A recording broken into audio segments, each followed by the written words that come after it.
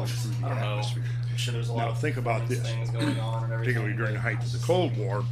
In order to protect our missile silos, our inside here, super hardened command and control electronic centers, what did we do with them? Put them underground. Put them underground. We high buried output them. coil. Exactly.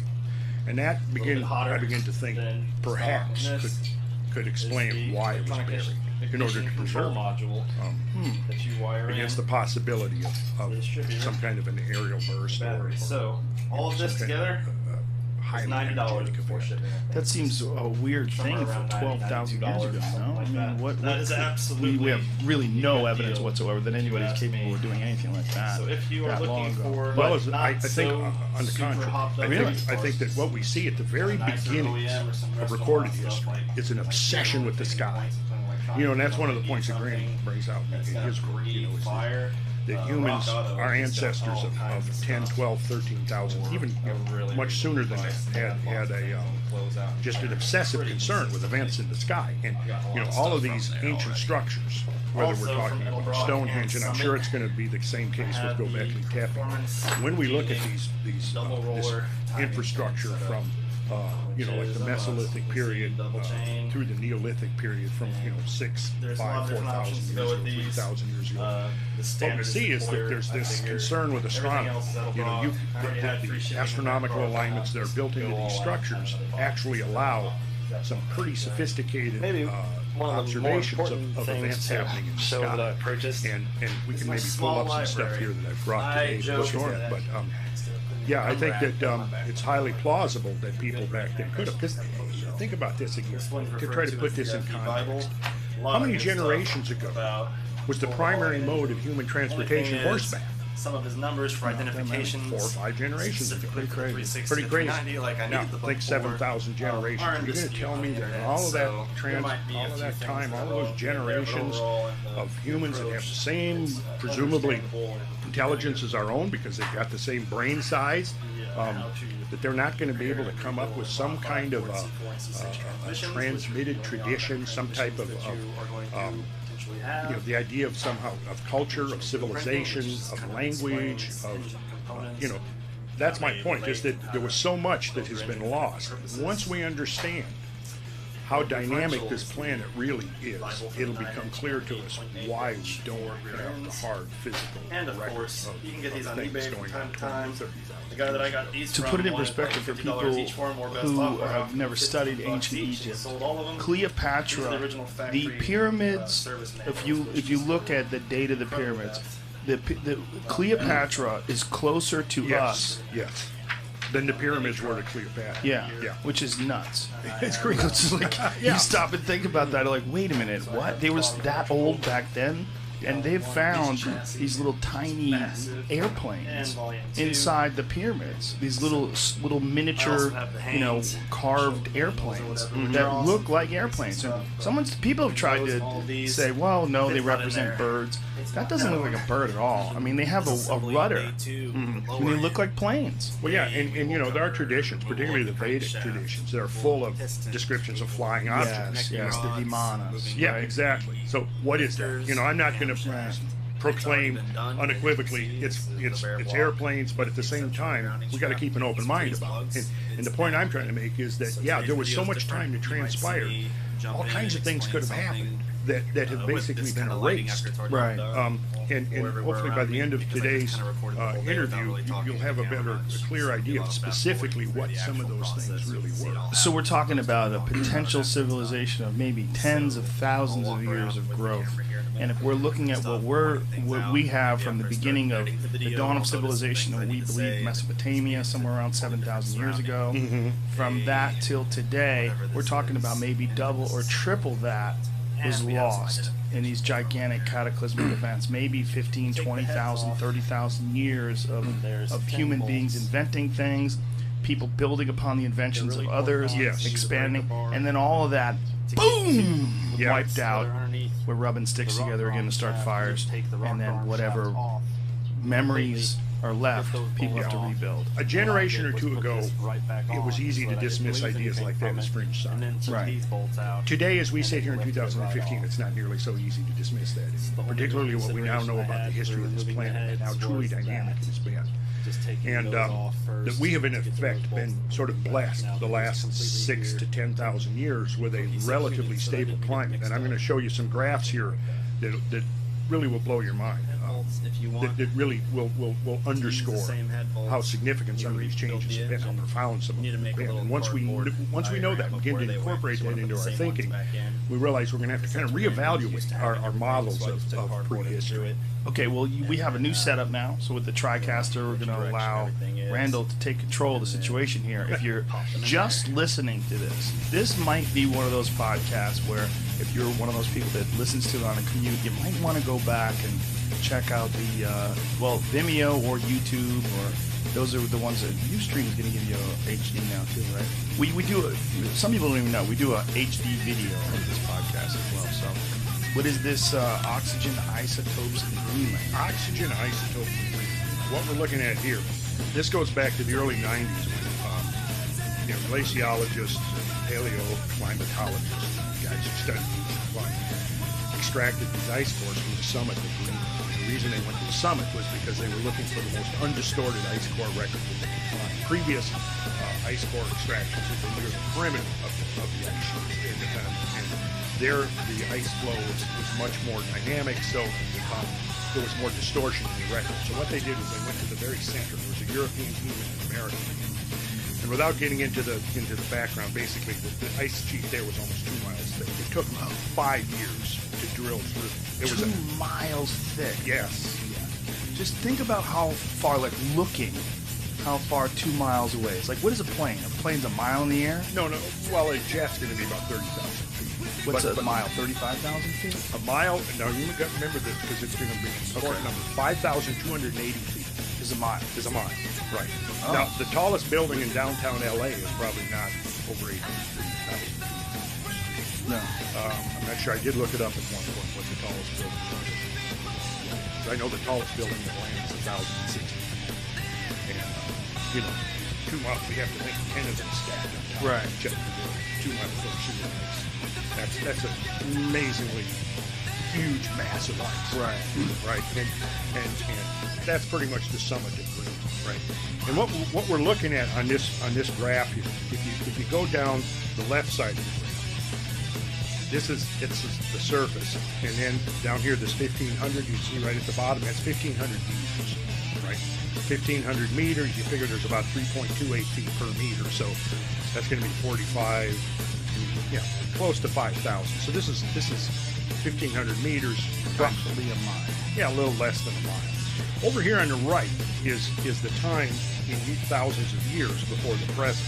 So as you go down right there's 1,000 years. You go down, there's 2,000. Down at the bottom, you see 10. So that's 10,000 years ago. Now, basically, what the oxygen isotopes do, they're a proxy for temperature change adjacent to the ice mass, right? And if you look at this, these are snapshots, basically taken like every 10 years, right? And what you see here is that the temperature is oscillating back and forth. It's 2 to 4 degrees centigrade.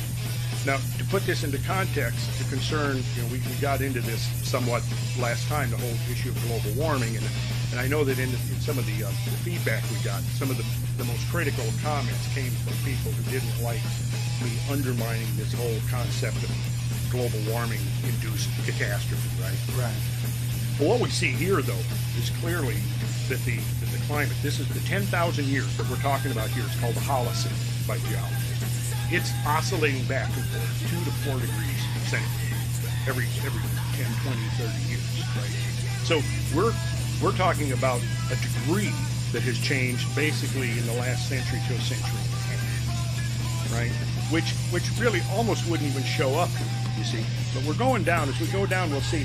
If you go to the right, that means temperature's warming. If you go to the left, it means it's cooling, right? And so as we go back down, this is through the Holocene. We're going through here, and if you look, there's some interesting stuff going on. Right here at about 8,200 years ago, there's a spike of cooling. And that was very, very significant cooling. I mean, that was probably caused the glaciers worldwide to start growing again for a couple of centuries after they had basically disappeared at the end of the ice age. So this was a very significant event right here. And then as we get down right here at 10,000, you see it starts deviating to the left. It starts deviating to the cooler. Let's go to the next slide where we take this graph and turn it on its side. And what I've done here is, you see, this is the present right here. And this is basically 10,000 years ago over here on the right side. And I've drawn a level, there's a level green line here to kind of give you a comparison. And you'll notice something. Here's this 8,200 year ago cold spot. These over here. Right? And then as we're going along here, you'll notice something, that the general amplitude of these oscillations starts increasing as we get closer to the present. Can you see that? Yeah. Yeah, it gets bigger. And you'll also notice that it's dropping. It's dropping below that green line. That means it's cooler. So in the last 10,000 years, we went from a period of considerable depth in the immediate post-glacial era. And then it began to cool off around 6,000 years ago, 5,000 years ago. And as it began to cool off, the temperature oscillations began to increase in magnitude, okay? Which actually contradicts the computer models that are saying the amplitude of the oscillations is going to increase as the climate gets warmer. What we actually see from the Greenland ice cores is the opposite of that. And it's right here in this graph. But what's really significant about this is when we go back beyond 10,000 years ago. Whoa. And we see this. Jesus Christ. Yeah. For folks who are listening, there's a giant change. I mean, we're looking at little tiny, maybe millimeter left, right, left, right, left, right, up until this point. Now we're looking at huge changes. Huge changes. Catastrophic changes of temperature. Yeah. And here we're going back. This is, notice this is between 11, right here, roughly 11,600 years ago and about 14,000 years ago. Look at what happened right here. You can see right around 15,000 years ago, the climate is actually, if we took this thing out of here, you can see there's almost a trend upwards that gets interrupted right here.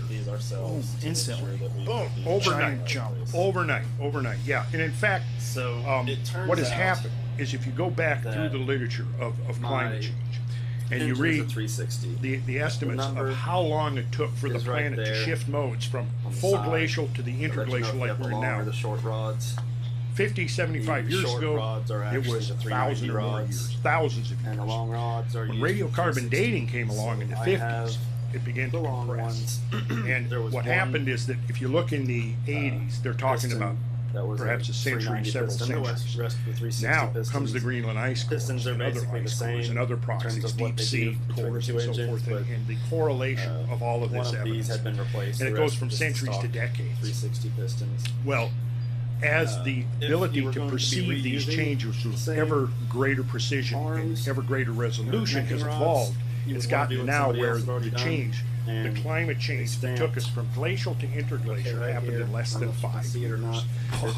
And that's what we're seeing right here in this graph. What? That's what we're seeing. So 2010 glacier, 2015 done. Ice age over. The glacier, yeah. Bear in mind now that there was a considerable lag between the actual the manifestation of the glaciers, because the glaciers didn't melt that quick.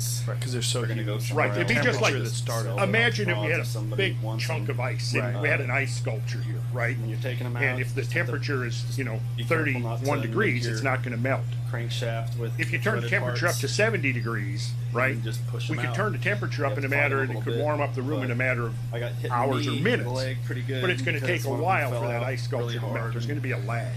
Right. So although the change that led to that meltdown was virtually instantaneous, you see. Right. So, but in that period, in this interim, what we're seeing right here, there was an extraordinary, right here, I think if I go to the next slide,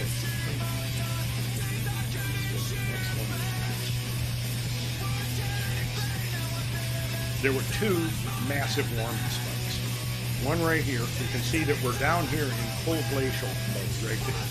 And then boom, right there, this huge spike of warming. Now, what does that represent when it comes to like temperatures?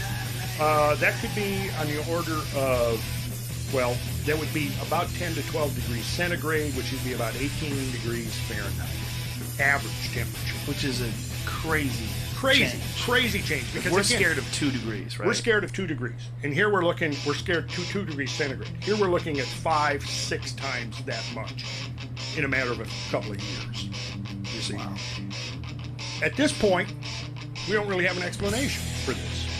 That's why I get really frustrated when somebody says to me, "Oh, the debate on climate change is over."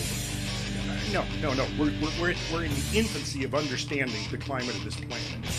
And when we look at stuff like this, you see, it really drives home that point. And you can see here, right here. I think what people are saying when they're saying that the debate on climate change is over, though, is whether or not human beings have had an impact on it in current times. No question. Right. We have had an impact. Right. That's no question. Kind of what the debate is, right? Well, if you say that the debate is about have humans had an impact or not, I think that there's no debate. Yeah, humans have had an impact. What they're looking at, though, in your mind, is one aspect of a very multidimensional issue. Yes. And my concern is that we're going to get so focused on carbon change, that we're not looking at any of these other factors. Isn't that what people do, though? We concentrate on one aspect of things, and it becomes like almost like a cultural meme. And then it spreads, and this is all people talk about. Yeah.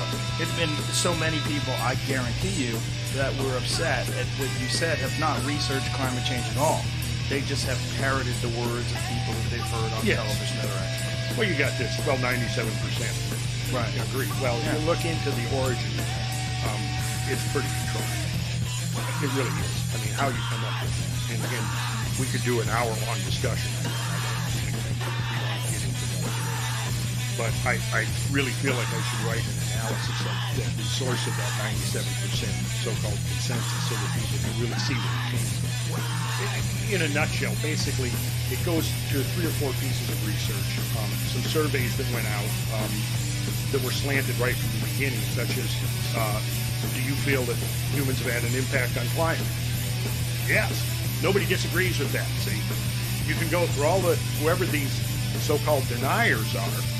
I have looked and looked. Who's denying? Is there any climate scientist on anywhere on the spectrum that denies that the climate changes or that denies that humans have had an influence on the climate?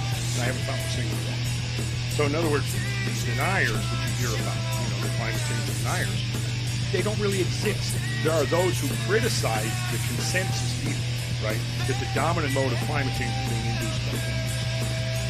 And they are being shoved into this camp of climate change deniers. But they're not. They're absolutely not climate change. And when you look at stuff like this, a lot of these guys who would question the so-called anthropogenic climate change consensus are guys who've done this work. Now, this work is how old? Well, this goes to the this goes back to these. This work that I'm showing you here was published in '93. The Greenland Ice Sheet Project. The Greenland Ice Sheet Project, it was GRIP and GIST. The two was a European and an American team that spent 5 years drilling. So these are the most accurate proxies we have in here. And they're pulling tubes of ice? Is that what it looks like, a cylinder? Yeah, like cylinders. Picture maybe 6 inches in diameter. So they have like a circular cutting thing? They have a circular cutting drill that extracts these ice cores. And for the last 20 years, they've been analyzing the ice core. It took 5 years to get them out, and it's been, 20 years now of analyzing what they're telling us. So before they had all these ice cores, when they were saying that this climate change took thousands of years, was that just guessing? Pretty much. That was based upon actual empirical observations of ice, glaciers receding as a result of the modern warming. Because you have to understand, up until about the middle of the 19th century, we were in the middle of what was commonly been referred to as the Little Ice Age. And this is another thing that's important to put into context. The Little Ice Age was in 2 phases. The earliest phase came on in about the mid-1300s. Then it warmed for about a century in the 1600s, and then the second phase came on. During that time, the glaciers worldwide began to grow. And most of the evidence today suggests that during the Little Ice Age, glaciers were bigger than they had been in 10,000 years. So around the middle of the 19th century, around 1850, give or take a decade or two, the climate began to warm out of the Little Ice Age, and glaciers began to recede. Right? Now, if we look at glacier recession that's going on right now, and it's been going on for the last 10 or 20 years, what we see is it's basically a continuation of the recession that's been going on for 160 or 170 years. Right? So it's important to establish what's our baseline. When we're comparing modern recession and glaciers, bear in mind that our baseline is we're starting from the glaciers being bigger than they had been in 10,000 years. Right? So I think then we have to understand that Little Ice Age, in fact, had some pretty serious consequences for civilization. We can see that there were two periods, in the last 2,000 years, there were two periods of global cooling. One of them occurred in the 6th century. It actually now can be accurately dated to occurring between 536 and 544 AD, which is a very interesting time. This was basically the time that historians have for decades said this was the onset of the Dark Ages. It's also the time during which all of the Arthurian myths and the Grail Quest stories are placed. You know, Arthur's death is traditionally placed at the Battle of Camelot, which is usually dated at about 540 AD, which basically culminated this quest for the Grail, right? What was now the Grail stories themselves were set down in writing between about 1180 and 1230 AD in this really interesting time during the Middle Ages. At the same time, great cathedrals were being built. When the Cathar movement was at its strongest, when the Knights of the Temple were at their strongest, when Kabbalism schools were flourishing in Spain, when the troubadours were making their circuits around Europe, spreading news and entertainment, but really probably carrying esoteric information to the issues that had the key to the secret language that they used. So it was a very interesting time. But it was in that 1180 to 1230 that the Grail stories were written down. Now the Grail stories actually refer back to this period of the Arthurian days. And the quest for the Grail, if you recall, was that the land had succumbed to blight. It had become a wasteland. England had become a wasteland. And the idea of the Grail was the Grail not only restored the wasteland, it restored the king. Because remember, the king, whether it was King Arthur or Bran or Monfortas or the Fisher King, there were different names in different stories. It was the same deal.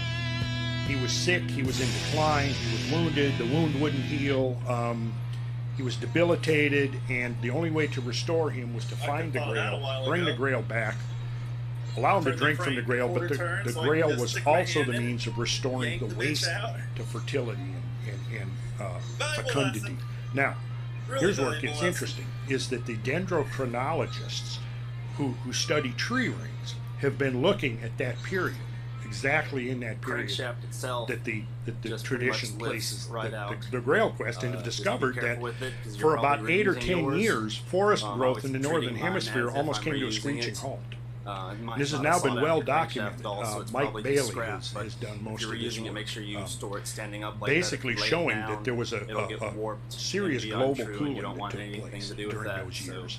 Take it out, be careful, and the historical record of that seems to confirm, because there's multiple descriptions, from Irish monks and so on, describing how for weeks at a time the sun is not visible, that that its darkness has come over the land, that there were reports of these mysterious fogs, and then there are multiple collapses of agriculture. Okay, so as a result of these multi-year collapses of agriculture because of the cold and the dark and the damp, people got malnourished, and then you have famine. As a result of famine, people, their immune systems became weakened, and then in 542 AD, you had the onset of the Justinian plague, which wiped out maybe a third of the population of Europe. Whole villages disappeared as a consequence. Now, these events pretty much followed in sequence. You see, the cold brought about the collapse of agriculture. The collapse of agriculture brought about famine. Famine brought about weakness. And as a result, boom, you had plague. Now, It took European civilization nearly 3 centuries to recover. Now, what brought about the recovery was the return of warmth to the world, what is called the medieval warm period. And this began really to occur in about 900 AD.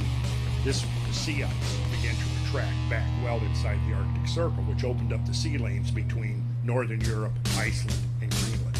So it was this period of time that the Vikings were able to sail to Iceland and sail to Greenland and actually establish colonies on the west coast of Greenland. Greenland could farm where now the ground is perennially frozen. Perennially frozen, right? So it was clearly a warm period. And what happened was, if you look back now at the studies from that medieval warm period, you see that agriculture rebounded, so people had lots of food to eat.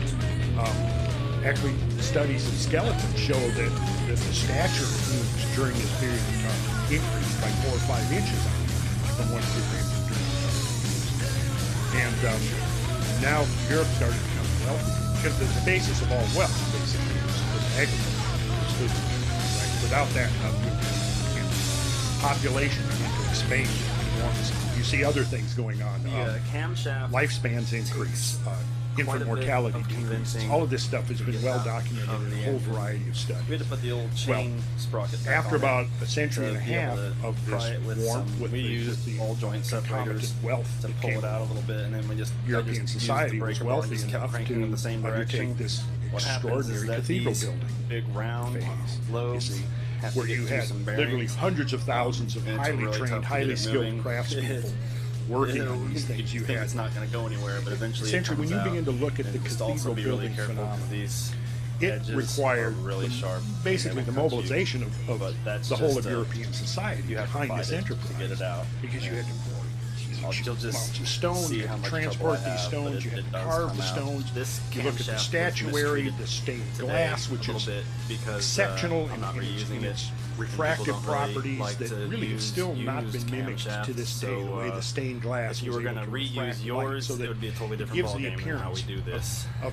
not the light shining through the glass, Apocalypse but emanating Bob. from within the glass. And you could go on and on with this, the carpentry skill, the engineering skill, the astronomy that went into these structures. All of this combined basically shows up basically in the historical piece. And what's interesting is the scarcity of evidence showing what preceded this. How did these, who organized this? Who raised the money? Who trained the craftsmen? You know, there are references to this in history, but really, you know, there's no explicit, detailed discussion where we can go and trace and say, okay, this is how it happened. You know? But it's important to realize that this was a consequence of the expansion of wealth in society. It was able to allow this to happen. And that's a consequence of warmth. And what we see is that the cathedral building era comes to a sudden termination in the early 1300s. And if you go and you travel around the cathedrals, you'll find that there's in many cases the record sequence. It's almost as if in the middle of their work, the workmen laid down their tools and left. This is what this great just with one finish. Okay. But what you see is that exactly concurring with the cessation of the kingdom within a few decades was the Lycée and the return of the cold. And this first phase of the Lycée again brought about agricultural collapses, it brought about famine. It showed up 1330s, 1340s, right? Again, decimated the civilization. So you can see, I mean, if we look at the historical times of global warming actually in times of advanced civilization. Now, of course, that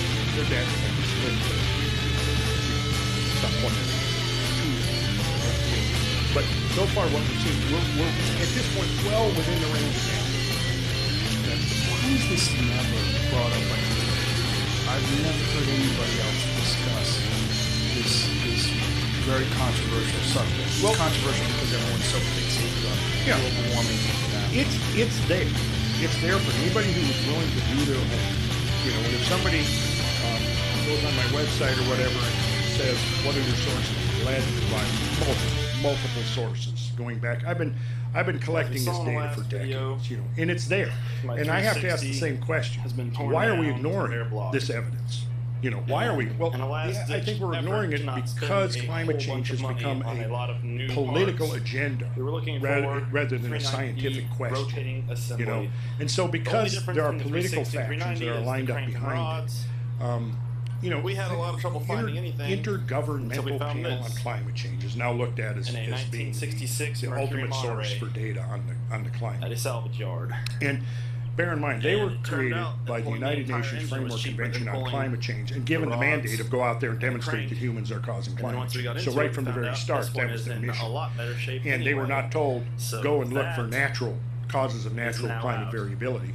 Study the human. And it's important. I mean, I'm not at all saying it's not important for us to study our own effects on climate. But it's going to be dangerous, I think, if we neglect what we're seeing right here on these graphs, this graph that I'm showing, because that's clearly not carbon dioxide. See, if we're told, and we've been repeatedly told, that carbon dioxide concentrations in the atmosphere held relatively steady at about 280 parts per million tomorrow's video will show prior to the Industrial Revolution, only subsequent to the Industrial Revolution did carbon dioxide start going up. Well, if we assume, just for the sake of argument, that that's correct, well, look at this graph. What we're saying is that if carbon dioxide held steady at 280 parts per million going back hundreds of thousands of years, as Al Gore has actually stated, and as many others have stated, it's not carbon dioxide driving those climate changes, is it? Well, it can't. It can't be. No. If that's the case, then that's hard science. This is hard science. Here it is, right and that's here. hard science as well. You're looking at something really crazy, some event. Yeah, that's my point. Now, the alternative is, okay, are we saying if carbon dioxide is the dominant driver of climate change, and that's what we're seeing here, then what that basically says is that there's some gigantic unknown reservoirs of CO2 that have outgassed into the atmosphere, which again undermines the so-called consensus view, because so far the consensus view states that CO2 has only increased because of burning fossil fuel. So this graph is the real inconvenient truth. This graph, that's well put, yes. This graph is the real inconvenient truth. And when we look at some of this, I mean, right there, that is a major global warming right there. Because this dashed line represents the modern temperature. Maybe not a bear Like the 20th century average is this dashed line. That dashed line, what year are we looking at right there? Right here, this is between 100 and 150,000 years ago. And that's a giant jump. That's a giant jump. I mean, so what does that represent as far as degrees and temperature? Oh, well, let's see. That's probably going to be, 15 to 18 degrees Fahrenheit. Whoa. Yeah, right there. So that's, again, 15 to 18 times greater than the presumed temperature increase of the last century. Is there any mainstream, I shouldn't say mainstream, scientific explanation for what that is? No. Well, it's called the Eemian. It's called the Eemian period. It's an interglacial period. But even within the interglacial period, you see that there are these massive oscillations. Massive cooling. And warming again. Yeah. And so there's a variability. If you're saying the warming is between 18 degrees, is that what you said? Up to that. So the cooling, you're talking about almost that much in the other direction. In the other direction. Yes. God, and you're talking about this over a period of just a few decades? Well, as we get back this far, we don't have the same degree of precision as we do when we're here. That's not perhaps, yes, but we're not sure. But we do know that these changes that we're looking at here that terminated the last ice age were just in a matter of a few years. We're just going to have for sure. exhaust manifolds, the instantaneous nature of those is what you focus on when you start talking about asteroidal impacts and things along those lines. That is something that we can explain. That's something you can point to. By default, there doesn't seem to be a lot of other things that we can invoke to explain what we're seeing right here. And there's absolute evidence that we have been hit multiple times. We're going to get into that, yes. And that's a big part of what Graham's book is doing. This is amazing when you look at the ancient history. I mean, it's not even ancient as far as, I mean, they were human beings living sort of like us. Oh, yeah. But how much different the climate was. Like, it was so fucked up.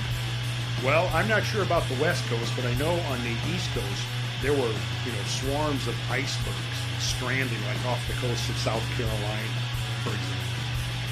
There was no Great Lakes because the Great Lakes were under thousands of feet of ice. New York, Boston, Detroit, Seattle, Portland, not some of Portland, but Seattle, Twin Cities, Chicago, all of these areas were under thousands of feet of ice. Thousands of feet. And we're not talking millions of years ago. We're talking, 12, 13,000 to 25 to 30,000. That's incredible. It is. And sea levels were basically, in round numbers, 400 feet lower than now, which essentially exposes the entire, most of the continental shelves. And I've got some interesting graphics here to show you what continental coastlines would have looked like. There was an article that I was reading recently about Aborigines and Aboriginal tales of the lowered sea levels. Yeah. That they're starting to correspond now with actual climate data and understanding of what the sea levels actually were at that time. These are stories that are supposedly 10,000 years old, past the oral tradition. These traditions, to me, are just beyond value. Up until very recently, they have been considered basically just interesting in the anthropological or psychological sense, but had no real hard scientific credibility. Now I think we're beginning to reevaluate. There's an archaeologist by the name of Bruce Massey who's been doing some very interesting work for the last 20 years, analyzing many of these ancient myths and realizing and putting out there the argument that these myths and these legends and these epic tales encode really hard scientific information that we can extract and about global changes, astronomical events, and so forth. And I've been a believer in that for a long time. And this is one of the premises of Graham is that the myths and the legends actually have a great deal to teach us beyond just the psychological orientation of being through scientific insights. But yeah, you make a good point. When we look at this graph, basically what we're seeing is coming out of the ice age. You can kind of see that we're coming up here. And then we have this first massive spike of warming.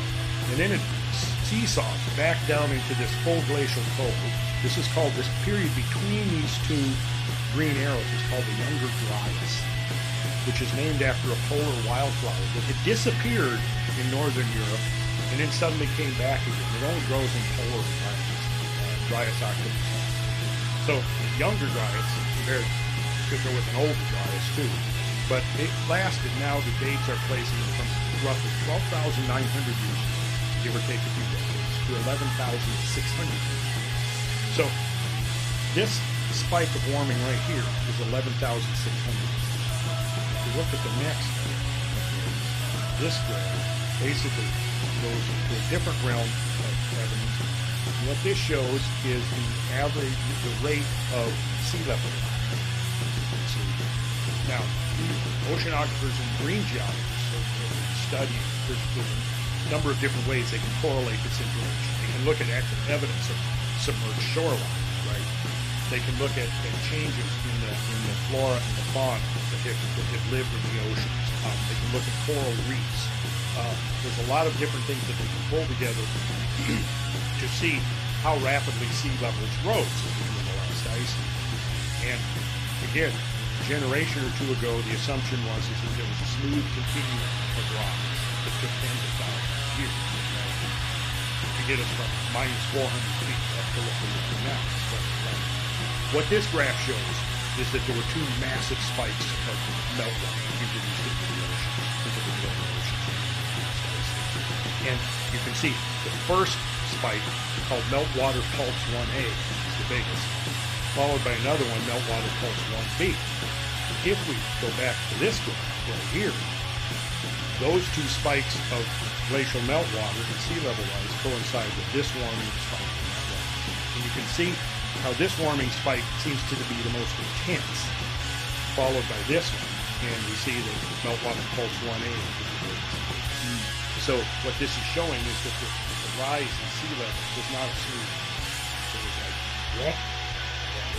So there was something that caused all those glaciers to melt within just a very short amount of time, relatively speaking. Yes, a geological reason. What's further interesting is when we look at this graph. This is the late Pleistocene mortality graph, and each square represents a fossil specimen of an extinct mammal. You know, could be a woolly mammoth, could be a Here's the giant piston ground for sloth, the 390, which has a cat, 951 compression cave ratio. hare, roughly 120 species of flat top mega as mammals opposed to that lived 361. during You the ice can see age the difference. went extinct, right, at the end of the ice age. And basically, what this graph is showing us here Removal of the is that lifters that we missed last you probably time. can't read this here, so I'll interpret it here. If you go back to here, the left side represents 50,000 years ago. And here, where the cursor is, that's 40,000 years, 30,000, 20,000. And you see that as we're going along here, each one of these squares represents the finding of a fossil of an extinct mammal in the fossil record. What we see from this graph is that when we get to between 11 and 13,000 years ago, there's a massive spike of mortality. Shoots through the roof. This demise of these animals directly coincides with this right here, directly.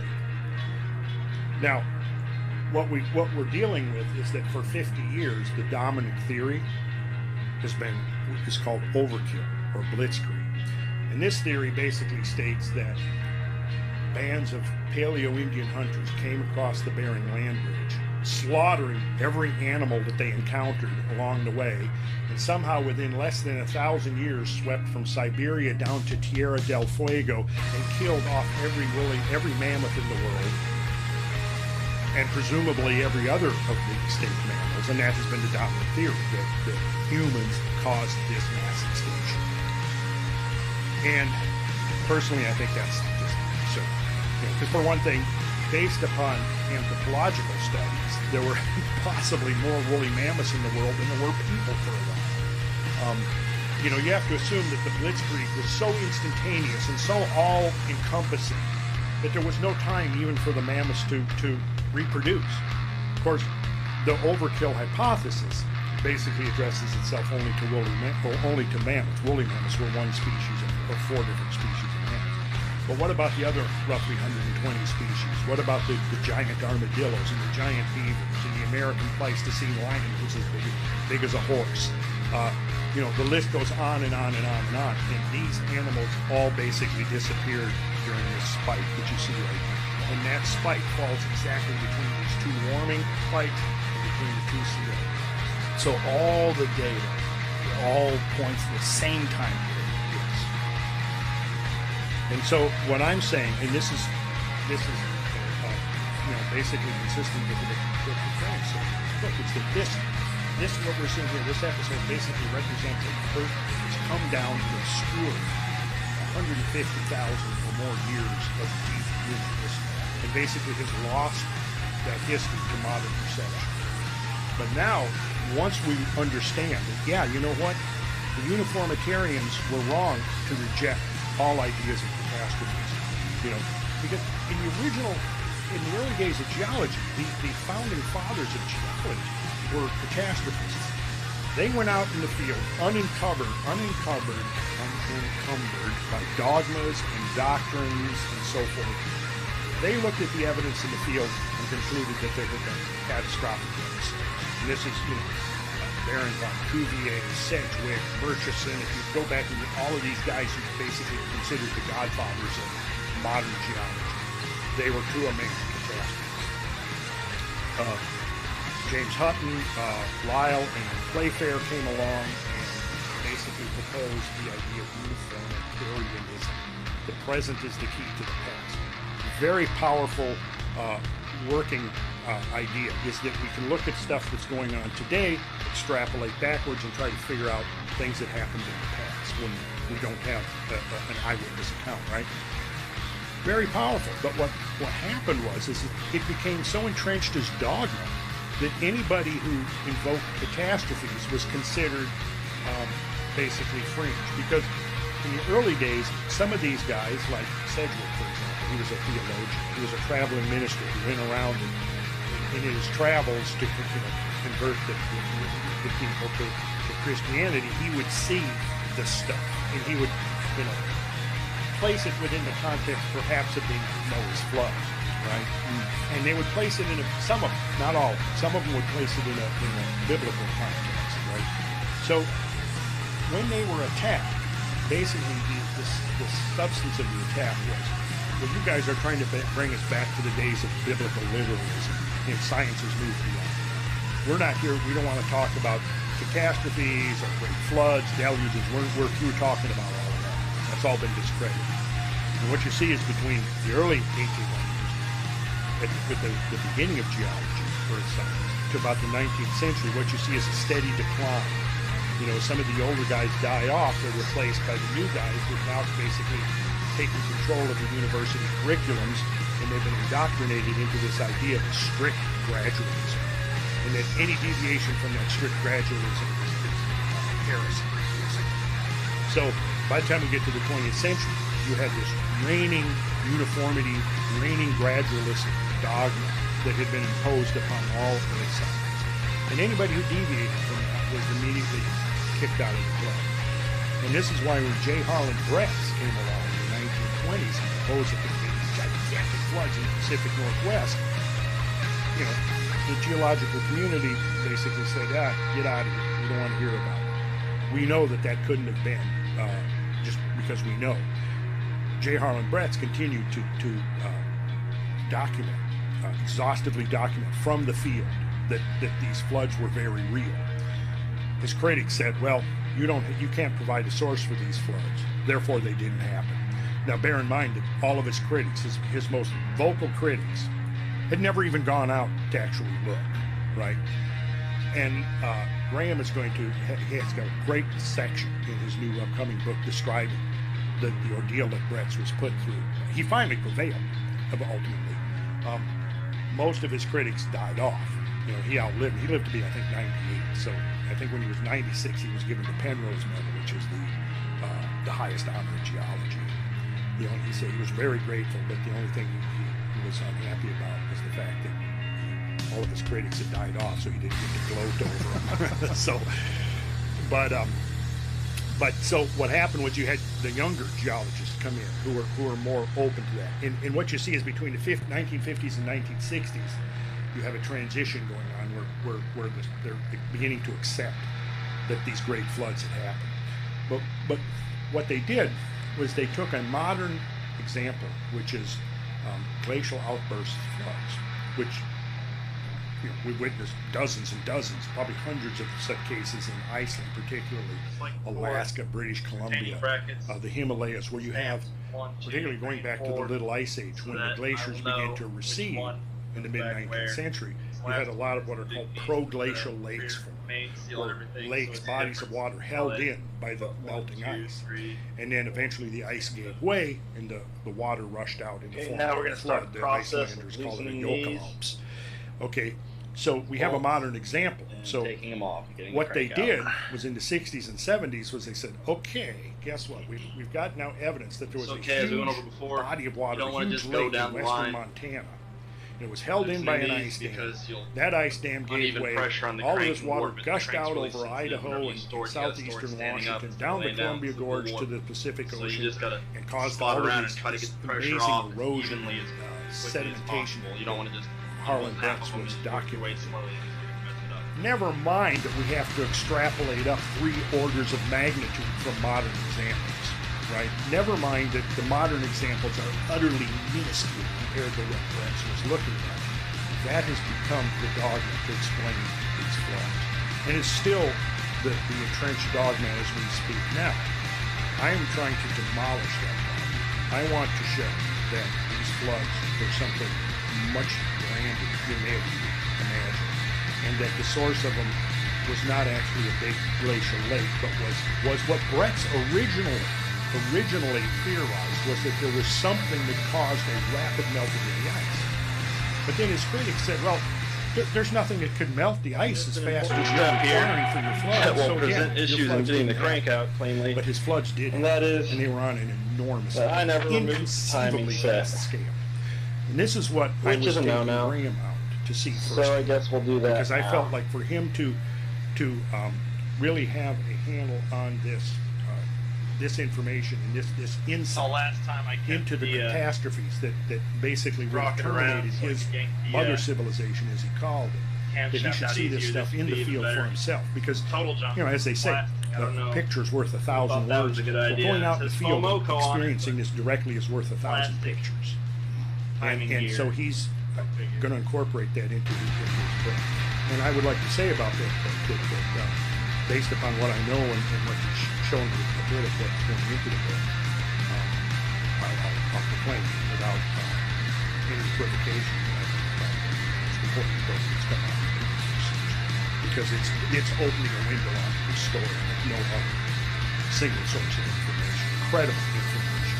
Wow. That's a big statement. This whole thing is so mind-blowing, and as mind-blowing as it first this chart especially is really freaking me out. Like looking at the mortality of all the animals, the mass extinction event that must have taken place. One of the things that always bothered me about that idea that human beings kill off the woolly mammoths is that they found these vast fields of uneaten mammoths where there was thousands of them that had died almost instantaneously. Yeah. Which is just, that doesn't make any sense. Like, what did they do? They went on a mass killing orgy of slaughter and then just decided not to eat any of them? Well, the field evidence itself is inconsistent with that idea. Right here, this is an example. This is one of the many mammoth cemeteries. And what happens is that you can see here that you can see from the shoreline, see that there was a flood. The river rose up to this level, and then when it rose down, it left this in its wake. And what you see here, like this is bone counting at the Berlik Mammoth Cemetery in northern Yakutia, Siberia. Identical deposits are found throughout the Taymyr Peninsula. And what we see here is these massive bone deposits that have been showing up for the last couple of hundred years. Every time that there's a thawing or a flood, or these things are washed up on the shore of the Arctic Ocean, what we see is that there were huge herds of woolly mammoths grazing, where now the plant material is only 2 inches high. So clearly, it was a completely different climate there. What's interesting is that you have in Siberia able to support herds of woolly mammoths at the same time that half of North America is buried under 2 miles or more of ice. How is that possible? Just a totally different I'm atmosphere. still puzzling. I have some ideas, but until I can test these ideas a little further. So without ice core samples, is it impossible to figure out what the temperature was in Siberia at that time? No, they can figure out basically based upon fossil plant remains. Mm-hmm. And you can see that in some cases the tree line was hundreds of miles further north than it is now. And that's clearly, if you've got trees, forests now, where 13 or 14 or 15,000 years ago it was permafrost, you know it was wrong, clearly. So there's still, what is that? 19th century scene showing the ivory floor of the London docks covered by thousands of mammoth tusks from Siberia. This is a drawing, obviously. Yeah. It predates photographs. Yeah. For hundreds of years, thousands of mammoths, entombed mammoths, and mammoth tusks were being exhumed. Cylinders in every hole in it are greased. Thousands and thousands and thousands of these. And basically, to me, you look at this, this is just in-your-face evidence that this was not humans. Keep it safe. It was not humans that were slaughtering these mammoths and engines. burying their remains. Well, the instantaneous nature would almost be like people had figured out some new thing, like they figured out some like a doom gun, they shot the doom gun. Well, look at the near extinction of American mice. What brought that about? Trains and high-powered rifles. Right. It was a major technological advancement that was able to bring about the near extermination of the American There's bison. actually a guy that I'm going to bring on the podcast soon to discuss that. His name's Dan Flores, is in a big chunk of his intellectual career studying this. And what he believes is that the bison had a massive population jump that was directly correlating to smallpox epidemic, the Native American people. And that when the United States, when we look at the United States history, and the big stacks of woolly mammoth, the big stacks of bison skulls we always look to, like that was a very unusual population of bison that existed because the Plains Indians had experienced this massive extinction event. And then when they had incorporated the horse, like the horse and the apparently the American Indians, Native Americans rather, were on their way to extirpating the bison even before we came along. But then they died off in this massive death scenario with the smallpox and all the different diseases that the Europeans had brought over here. And then the mammoth population, or excuse me, the bison population had grown like almost unnaturally. It had been much larger than it had ever been in the past. And that's when the United States was established, and that's when all the Western European immigrants had come along and started killing off all these bisons. It's really a very interesting subject, and it's an interesting idea. It's plausible. So it is now haven't looked into that. 1,000s undersized or something like that. Assume, maybe 10 under be wrongfully, but I had assumed that the bison population had been relatively stable. I am not convinced, though, that there was this massive machine shop go ahead, and they graciously did so without extra charge. Maybe it took 2 well, months because to I do my haven't stuff, looked went into ahead it and yet. put But you know, one of the things I have seen is that the assumption there is predicated upon that the Europeans arrived and brought the diseases that Native Americans had no defenses for. But the thing is that there's so much evidence now showing that there were lots of explorers and immigrants to the New World prior to the arrival of the Europeans. With the Chinese, the Phoenicians, and I'm not necessarily saying that's credible. None of it's been proven, but there's some interesting data out there that suggests, and there are a number of books written that, again, I haven't accessed it.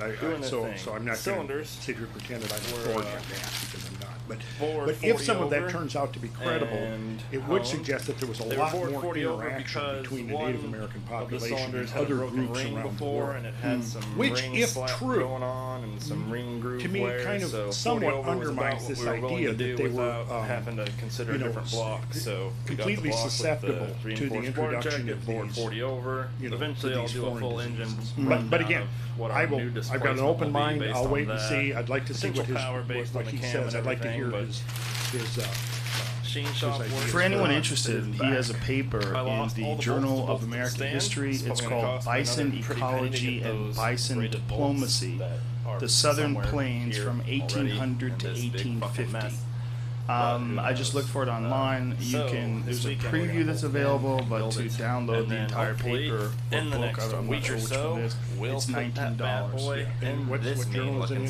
The Journal of American History from September of '91. And like I said, he's working on a new book right now, and I'm trying to get him to come in, but it's just in the process of getting the garage ready for engine building. You said September 1991. Yeah, apparently to where it's been, but still Dan Flores is his name. Cleaning up the back of the truck, which is kind of just the information that I got about it is pretty mind-blowing. Cleaning up the garage so that we can know sounds what's interesting. going on. I want to know more.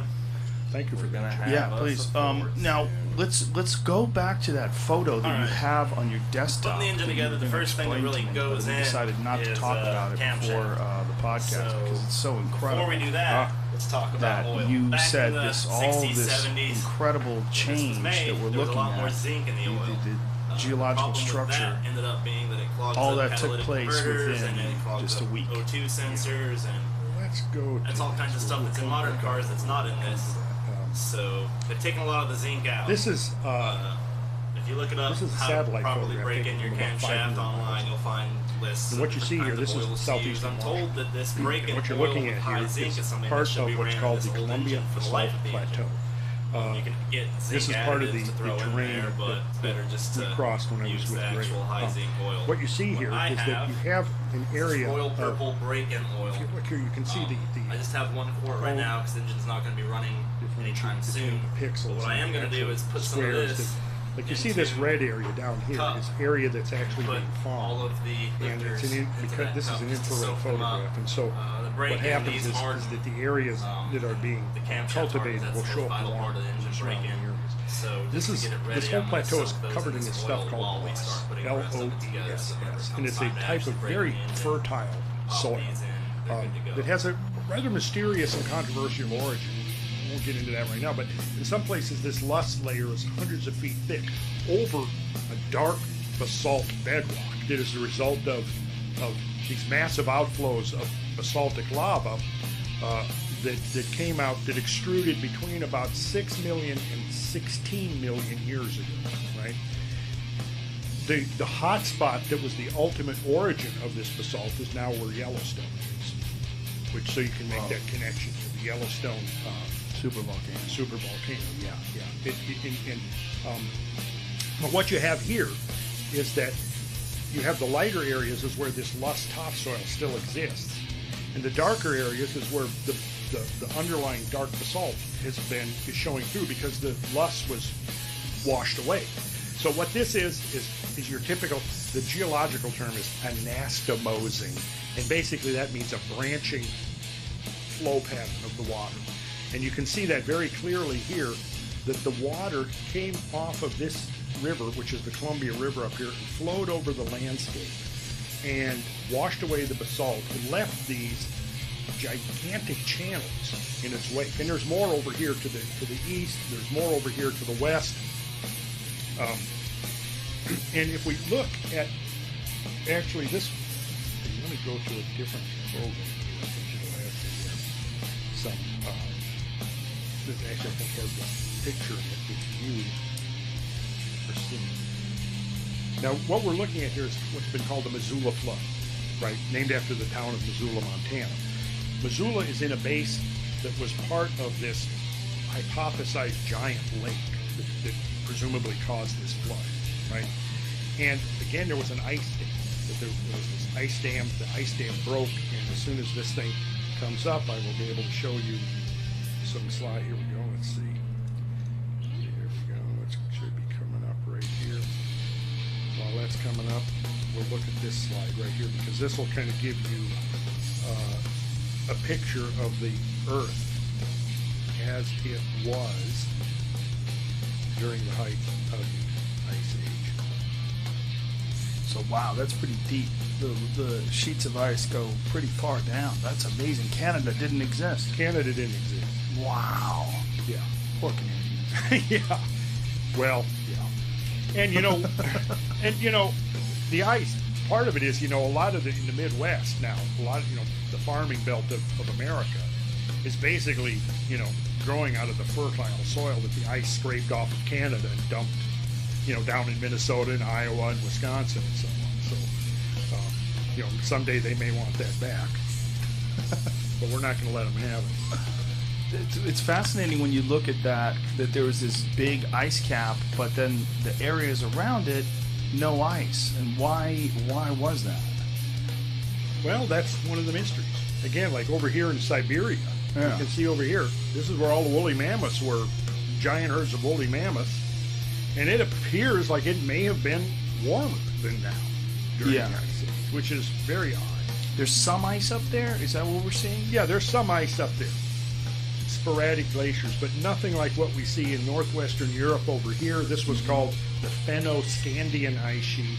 And the ice sheet over North America actually consisted of two ice sheets. The Laurentide, which was centered over Hudson Bay, and the Cordilleran, which was centered over the Canadian Rockies. And in this particular slide, you can see here, this was the Cordilleran over here, over the Canadian Rockies, and this was the Laurentide was much bigger, see? And then there was an area between the two, right here. which has been theorized as at one point having been a corridor called the Ice-Free Corridor, and migrants from Paleo-Indian migrants from Siberia would have come across Alaska and down through this corridor here to the lower United States, and ultimately down here to South America. And it was that these groups of bands of Paleo-Indian hunters that, according to the overkill or blitzkrieg hypothesis, wiped out the mega mammals as they passed by. Specific is more of a process. So the process for putting these pistons on includes first checking the ring end gap being within the right tolerance. With the specific here, pistons that I have, this kind of will show you have to calculate the ring gap for the top. The coastlines so far of we had to file one of the world but sometimes during you have to file it down and deburr it to make sure that it's in the right tolerance. There's all kinds of sources online for your torque settings and gaps and stuff like that, but I have the original factory manual, which I trust more than any of the other books or websites or anything like that. So that's what we're using. Would be so after we've got the ring in gap, we use the ring compressor tool to squish it down, pop it in, and then this is modern coastline. This is modern coastline. And now I'm gonna jump to. This is actually only 300 feet grease on it, so that it doesn't kill everything. So quite a bit that's different. Basically, what we're doing. We're almost half done. Let's just look at the United States, North America. That's amazing. Yay! There's a lot more United States.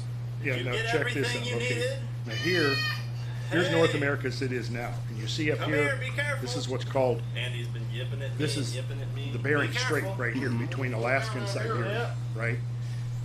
During the Ice Age, this whole area was use the assembly lube and grease up, exposed do the same because of the lowered sea level. We'll piston you're getting go ready one to do, slide do the further. same and thing to you'll the see, cylinder take a look and wall, watch what the assembly happens lube up there. ball rubbed in there, cap the rings, install Wow, the so it's bearings all land. onto It's all the land, rod, and it's grease connecting them North up, America and to then once you Siberia, get it and that's shoved all through drowned. delicately I didn't using understand that. See, I always thought the Bering Strait was an ice mass. I thought it was during the Ice Age that there was some sort of Yes, that it was ice, but it's not. It's land. No, it's That's land. what we'll be doing. And it's not glaciated. And it was home to these extraordinary herds of megamorphs that ranged over these thousands and thousands of square miles. I mean, the drowned area is bigger than modern Alaska. So how long ago is this? Well, this is, right at the end, up till the end of the Ice Age. Between like 14,000, 15,000 years ago. So 14,000, 15,000 years ago, no glaciers in this area. This is all just land, and there's animals living in it, and people are walking back and forth. Essentially, it was a continent. It was connected. It was all one continent. It was all one. It was all one continent. Wow, that's amazing. And not the coastlines of the world. Look at Florida. Wow. It's double the width of the modern peninsula. Yeah, it's enormous. And it's so close to Mexico, too. It's almost like a little boat ride. Now, here is Indonesia, and, where stories, which I don't know how credible they are, but, there are stories like the Lemuria and the Pacific and all of that. Again, I don't know credible, but I think the Atlantis story makes a little more credibility. We talked about that last time. But here's the modern. You can see the light blue is the coastal shelf, right? Now, let's go back. We're going to drop sea level 300 feet, and then you'll see here the enormous change. So again, enormous areas of land were drowned by the rising sea levels. Remember this. Now, when we look at the rise of modern cities, modern civilizations, where did they first show up? Where did the coasts? On the coasts, right, at the mouths of rivers, on the coastline. And during the Ice Age, where would have been the most obvious prime habitable real estate? Down close to sea level, right? So if there were cities built, if there were thriving communities during the Ice Age, they're now 400 feet underwater. It's so amazing that all of these stories of floods, the Epic of Gilgamesh, Noah's Ark, all of these stories seem to really correlate with all this data. They all seem to coincide. That's exactly the point. It's so weird. Again, most people would think about the story of Noah's Ark, it's just crazy old horseshit.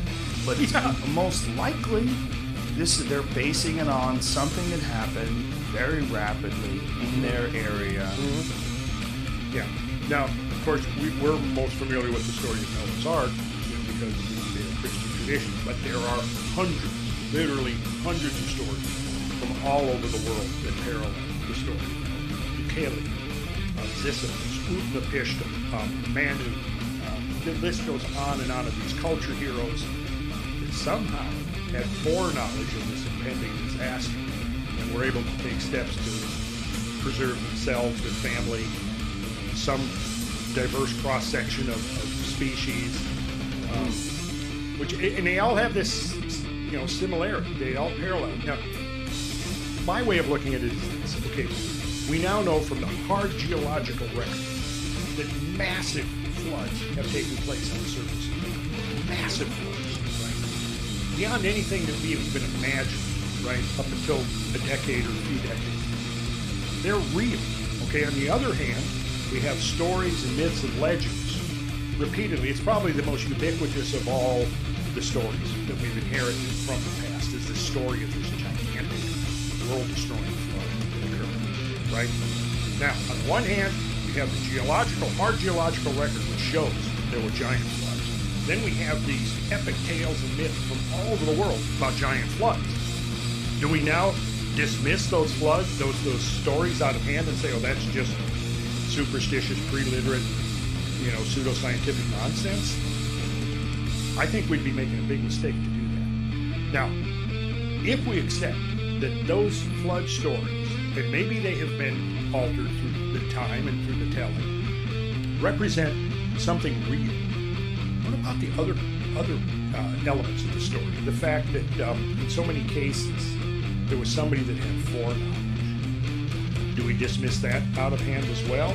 Or where does that come from? That there was one group of people, small group of people, that saw this thing coming and prepared for it, and others who basically paid no attention. Maybe they were just preppers. Maybe there's the preppers of 10,000 years ago. The preppers of 10,000 years ago. I think that explains it right there. One last slide quick here. Here's Europe. Look at the British Isles. Right? Now we'll drop sea level. No British Isles. That's incredible. See, that's what I was saying earlier when we started talking. I mean, the world of 15,000 years ago was so dramatically different than our modern world that, it's almost difficult to conceive until you start looking at things like this. And this was all during the Ice Age. Yes. And so the melting of the glaciers just changed everything. And this is while human beings were absolutely alive. So. Absolutely. No question. Human beings were alive. Okay. So we'll start looking at some of these pictures here. This is from western Montana. This is Genesis 7:19. The waters prevailed exceedingly upon the earth, and all the high hills were covered. I want you to take a look, as you can see many mountains in western United States, if you know what you're looking at, that have this on them. You know what those are? Those horizontal lines? Like where they're shore. They're shoreline. Exactly, they're shoreline. That's absolutely what they are? That's absolutely what they are. They're shoreline. Reaching right up to the very tops of the hills, you see. And basically what you had was this enormous gush of water filling these mountain valleys almost to the mountain peaks and then draining away. And as it drained away, it left the succession of shorelines etched into the hillside. And all along the pathway of the flood, we're going to see stuff like this. This is the first stop. This is Montreal Falls. This is that basalt I was talking about. Look at this. There's layers of this basalt. Well, that's you guys underneath it? I don't think in this picture. I think I took this picture about 20 years ago. But yeah, I have pictures of me and Graham under there. Okay, dude, you're so tiny. Not quite built That's yet. so crazy. We're working on a few parts to finish it off, now, but we're going here's what you've got a picture. Painted and pretty. Got some stuff taped picture off. You've got this nice some old plugs in to keep nice the paint river, out of the heads. very pastoral scene, trees and stuff. Probably timing covers already mammoths and herds of these animals grazing along the side of this peaceful river. Gentle, of course. Valley slope. A 3-step process going on for massive flood. We're talking about perhaps a flood wave, 800 to 1,000 crap off of it. Then coming through. The engine enamel as it primer, comes through, it's ripping up to be an everything edge primer that helps adhesion. And what it does is it now changes the profile of this valley from this gentle profile to down cut. 800, 1,000, 1,200 feet or more into the bedrock, right? So now, prior to the passage of this giant flood, you had streams and nice little rivers flowing into the main river, which in this case was the Columbia. What happens is after the passage of this flood wave, it sheared off the sides of the channel. So now, rather than a gentle slope, you've got sheer cliffs 400, 500, 600 feet high. These pre-flood streams and rivers come up, and they're now waterfalls. And that's what we're looking at right here in this picture, if that makes sense to you. And you notice how you've got this undercutting here. That undercutting only occurs when you have enormous, intense turbulence in the water doing this. You see, the water doing this will undercut. See, this modern waterfall here had nothing to do with the creation of this cliff. This cliff was cut, again, probably in a matter of days to weeks by the passage of these giant waves. And there's dozens of these waterfalls that are left. And these are called hanging valleys. They can be produced by glaciers, but they can also be produced by enormous, intense flood waves. This is your typical, not typical. This is a bar, a gravel bar, but in this case it's a boulder bar. Now, if you've ever done any walking along a river or a creek, go along the beach and you've seen ripples in the sand, and they're typically, you know, if you've got water that's a foot or 2 feet deep, you'll have ripples that are maybe an inch or two high. What we're looking at here is a flood bar that's 3 miles long. It's up to 250 feet above the modern river. And the ripples that you can see here are up to 50 feet in height and 350 feet deep. This was produced, again, by gigantic flood flows. And if we look right over here, that's a 3-story building. So you've got the bolts, so we're going to try to finish putting the engine together today. So it's features like this that are just unequivocal in terms of realizing that this is not pseudoscience. This really happened. And does this date back to a very specific time? Yes, to this 13,000 years. So it's everywhere. Everywhere. Yeah. You're seeing this. You've seen it geologically. You've seen it in ice cores. You've seen it in fossils. Yes. Wow. This is evidence of the big. Has anybody ever tried to debate you on this stuff? I would certainly welcome debate. I don't claim to have the final word on this, but you know, here's the thing. I've interacted with a lot of geologists that are studying this, professional geologists that are studying this. What I can tell you is that in most cases, the geologists that are studying this, it's not something. It's basically something they're doing in their spare time. Mm-hmm. Most of them are engaged, either in the energy industry or working for government for other purposes. What you actually will see here, though, when you begin to look at the trend in the evidence, is that I think that the geological community is moving much closer to a scenario like I described. And right now, there's actually controversy because some of the older guard is wanting to defend this idea of this giant lake drain. There are a group of Canadian geologists, therefore, who are challenging under the leadership of who may not be entitled to John Shaw. He goes back to the 1980s and began a reinterpretation of a very ubiquitous glacial feature called drumlins. And that were, I can show you some pictures of them here after a bit. They're very interesting. They look like inverted boat hulls. And it was assumed, and they're always associated with the locations of the glaciers and the ice sheets. So it was therefore assumed that they were somehow created by the glaciers themselves. But glaciers tend to grind things that they're moving over and level things off and scratch them and leave striations and all of this, abrasion. These drumlins are smooth, streamlined features. What Shaw first proposed back in the late 80s was that they had actually been produced by water flowing, massive amounts of water flowing under the glaciers. And there's a very similar. The critic said, well, where did this water come from? And he said, well, I don't know. It must have been enormous subglacial lakes, subglacial reservoirs. The critic said, well, there's no way that that a reservoir as huge as your floods would require could have existed under the ice. Therefore, your subglacial floods didn't exist. And that was, to me, the fatal weakness in his theory, was to explain where the water came from. But I think now we can't explain where it came from. And you believe it's an asteroidal impact? Again, by default, we look at all the cross-section of possible explanations within the realm of nature. We can go through and we can eliminate this one, this one, this one, this one, this one, and what we're left with is one that of itself would be fully capable of doing it. Fully capable, and makes sense that it would happen instantaneously. That would make sense that it would happen instantaneously. Any other sort of thing that would... Yes. So is there an impact crater that corresponds to this timeline? Well, that's what I'm working on. Trying to find it?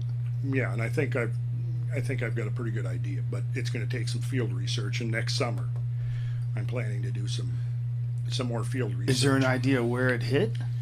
Yeah, I have several ideas. You don't want to talk about it? You gotta keep it mum? At Don't this want anybody point. stealing your scoop? But when it's time to reveal it, okay, let's do it here. Oh, I would love that. I would love that. Well, you've shown several impact craters. You showed a bunch last time you were here. The one in Australia, that was, I believe you said 5,000 years ago. Yeah. And of course, everybody hypothetically, it hasn't been proven yet because again, some of these more recent craters of the last 10,000 years, some of these that have been hypothesized are actually on the bottom of the ocean. The Burkle crater that I think we talked about on the bottom of the Indian Ocean, it's under 2 miles of seawater. So until we can actually get back there and do more in-depth sampling and examination, it'll be impossible to prove it. But I think that the evidence is strongly supportive of that possibility, that maybe 5,000 years ago there was a significant impact into the Indian Ocean that could have caused enormous tsunami waves. Now, I actually posted one of the somebody called into question some of the things I had said in the last interview about tsunamis, and that that the things I was saying weren't really tsunamis. So I actually wrote an elaborate response to that, which is posted on the Sacred Geometry website, where I've gone into great detail, showing that the evidence really, in the end, I think does support the idea that there had been enormous tsunamis, possibly hundreds of feet high, sweeping over the coastlines of the Indian Ocean, probably around 5,000 years ago. That could have been the origin of some of the flood myths. And your timeline, where this mass extinction event occurred, where the massive warming occurred, all that also coincides with the discovery of this nuclear glass all over Asia and Europe, which is somewhere in when they do the core samples of around the same area, right? Around 12,000 plus years ago? Yes. What we can see here, we'll go through a second. This is some of the research. You can see this is very typical. The mysterious onset of the Younger Dryas. Now, this has been the kind of the consensus view, is that, okay, we don't have an explanation. The Younger Dryas, remember, that's that interval between those two spikes, right? Where you had the warming, then the snap back to glacial cold, and then the warming again. So that interval in between is the Younger Dryas. So here they're saying the mysterious onset of the Younger Dryas, the 1,300-year-long Younger Dryas cold reversal, and you notice the dates, 12,900 to 11,600. That means calendar years before present. So what they've done is they've calibrated this from radiocarbon dating, which is not necessarily going to be the same as the actual calendar years. So those dates are very interesting. 11,600 years ago, you may recall from our last interview, is the date given by Plato for the subsidence of Atlantis. 11,000. I mean, he says that Atlantis subsided. Anybody can read this if they want to pick up Timaeus and Critias, the two dialogues that he describes Atlantis in. He gives that date, 9,000 years before this exile of Solon in Egypt, which took place in 600 BC, roughly. So 600 BC in roughly is 2,600 years ago. Add that to the 9,000 years, and there's your 11,600. So now what has happened is 2,500 years ago, Plato gave a date, which would seem to suggest that something immense happened in the Atlantic Ocean, and you had an island complex that sank, perhaps from rapid sea level rise. Now, 2,500 years later, Here's modern science coming up with the exact date, showing, hey, there was a massive meltwater pulse into the ocean at that date. Now, at this point, nobody within mainstream science is going, oh, well, see, he doesn't mention here, oh, that's the date given by Plato. They don't say that, but it is the case. That's incredible. Yeah. That's so amazing. Now, Plato, that he was told that, right? It was all through stories, right? It was handed down. Solon handed it down. Let's see if I can remember this. Through Drepidus to Critias the Elder to Critias the Younger, then Critias the Younger, I guess, to Socrates. Actually, at the forum where Plato would have heard it would have been the Socratic Forum where it was told. So I think there was like 3 generations between Solon and Plato. The wise men of the time, or the people that were in charge of disseminating knowledge back then, it was such a critical job. Critical job, yes. No internet, no books. And the whole thing was that the whole emphasis was on the oral transmission had to take place without not one iota of change. It had to be transmitted from mouth to ear, unbroken, without change, without alteration. Which has always been the issue with human beings, hence that telephone game. Yes. You know, you tell someone something, right. They tell you something. But if you start out, and you know, it's going to be the same with Native Americans. The Native American storytellers have to go through a very long, arduous term of initiation to show that when they tell the story, it's going to be exactly like they heard it. That's one of the basis of modern Freemasonry, too. We need to get that with today's modern gossip. Yeah. They need to nail that. But let's just run through a quick succession here of some of the most recent research.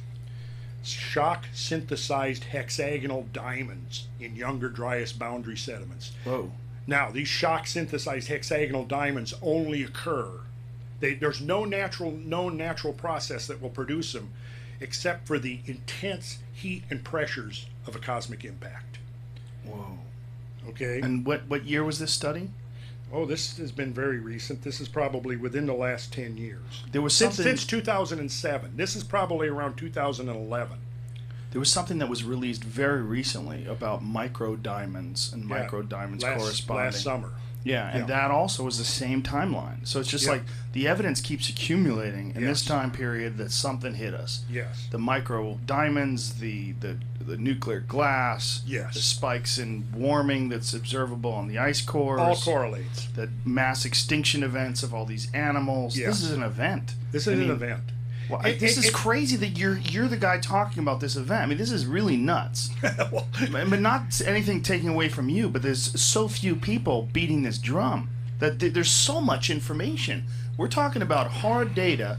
Oh, you've shown on this show 3-4 different examples of hard data that points to this event. Well, see, here's the thing. Modern science does tend to get over-specialized. And so what happens is the guy looking at extinctions might not be looking at, glacial melting. The guy who's looking at glacial melting isn't, the geologist is not looking at what's going on in the sky.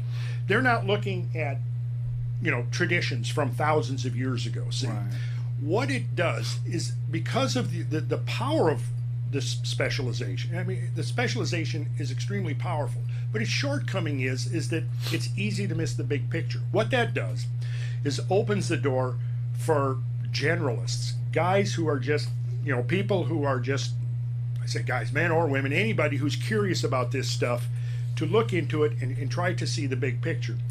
Why am I bringing this? Well, it's just because for 40 years, I've been obsessed with this stuff. And, I read 2 or 3 scientific articles every single day and have done so for 40 years plus. So that adds up after a while. And I don't just read them, I study them, I take notes, 2 or 3 every single day. So you figure, what is that? That's 1,000 a year. You go back 40 years, that means I probably read something in the order of 40,000 scientific articles from anthropology, geology. When I studied geology and astronomy in college, so, I have some academic background in that. But basically what I have done is tried to piece together the big picture, because early on I saw nobody's doing that. Nobody's doing it, really. And some of the guys that are out there doing it are not doing it with academic rigor. They're bringing in all kinds of weird stuff, which makes it easy for the critics to attack them and dismiss them as being fringe science. They're throwing some woo into the mix. They're throwing some woo into the mix. Yeah. In fact, the one of the Rational Wiki entry on me says something about Randall Carlson and his woo. That's all it says, you know. So I took that as a sort of a compliment. Well, people love to be able to dismiss anything that's not mainstream, right? That's outside, yeah, because there's this cult of authority. You know, that's why you hear somebody says, well, what does a real scientist say about this? What does a real scientist say about this flood? And I'm like, well, which real scientist? You know, Vic Baker, Richard Waite, you know, Roy Breckenridge. You know, I've read or talked to almost every scientist that's done work on the Missoula flood. You know, so I know what they're saying and what they're thinking. You know, and what they've written. So you know, when you say, well, what do the real scientists say? Well, okay, let's get a little more specific. Who are you talking about? Because there are different points of view. You know, are you talking about John Shaw's idea? Or are you talking about, you know, Victor Baker's ideas or any of the others? Well, you know, and that's the thing. They say that because they don't really know. They've got this idea in their mind that there's this authority that's got it all explained, which makes it easy, right? Because if somebody's got it explained, then we don't need to concern ourselves with it or think about it. Right? So what I say is, okay, forget about who says what. Let's just look at the facts. Let the facts dictate to us what the meaning of all of this is, you know, and let's look at all points of view, because that's what I try to do. You know, I've got in my archives here, I've got, you know, not only the research that supports the idea of a cosmic impact back during the Younger Dryas, but the criticisms of it as well, you know. And I go, okay, how can we explain those criticisms? And in the give and take of science, that's part of the process, you know. That's how it evolves. Because somebody puts out a new idea, you're supposed to attack it, you know, and then if it withstands the assault, the onslaught, that shows that it's a credible idea. You know, it's like a last man standing sort of thing. And I think that the cosmic impact really is going to end up being the last man standing. Well, it seems like there's so much evidence that you're bringing up that's so hard. You know, the how do you say that word? Chondrite-like mineral from black mat. I mean, all the various things, the microdiamonds, the nuclear glass, the mass extinction events, the evidence of the flooding, warming, the flooding, the sea level rise, all of it, all in this one area. Yeah, and this is basically saying chondrites are a type of meteorite. So this is saying chondrite-like material. In other words, material that would have had its origin in space from the black mat. Now, this black mat is really interesting. I'm going to show you a couple of slides of it, because this black mat layer, it's black. The reason it's black is because it's so loaded with soot. And what is soot the result of? Fire, right? So let's go through here. Yeah, this discovery of a nano diamond rich layer in the Greenland ice sheet. So nobody had looked. But when these guys, Richard Firestone and James West and James Kennett, these other scientists that are working on this Younger Dryas impact hypothesis, said to their colleagues, check out the Younger Dryas boundary layer 12,900 years ago and see if there's anything that shows up there. They did, and what do you suppose they found? Here it is right here, a nano diamond rich layer. So there it is showing up in the ice sheets. Here's new evidence from a black mat site in the northern Andes supporting a cosmic impact 12,800 years ago. Very high temperature impact melt products as evidence for cosmic airburst impacts 12,900. So that, you know, they're getting closer and closer to refining the date, but it's coming in 12,800 to 12,900 years ago. Wildfire and abrupt ecosystem disruption on California's northern Channel Islands at the Alarad Younger Dryas boundary at basically 12,900. 12.9 Ka means 12,900 years ago. K, you know, is the universal, means 1,000. It's great. It's all the same. Everything keeps coming back the same date. Yeah. Nano diamond rich layer across 3 continents, consistent with major cosmic impact at 12,800 calendar years before present. Evidence from central Mexico supporting the Younger Dryas extraterrestrial impact hypothesis. Evidence from northwestern Venezuelan Andes for extraterrestrial impact. The black mat enigma.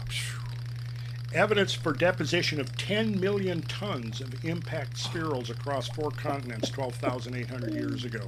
See, it's coming in, man. It's coming in abundance. And what's gratifying to me is I theorized this 25 years ago. Wow. And to see now the hard evidence coming in, supporting a scenario I had pieced together from all of these different realms of knowledge, is very gratifying to me. What was the seed in your mind that led you to be obsessed, for lack of a better word, with this? And I don't think lack of a better word. I think it's pretty accurate, right, with this subject. Okay, I guess it's time to come clean. I was on mushrooms. I was on top of a mountain. No. Well, no, you're actually pretty close. Yeah? You are. Okay, 1969. Oh, that's a good year for mushrooms. Yeah. Well, it wasn't mushrooms, but it was Acid? something in their family. Yeah. Okay. Okay. I'm going to a rock concert, right, in the beautiful summer day, early summer, 12,900 years ago. No. 1969, right? Okay. So it's on a field next to a little airport in just out southwest of the Twin Cities, Minnesota, which is near where I grew up. Okay, the Minnesota River flows through there, right? Minnesota River flows into the Mississippi. I think I'll have some slides coming up here I can maybe even show you. Okay, so what we have here is that in the middle of this thing, between bands or whatever, I wandered off from the main area where the crowd was gathered to listen to the music, and I walked over to these 200-foot high bluffs overlooking the valley of the Minnesota River. Now, the Minnesota River currently flows in a little channel at the bottom of this valley. And I'm standing up on this hill, and I'm looking down at this Minnesota River, hundreds of feet below me in this channel. And 3 miles, 4 miles across, I see another set of bluffs matching the ones that I'm standing on. And I had this, all I can say is it was kind of a revelation that I'm looking down here at this little river flowing in a channel, and then I'm seeing just a gigantic version of that same channel, but it's 3 and 4 miles wide. And I just looked at that, and it was almost as if for a short period of time I got transplanted out of time or something. I don't know how to explain it. You could see this raging river. I had this sense that this whole thing was a gigantic river at one time. I came away from that with this idea planted in the back of my brain, and it bugged me for years after that, right? And it was maybe 5-6 years, this is now into the 70s. There was not a whole lot on catastrophism available in the 70s. There was, Immanuel Velikovsky, one of the forerunners, but he came up with some really wild ideas that made it very easy for mainstream science to dismiss him. But he came up with some really solid ideas too. His book, Earth in Upheaval, basically was just a documentation of all of this geological evidence for great catastrophes in the history of the Earth. I think he misinterpreted the cause of those catastrophes, but nonetheless, when you look at the criticisms, you've heard of Immanuel Velikovsky, right? Velikovsky. I think I've heard of him from you. Okay, well, he was famous best-selling author, one of the big best-selling authors of the 1950s. Maybe in a sense a forerunner of in fact, Graham Hancock has been compared to Velikovsky now and then. I've actually seen some of that. Although Velikovsky's work, I don't think was anywhere near as credible as Graham's. Graham is very assiduous in his referencing and his detailing, and so Velikovsky went way off into this really weird astrophysics to explain his theories of geological catastrophe, which again allowed the critics to basically dismiss everything he had done. So his book Earth in Upheaval, I think, has upheld the test of time. Where basically in the 1950s he was accumulating all of this evidence suggesting that there had been catastrophes in Earth history, and with like I said, a bestseller, but the mainstream scientific community was very dismissive of it. Okay, and then after that you had a book called by Charles Hapgood called The Path of the Pole. I think it came out in '76. And he in there theorized that there had been a sudden pole shift that had brought about, the quick freezing of the mammoths and the end of the Ice Age and so forth. So, you know, I was familiar with that stuff, and I would read that stuff just out of curiosity, you know, because that was some of the stuff that was out there. And you know, somebody would say, hey, did you read Velikovsky? And so as I was reading this stuff, I would keep thinking back to this image I'd had of this, you know. And then in the early 80s, I was talking to somebody. I actually gave one of my very early lectures on this stuff, and there was somebody who had a degree in geology who stood up and he said, no, that valley that you're talking about was created over millions of years. I said, I don't think so. And we kind of got into it a little bit, but what that did was it kind of pissed me off. And I said, okay, I'm going to research this thoroughly. And I did. I thoroughly researched it. I went and I found every single thing that had been written on it and discovered that there's actually mainstream geologists that have said, yeah, that river channel, that giant river channel, was actually created by a huge meltwater flood. And they estimated that its volume, they called it river warring, and they estimated that its volume might have been 4,000 times greater than the modern Minnesota River that's flowing in there. So I felt very vindicated from that, and this was by the early 80s. So that was like one of the key things. There was other things, you know. I spent the summer of 1970 mostly sitting on a mountaintop in Colorado in a hut that I had built, studying and reading stuff and traveling. You know, this was back in the days when you could hitchhike and travel all over. And I think at one point I was with a buddy and we were in his old camper van, and other times I was hitchhiking. But I spent the whole summer traveling around the western states. And the thing, I came away from that summer with the, you know, I traveled, the first time I traveled down the Columbia Gorge. And as I did, I had this overwhelming sense that there was something in the landscape that was waiting to be revealed. You know, I would look at these features in the Columbia Gorge. When I showed you that huge, that waterfall with the basalt over it, that's in the Columbia Gorge. So that was the area I had traveled through in 1970. And I came away with that, with this sense that, boy, there's something that landscape is trying to tell me. And so it goes back to that. And I just, you know, I got very interested in this stuff because I'm interested, in science, and I love the outdoors. So, you know, and I love a good mystery, you know, and I love, you know, ancient traditions. So how all this sort of came together over a period of, you know, a couple of decades. So I began really, I would say, obsessively really going into this in the early 80s, you know, where it went from just more or less casual reading into, you know, spending hours in university libraries, digging up these things, going back like to the early geologists to see what were they saying, why did they believe that the history of the earth had been catastrophic, you know, and it just accelerated. You know? What doesn't seem like a ridiculous idea at all when you consider what we see on the moon. The moon is so fascinating because we can look right at it.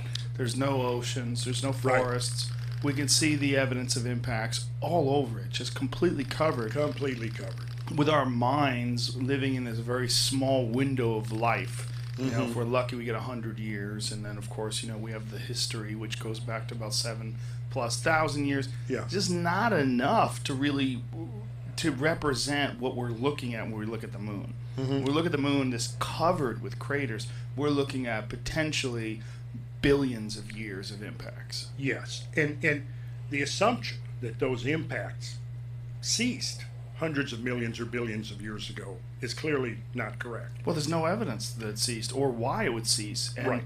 When we look at how many known near-Earth objects are floating around. Oh, in the last few years, there's been dozens of close flybys. Well, there was one the other day that had a fucking moon. Yes, yes. So, something that flew by that had its own moon. Yeah, yeah, that's wild. And so think about this, Joe. Here's what's happening. We've got geologists who are looking at the crust of the Earth and discovering that, yeah, if we strip away the biosphere and the oceans and account for plate tectonics, the Earth is going to look like the moon. Right? There are now hundreds of identified craters, right? At the same time, astronomers are looking out into the near Earth neighborhood of space and discovering, wait a second, we assumed that, you know, we were pretty much isolated, that there was nothing else going on. We're now realizing that near Earth space is densely populated. The inner solar system is densely populated with cosmic debris. And this stuff is whizzing by us all the time. And now at the same time, you've got paleontologists who are looking at the record of life and realizing that the record of life is not a smooth curve, it's seesawed. You know, life proliferates and then suddenly, bam, it's like the hammer comes down and you have these mass extinction events. So this is our time right now, but it could very easily end. And there could be some new bug-like creature that takes over and becomes super smart a billion years from now. To me, it all comes down to this. This, to me, is like, okay, human species on planet Earth, it's time for you to grow up and start paying attention to the bigger picture. Because whether you like it or not, you're a part of the bigger picture. And if we finally accept the fact that maybe our predecessors have undergone, in a sense, cultural mass extinctions, you know, it suddenly implies that we can't take our own unending future for granted. That we have to incorporate this bigger picture into our thinking. And you know, the evidence continues to yes, like here. This was just from 2011. Multiple lines of evidence for possible human population decline, settlement, reorganization during the early Younger Dryas. Wow. In the 4 years since this was published, more evidence has emerged that yes, the events that caused the mass extinction of half the great mega mammals on Earth did not leave the rest of the mammals, the rest of the animals unscathed, including humans. And there's now emerging evidence, hard scientific evidence, that the human population crashed during the Younger Dryas. So this would completely coincide with Graham Hancock's ideas about the Sphinx. The Sphinx, absolutely, showing very clear, according to Robert Schoch, Boston University geologist, John Anthony West, that there is clear evidence of water erosion in the Sphinx, yes, which would indicate thousands of years of rainfall, where there hasn't been rainfall in the Nile Valley since, like, I believe it was 9,000 BC. Yeah. So that's 11,000 years ago. It's all the same stuff. It's all the same stuff. God, this is crazy. Yeah, we're on the verge of a major paradigm shift, and where it's going to go remains to be seen. We live in a shooting gallery. Listen, it's not an exaggeration to say that we are sitting ducks in a cosmic shooting gallery. Exactly. But the point is, here's the point: is the only thing that's, see, it's like, what was it in the book of Matthew? There's an interesting quote, and I'm not thumping the Bible here, but the Bible is full of, just like all the traditions of ages agone, the Bible is full of some very powerful, interesting stuff. There's a part in there where one of the disciples asked Jesus about, when are we going to know about the end of days?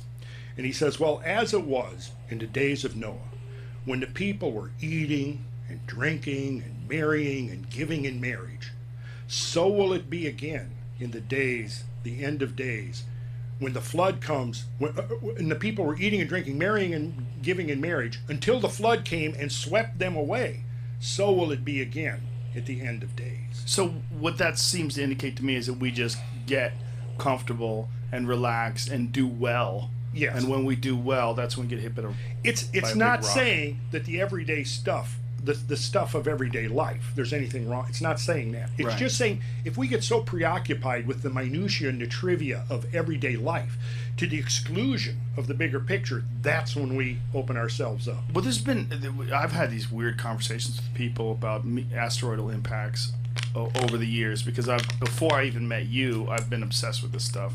Not nearly as much as when I met you in Atlanta and we started talking, then I got really into it. But what they would talk about, the asteroids that killed the dinosaur, today we'd be able to stop that. And I'm like, okay, really? Is that true? And then I started looking into it. Well, what has been done? Is there nothing? Some fucking theories. See, here's the thing. Potentially, yes, we could. Someday. We could do it. And really, within a decade or two, yes, we could. We could do that. Right now, potentially. But see, what happened on February 15th of 2014, when that little meteor came in and exploded over Chelyabinsk, Siberia, injured 1,500 people. Now, and damaged thousands of buildings. That was a wake-up call, right? That was a little speck. Now, here's the thing. If it had been a little bigger, a little denser, if its angle of approach had been a little steeper, if its velocity had been a little bit greater, we might have been looking at thousands of deaths rather than just injuries. And Tunguska, as you said, only 150 foot wide. Only object. 150 foot wide object, right. So that's very, very small in the cosmic sense. That's this room. Yeah, well, it's the building. From here to the front door. Yeah. You know, I mean, that's not that big. That's not that big. What you've got, though, is velocity. And you think, like, think of say a 38 slug. It's not big. If I was to throw it at you, even as hard as I could, it might sting a little bit, but it wouldn't do any damage. But if it came out of a gun with a muzzle velocity of 1,000 feet per second, think about that little thing and what the damage it would do to you. Yeah. And see, that's the thing about an asteroid or a meteorite or a comet coming in. It's moving really, really fast. So that's why, like I said, it packs such a powerful kinetic punch when it hits. And some of them are even made of iron. Some of them are made of iron. And that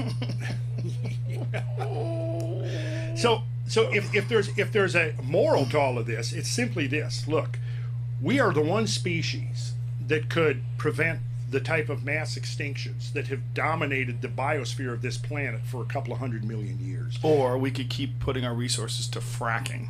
Yeah. Well, I still haven't made up my mind about fracking yet. But, I do believe that what we need to do is be thinking of, if we're going to extract the resources of this planet, let's do so in such a way that what we're doing is implementing the transcendence of human culture into the cosmos itself. Because I ultimately believe that is the destiny of terrestrial life, is that terrestrial life wants to become cosmic. It knows on some level that as long as life is confined to the surface of a planet, it's vulnerable.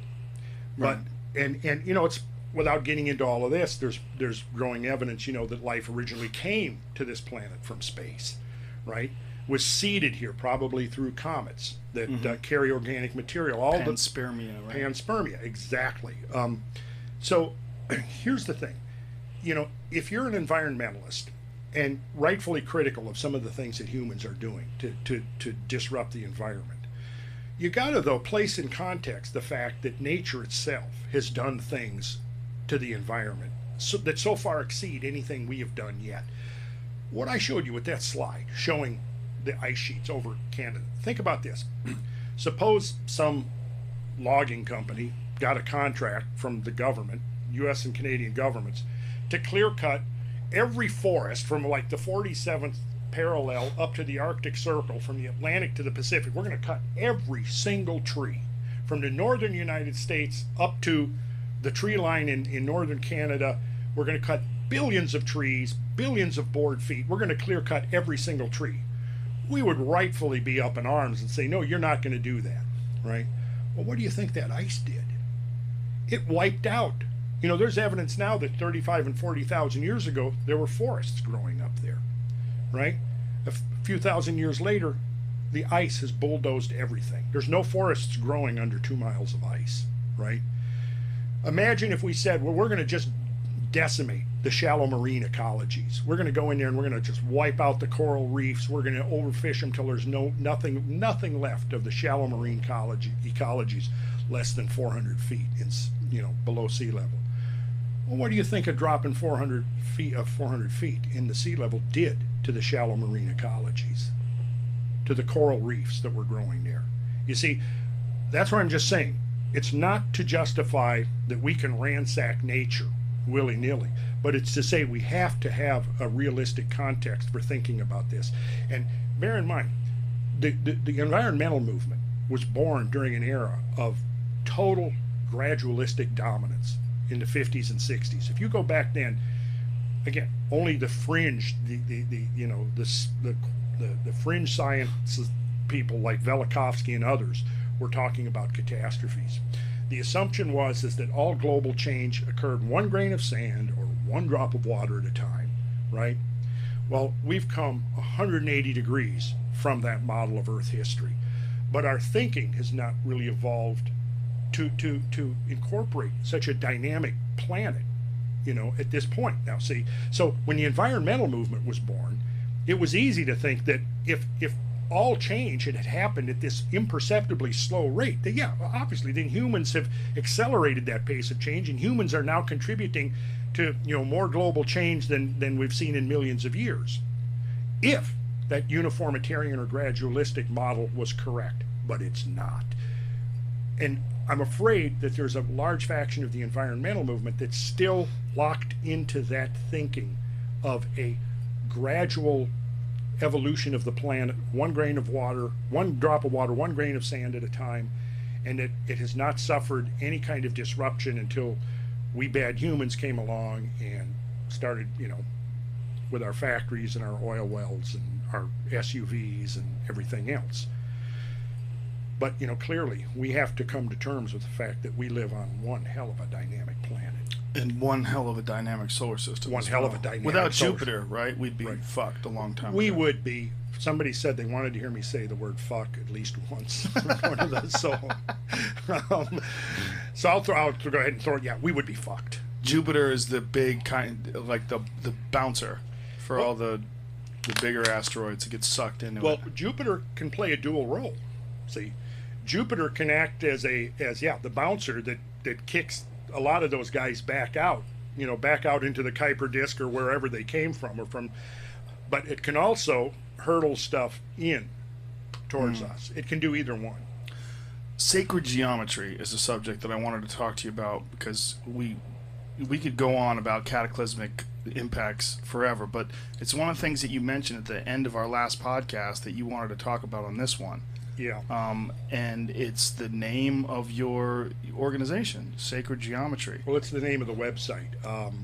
Yeah, I could find some stuff here to show you about that. And it dovetails, because remember, we're talking here a lot about geology, geometry, right? They both are sciences that have evolved out of the study of the earth. And, you know, one of the things that I've done is, you know, in geology, we have this thing called scale invariance, which is that if you look at a geological picture, you're always going to see somebody. You're going to see like a rock pick set in the picture. You're going to see a person standing there, because oftentimes you don't have a sense of the scale of what you're looking at, right?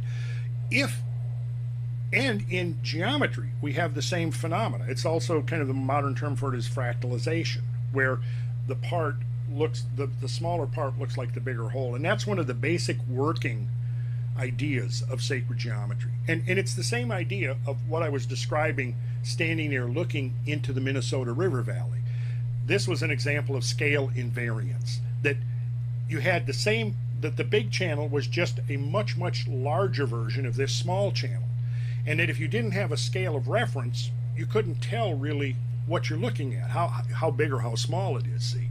So in the study of sacred geometry, one of the fundamental ideas is this idea of scale invariance. So when I first was interested in geometry, because geometry, I think, is one of the keys to deciphering many of the ancient traditions. Like, you know, I became somebody wanted me to talk about Freemasonry, and I, you know, can talk about that up to a certain extent. You know, you know, one of the things that I learned as soon as I think I learned it before I was actually initiated into the Masonic fraternity in 1978, was that at the core of all the Masonic symbolism was geometry.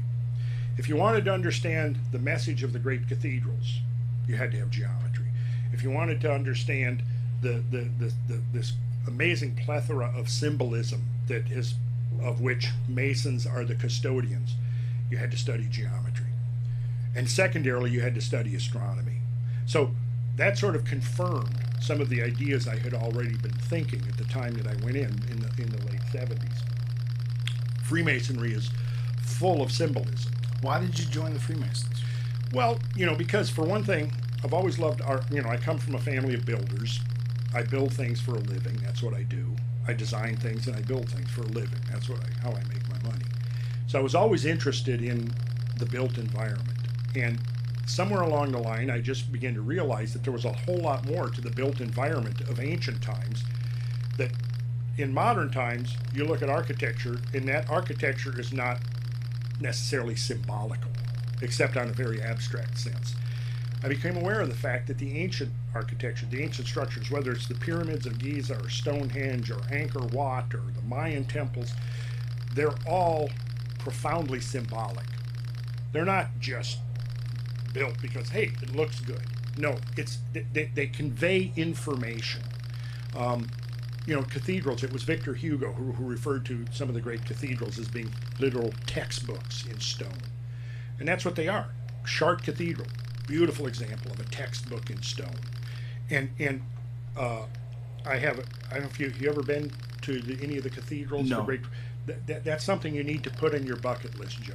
Yeah, I'm planning on going to Europe this summer. So when I do, on a vacation instead of working. Yeah, make it a research vacation. It'll make it a lot more interesting. And before Well, you go, I have kids. It's tough to do a lot of research. We've got little kids that get bored real easy. But I'm going to check some shit out. yeah, check some shit out. You know, and if you, I can send you some places that I don't know about your kids, but I could easily have been 8 years old and been totally blown away by. Okay. You know. Well, one of the things about the Freemasons, the idea of the Freemasons, is that it's a secret society. Yeah. And it's a secret, you know, and people associate it with the Illuminati and the people that control the world. And don't I wish? But you know, Joe, I think I would love to be the supreme dictator of the world. Really? Well, what would you do differently? Differently? We could get in. That's going to be that's a 5-hour podcast. Yeah, that's a different podcast. Right. When you say like I'm a Mason, people would automatically, you know, especially ignorant people would automatically assume that you're a part of some sort of society that's victimizing the general population, and you're involved with the people that put the eyeball on top of the pyramid that's on the dollar bill. And you know, I don't even know where to start with some of that nonsense. Are there secrets in the Freemasons where you're not allowed to talk about it? Well, bear in mind, now, secrets, you know, in the Middle Ages, there were trade secrets and, you know, building secrets, clearly, you know. And when you went through the process of initiation, you learned about these secrets, right? But it's not that really that different, the idea, than, say, modern, commercial or industrial secrets. You know, Coke keeps its formula secret, right? And it's done so for 100 years, right? But the thing is you got to realize that Freemasonry became an outlawed organization, right? During the Middle Ages, when the church was persecuting anybody who was branded a heretic, which could have meant anything that they wanted it to be, Freemasonry had to go underground. And that's the primary reason for the secrecy, is because it was a survival strategy. And it only reemerged in the early 1700s with the consolidation of 4 lodges in Britain to become the modern institution Freemason. And, you know, to anybody who comes up with that, I would just challenge them, show me the hard evidence. Show me that, you know, I like to say that, well, yeah, I'll admit, you know, 14 of the American presidents have been Freemasons, but 22 of them were Episcopalians. So clearly that implies to me that it's the Episcopalians who are the puppet masters ruling the world, right? If you want to make that argument. Well, why were they Freemasons? Like, what's the benefits of being a Freemason? Well, for one thing, what you're doing is you're aligning yourself with probably the oldest institution that still exists on the planet, that goes back, now we can historically trace it back to the Middle Ages. But if you go back further than that, while the historical continuity breaks down, we can go back and we can talk about the Comachines in Italy, we can talk about the Martinists, we can talk about the Mithraeus tradition, we can talk about the mysteries of Egypt, we can talk about the Zoroastrian tradition, the list goes on, the Eleusinian mysteries, and what we see is a structure of initiation that's virtually identical in all these cases to what modern Freemasonry is. And with modern Freemasonry, basically, you know, you have a whole cross-section of individuals that join, who a lot of them joined simply because, hey, my dad was a Freemason, or my uncle, it was a family tradition, so that's why I joined. Others joined because Freemasons every year raise millions of dollars for charity, mostly for children's charitable causes. You know, they run the Scottish Rite Hospital for crippled and burned children. They run eye hospitals, and, you know, children that need medical care, they can go to these hospitals and not have to pay anything. So they're a fraternal organization. They're one of the largest charitable organizations on the planet in terms of the money that they raise. You know, again, Jesus said, "You by their works ye shall know them." You know, you can twist that around, perversely twist that around and say that's some kind of nefarious strategy to, whatever, get control. The other side of the equation is that they're also custodians of this body of ancient symbolism, where all of these things that we have been talking about basically are encoded. And I could pull up some interesting stuff here that you could look at to see what we're actually talking about there. But yeah, they have this amazing body of symbolism. Let me pull it. Here's an example of a Masonic apron. Okay, let's take a look at this. We'll zoom in here. And what do you see right at the very center of this symbolical array? What is that? I think it's a barn. It's not a barn. Is that the Ark? It's the Ark. It's it's probably that's from Noah's Ark. It's Noah's Ark. So that's supposed to be the ocean around it. And it's floating in the waters of the Great Flood. And if you look closely, I know it's hard to tell, but growing out of here, it's a chicken. It's an acacia. The acacia is the acacia bush. It's a Masonic symbol for rebirth, regeneration, rejuvenation. So the idea here is that in that ark is preserved all of the seeds, the biological diversity of the world that is now being erased from the planet by the waters of the flood. The acacia, is it related to the acacia tree or the acacia bush? Is it the same sort of thing? Yeah. That's the same bush that they believe is responsible for Moses having the visions of God. So what are giving him the 10 Commandments, because the acacia bush is rich in dimethyltryptamine. The flaming bush being symbolic of somehow or another extracting the DMT from that, smoking it or lighting it on fire, and that being the transmission method for the dimethyltryptamine, which of course is one of the most profound psychedelic experiences and gives people this feeling of being in contact with the divine. Now, do you think it's any coincidence that the Freemasons have venerated the acacia for hundreds of years? Makes a lot of sense. Makes a lot of sense, doesn't it? Yeah. Yeah. Well, there's modern day scholars who are looking at the story of Moses and connecting it to some sort of a psychedelic trip. Yeah. Here is which is another thing that's slowly being exonerated today. Those ideas are being vindicated today. Yes. In a way that before, you would say just a few decades ago that somehow or another Moses was on drugs. You're like, get the fuck out of here. Yeah. And people would just, and any real legitimate sort of stories being connected to psychedelic drugs, people would think of as being preposterous. And now it's more and more accepted every day. Right. Simply because the evidence is accumulating. It's overwhelming. There's no question that in the Eleusinian mysteries they were imbibing some type of a consciousness altering substance. I think that there's no question during the Mithraic mysteries also they were. They don't know what that was though, right? Not exactly, unless I think, who was it? Maybe Albert Hoffman and a couple others. They wrote a book in the 70s on the Eleusinian mysteries where they were talking about that. And I read it so long ago, I've kind of forgotten what their final conclusion was, but it was definitely that they were doing some type of a psychedelic potion. Well, even Soma, when you go back to the ancient Hindus, the Soma being some sort of a mystery concoction. They don't know what it was, but it most likely had some sort of psychedelic properties to it. Exactly. They just don't know what it was. They don't know exactly what it was. Which is amazing when you consider the fact that this stuff was so profound and so important to them, and now we don't even know what was in it. Most likely some concoction with probably included psychedelic mushrooms. Yeah. Well, I'm convinced that, one of the great boons to humankind is psychedelics.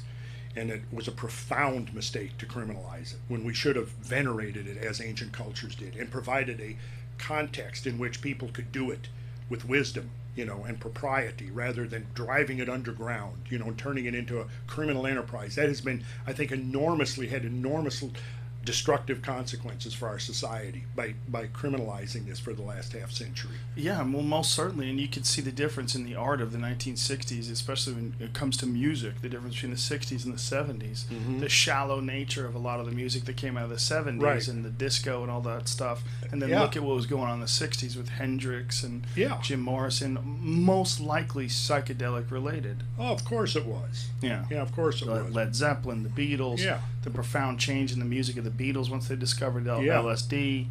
Oh, it inspired an enormous burst of creativity. You know? What's really interesting that what we're seeing now is huge benefits in psychedelic therapy for people with post-traumatic stress disorders. Right. And it's out of war that we're finding these therapies for people that went to war, and these therapies, the best ones, are psychedelics. Yeah. Which is really amazing. Well, you know, in my own case, you know, I basically went from essentially being a juvenile delinquent to the quest for God in one weekend after my first. Basically. So wow. It was that quick. A lot of people have had the same story. I mean, Terrence McKenna spoke of his one of his trips to the jungle being that he was this sort of ne'er-do-well, just couldn't get it together, and then he came out of it, this psychedelic shaman who had this intense desire to spread the word. Yeah. Yeah. Yep. So, yeah, and I think we're definitely moving in the right direction. It's, of course, you know, for me, I'm impatient. I want to see it move a lot faster. I want to see us just end this ridiculous drug war. Yeah. You know, and yeah, of course there's going to be a downside to it. There's a downside to everything, you know, but the upside is so substantial. The upside is so substantial, and the downside of it is minuscule compared to the downside of the drug war itself. Not only that, how about the drugs that we already have that are legal? The drugs that are sanctioned are the worst ones. The worst ones, yeah. I mean, we're not going to have a drug-free society. I've had Dr. Carl Hart on the podcast, who's an expert in this and has written some pretty amazing stuff on it. And one of the things that he said is not only do we not want a drug-free culture, we've never had one. Right. No one has ever had this idea of a drug-free culture. They've never existed. Right. Once people figured out a way to perturb their normal states of consciousness and the benefits of that, whether it's alcohol or psychedelics or whatever it's been, even yoga and meditation, you're essentially you're stimulating endogenous drugs. Yes. And see, here's the thing. It's somebody brought this up. I don't remember who. It might have been somebody like Richard Albert or something back in the day, saying that, you know, you can embark on a quest for spiritual enlightenment and mystical at-one-ment, right, through this arduous program of yoga and meditation and all of that, and it'll take you years. But who is going to embark upon such a program not really knowing that the end of it is this ecstatic mystical union with the Godhead, right? Mm-hmm. Well, they said that basically nature's provided shortcuts so that, you know, we could actually see what the goal of it was and know that, yeah, at the end of this process that might take you 10 years or 5 years or whatever, depending on your dedication, there is this experience of your consciousness expanding into these ecstatic states. Agents of evolution, as it were. And that's the thing that people, I think, universally feel from psychedelic experiences, is that it allows you to get over a lot of these sort of built-in instincts that we have from our thousands of years of evolution and the time that we were essentially living like wild animals. I mean, those genes are still in our system, and we have all these ideas of paranoia and fear and ego and the you know, jealousy and all these different things that allowed us to be ultra competitive, which allowed us to innovate at a faster rate, which allowed us to get to where we are in 2015. But those things are kind of hampering us, because we're outgrowing the monkey body. It's like, you know, if we're going to travel to we want to travel to Europe, right? You can't drive there in a car. You can go drive from here to the East Coast, but once you get to the coastline, you have to get out of the car and get into a different vehicle, right? Because if you keep driving in the same car, you're going to go into the ocean and you're going to drown, right? We're kind of like that in the sense that, you know, see, I think that war was perhaps inevitable, you know, this because it's embedded in our consciousness. You see, I just showed you here evidence that the human population crashed coming out of the Younger Dryas. Well, what's ironic is that after the Ice Age was over, for about 3,000 or 4,000 years, from 6,000 to about 9,500 years ago, what we had was a period known as the climatic optimum by the scientists who've looked at it, in which some of the estimates are that global average climate might have been 2 to 4 degrees warmer than now. What that meant was that you had a much longer growing season. And anybody who doubts this, please do your own research, or I can post all kinds of stuff online that anybody who's not immediately, you know, can't handle this kind of information. Anybody who's open-minded can actually go and do their homework and see that the climatic optimum is well documented. And for about 3,000 to 4,000 years, basically we were living in an almost quasi-paradisial state, almost a Garden of Eden-like. It was almost like after the traumatic birth of this modern age, the Holocene that we're in, it's like nature just sort of was this nurturing environment. It was during this period that humans were worshiping the earth in the form of this corpulent, pregnant goddess, right? It's been called the goddess civilization by Maria Gimbutas, who was the archaeologist who did all of this work. And what was interesting, if you look into her work, is that during this period of the early Neolithic, in the archaeological terminology, there's no evidence of any warfare. There's no evidence that people, looking at the carvings that people did, the artwork that people did, looking at the communities, there were not stockades like there were later. There was no evidence in the archaeological record of weaponization, and it makes sense because in the aftermath of this extreme event that ended the Ice Age, what you had was huge areas of the planet that were depopulated. Nature quickly begins to reclaim. And what you now have is you have this sort of this benign warmth where growing seasons are months longer than now. Farming, 1,500 feet higher in the mountains than is now possible. Longer growing seasons, a rapid expansion of population during this era. This would have been the era, think about what would the biblical injunction that Yahweh gave to Adam and Eve. What did he say? Be fruitful and multiply. Replenish the earth and subdue it. Be fruitful and multiply. Well, if you've got a species hovering on the brink of extinction, what's the most important thing that species can do? Lots of sex, lots of reproduction, right? In the context of those times, it would have been very important for people to have lots of sex to quickly reestablish the viability of the human species, because we were literally, it now appears, hovering on the brink of extinction, as were so many of the other large mammals of the planet, right? And nature gave us this interval, this window of 3,000 or 4,000 years of extremely mild climate, right? During this time, human population rapidly expanded and moved into these vacated habitats. Around 6,000 years ago, the climate shifted. What started has been called by the paleoclimatologists the neo-glaciation, because the planet cooled a couple of degrees. What happened? Agricultural habitats contracted. The elevation of viable agriculture came down. Okay, now if you've got settled human communities that have become well established and living in the context of that environment, and now suddenly that environment changes, right? Exactly coincident with those environmental changes around 6,000 years ago is when we see the first appearance of human conflict. Because now with this change in climate, you've got this disruption, this major disruption in human communities that have been well established and proliferating for 3,000 or 4,000 years. Think about, if you're living in a community and you're farming at 10,000 feet above sea level. A smaller example, a micro example, would be the freezing out of the Greenland colonists with the onset of the Little Ice Age, right? For 500 years, they were able to farm on the west coast of Greenland. And then the Little Ice Age came on and they were frozen out. And they tried to hang on as long as they could, but it kept getting harder and harder to grow crops. And then the climate declined further and the sea ice began to move south. And the who waited too long lost their opportunity, because once the sea ice had moved south, it cut off the sea lanes so that they could actually evacuate. The Greenland colonies completely went extinct. Iceland itself was almost completely depopulated during this.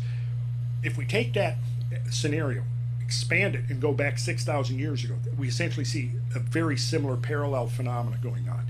And so when you figure, during that civilization age of the goddess, this time that people were worshiping the earth in the form of this corpulent, pregnant goddess, this benign, motherly, nurturing goddess, There was no reason for conflict because human populations were small, they were isolated, resource base was enormous, and then with the climate change, what happened?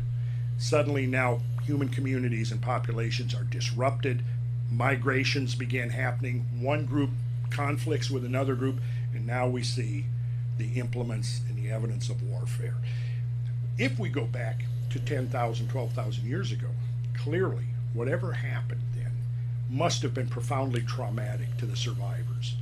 Think about this. If you were the survivor of an event that basically erased modern civilization, and you were living in a small, isolated band of survivors with no way to communicate with the rest of the world, and no knowledge of whether there was even other survivors anywhere on the earth, it could profoundly affect your consciousness. And that could be so profound that it's the imprint of those events could be so profound that it could be passed on, for generations, and be lodged in our subconscious, this idea of human conflict necessary for human survival and the traumas that have been visited upon our species by nature itself.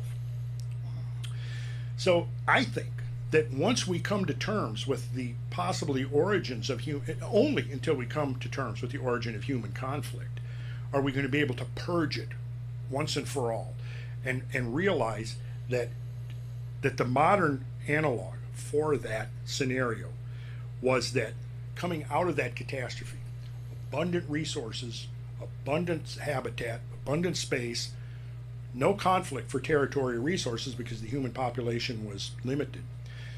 What I suggest is that if people want to understand the viable future of the human species, go out on a crystal clear night and look at the sky. There is the future. There's our potential future, because the scenarios that have been around since the 1970s show that everything that we're extracting now from the earth, the minerals, the precious metals, the hydrocarbons, it's all out there in infinite abundance, and it's basically just outside of our doorstep. And we are as close now to being able to harvest the resources of the cosmic environment as we were from setting foot on the moon in 1960. Do you think we've been visited before by something from other planets? I think perhaps long, long ago, maybe. But there's another scenario there that has been overlooked in all of the discussions about UFOs and aliens, and at some point we'll talk about that. Some point? Yeah. You tease. How dare you? Well, it's the kind of thing where you kind of need to lay out the case. And what I like to do is basically present the evidence and see if whoever then draws the same conclusions from that evidence that I have. So, but okay, let me put it to you this way. In what we were talking about at the very beginning of this interview, and talking about 7,000 generations of people, and the fact that in 4 or 5 generations we went from horseback to rocket ships. How many times in the last 7,000 years do you suppose that we could have done that? To me, it's not implausible that we could have achieved flight, even interplanetary flight, more than once. Just as we have now. Because think about it. We have achieved interplanetary flight, even though only manned expeditions to nearer space, but we're sending our satellites out beyond the solar system. Mm-hmm. All of this has come about in my lifetime.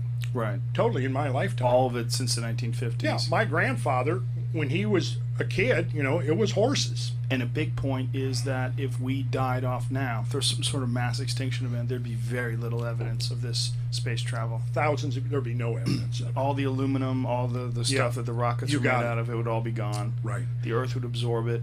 Now let's just consider, as a wild, outrageous working hypothesis, that humans have been able to offload from the planet prior to the modern space age.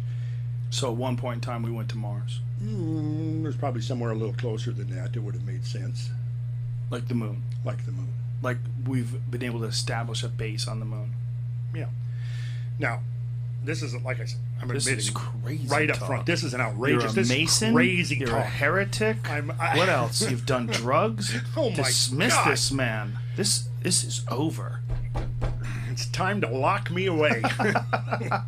Gag me, muzzle me, and lock if me we away. consider the fact that our civilization, you know, if all your theories are true, which they most certainly appear to be, our civilization has been rebooted as of 12,000 years ago. Modern civilization emerges somewhere around 7,000 years ago. In 4.6 billion years of life on Earth, or excuse me, of the life of the Earth existing, and then life on Earth being, you know, in our form, what, a few 100,000 years, right? And 100,000 years is a long time. That's 10 events since the big impact. Yeah. 10 times. Well, remember the Greenland ice core graph that I showed you? I mean, what you're seeing there is a dozen or more enormous events in the last 250,000 years. In the time, probably that human, again, the oldest human skeleton, modern human skeleton, is now dated to about 180,000 years. How much earlier than that were we? I don't know. But conservatively, we can say 180,000 years. That Greenland ice core graph that I showed you goes back 250,000 years. So the Rig Veda stories of the Vimanas and the flying crafts and all that could actually have been based on real live objects, real live spaceships that read the Sumerian stories. What do they say? In the wake of the flood, it was so disastrous that what did the gods do? They fled the earth and went to space. It says right there in the myth itself. It says they left. They left the earth and went to the heavens because what was going on the earth was so traumatic it even freaked them out. Read the stories. The gods. The gods. Enki and Ea and Ninana, Ninurta and the rest of them. What did you think of Zechariah Sitchin and his fantastical translations of the Sumerian texts? I'm dubious about some of his stuff. Most are, right? Yeah. Most people who are experts in the Sumerian languages and cuneiform think that he was kind of cuckoo. Yeah. Well, but what's fascinating is there's so much that they absolutely understood that's really confusing. Like they understood, they had an accurate depiction of our solar system, which included Pluto, which included all the planets in all the orbit in the correct, you know, relatively correct sizes on these clay tablets that they made 9,000, 7,000, who knows how many thousand years ago, you know? Yeah, I guess I read some Sitchin stuff years and years ago, and at the time took it with a grain of salt. And subsequent to that, you know, after I've seen some of the critiques of him, you know, I'm kind of in that category myself of thinking his some of his translations are dubious. He made some leaps, for sure. But what they did discover, what they have discovered, just it's so fascinating to me when you look at like the caduceus, which very clearly resembles the double helix of DNA, and how it's closely associated with some of these images of larger beings holding little smaller people with tails. Like, what the fuck is that? Like, this idea of genetic engineering, of taking lower primates and introducing human or alien DNA into these lower primates to create modern humans. I don't know what to think about that. It sounds ridiculous, but if we found a planet, like let's say we exist in this state right now, and we evolve without getting hit in the head by a big rock from space for another 1,000 years or another 10,000 years. Let's get really fucking crazy. Just imagine how far we could come if we don't blow ourselves up. Yellowstone doesn't explode. We live another 10,000 years, and we jet off into the cosmos and find some planet with a bunch of dumb monkeys on it. You don't think we would splice our DNA into those dumb monkeys just to say, listen, I think you guys could do better. You could be like us. We're going to give you a little bump. We know what's coming. If you guys keep going along this way, you could get to where we are in 1,000,000+ years. We can give you a little injection. Maybe how about a scenario like this? Okay, well, from our superior perspective, we know that you guys down there are living on a vulnerable planet that's going to have its ass kicked every so often. Right. So we're going to do something to accelerate your evolution a bit so that perhaps you can become a little bit more intelligent and figure this out. We're going to leave some clues behind for you, and then we're going to leave it in your hands to basically redeem the planet. It's amazing how often people just will completely dismiss any ideas like that, but yet we clearly we're very advanced in compared to life on Earth, but clearly we're advancing into the solar system at the very least with robots. You know, we haven't really been doing manned space trips anymore, but we're sending a lot of fucking robots. Yeah. We're sending satellites. We're sending all these things to go around other planets and take images. We're sending robots that land on Mars to rove around and take photos and soil samples and send information back through the sky to Earth. I mean, that's pretty.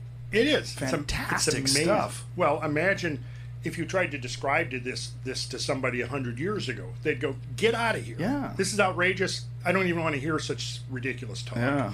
But like you just said, considering the pace of change over the last century, you know, given it a century ago, there was no airline industry. You know? Of course, the thing was, if you had the government bureaucracies like you have now, back then, Orville and Wilbur would have never been able to test their flights because some government bureaucrat would have been out there saying you don't have the proper permits to do this. Right. And right now, that's one of the big obstacles is that we've got these top-heavy political systems that are really, I think, really encumbering the creative process, the evolutionary process. That's why I'm such a big supporter of basically freedom. You know, getting back to the idea of individual liberty, because I think the upside of people being free, yeah, of course there's a cost to freedom and there's going to be a downside to it, but the upside, I think, again, is so much greater than the downside that let's do it. Well, that's what the internet is showing. The internet it represents freedom, the ability to freely distribute information.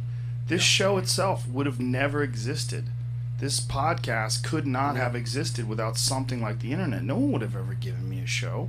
No one would have ever said, "Yeah, go talk to this guy from Georgia for 3 hours about asteroid impacts. People will like it." You know, get out of here. Get the fuck out of here. Actually, I'm from Minnesota. Well, I mean, you live there. Yeah. You know what I'm saying. Right. But it's just the whole idea is that freedom allows people to innovate at a much quicker pace. Yes. It allows negative things too, but so does life itself. There's more of a chance of negative things if things are controlled. Yeah. If things are locked down, and innovation goes it goes right out. I mean, in my own personal sphere, like 20 years, like I'm building a project right now in Atlanta. It took me 6 months and 9 trips down to City Hall to get permission from the bureaucrats to do a small project, which 20 years ago I could have gotten that permission in an hour or two. 20 years before that, I would not have even needed permission from anybody. You know, oh, you've got your own house, you want to do this, your neighbors don't care, we'll do it. See? Right. So this is what my experience there. Multiply that by millions across the board. You know, it's like, it's going to get to the point where, do we dare breathe out without a permit because we're exhaling carbon dioxide? You know? Right.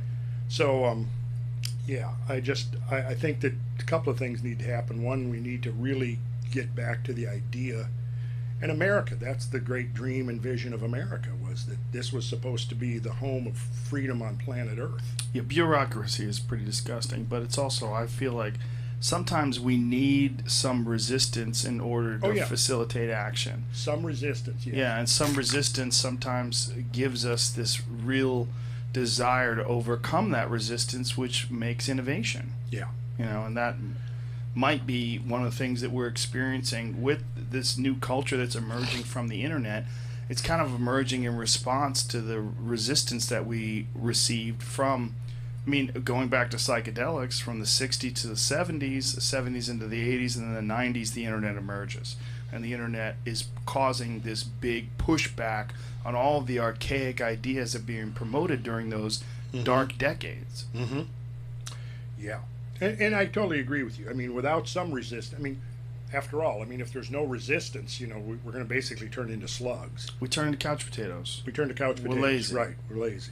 Yeah, it's very rare that human beings by default are ambitious. Mm-hmm. It's like in response to something. Like, one of the worst things you could do to a kid is give the kid everything they want and not have them work. Right. They never develop any instincts to work towards things. They never develop any instincts to recognize that there's a benefit to struggling and being uncomfortable, and that the rewards, when you have a hard day's work and a job completed that you feel satisfied by, then the beer tastes so much better. So much better.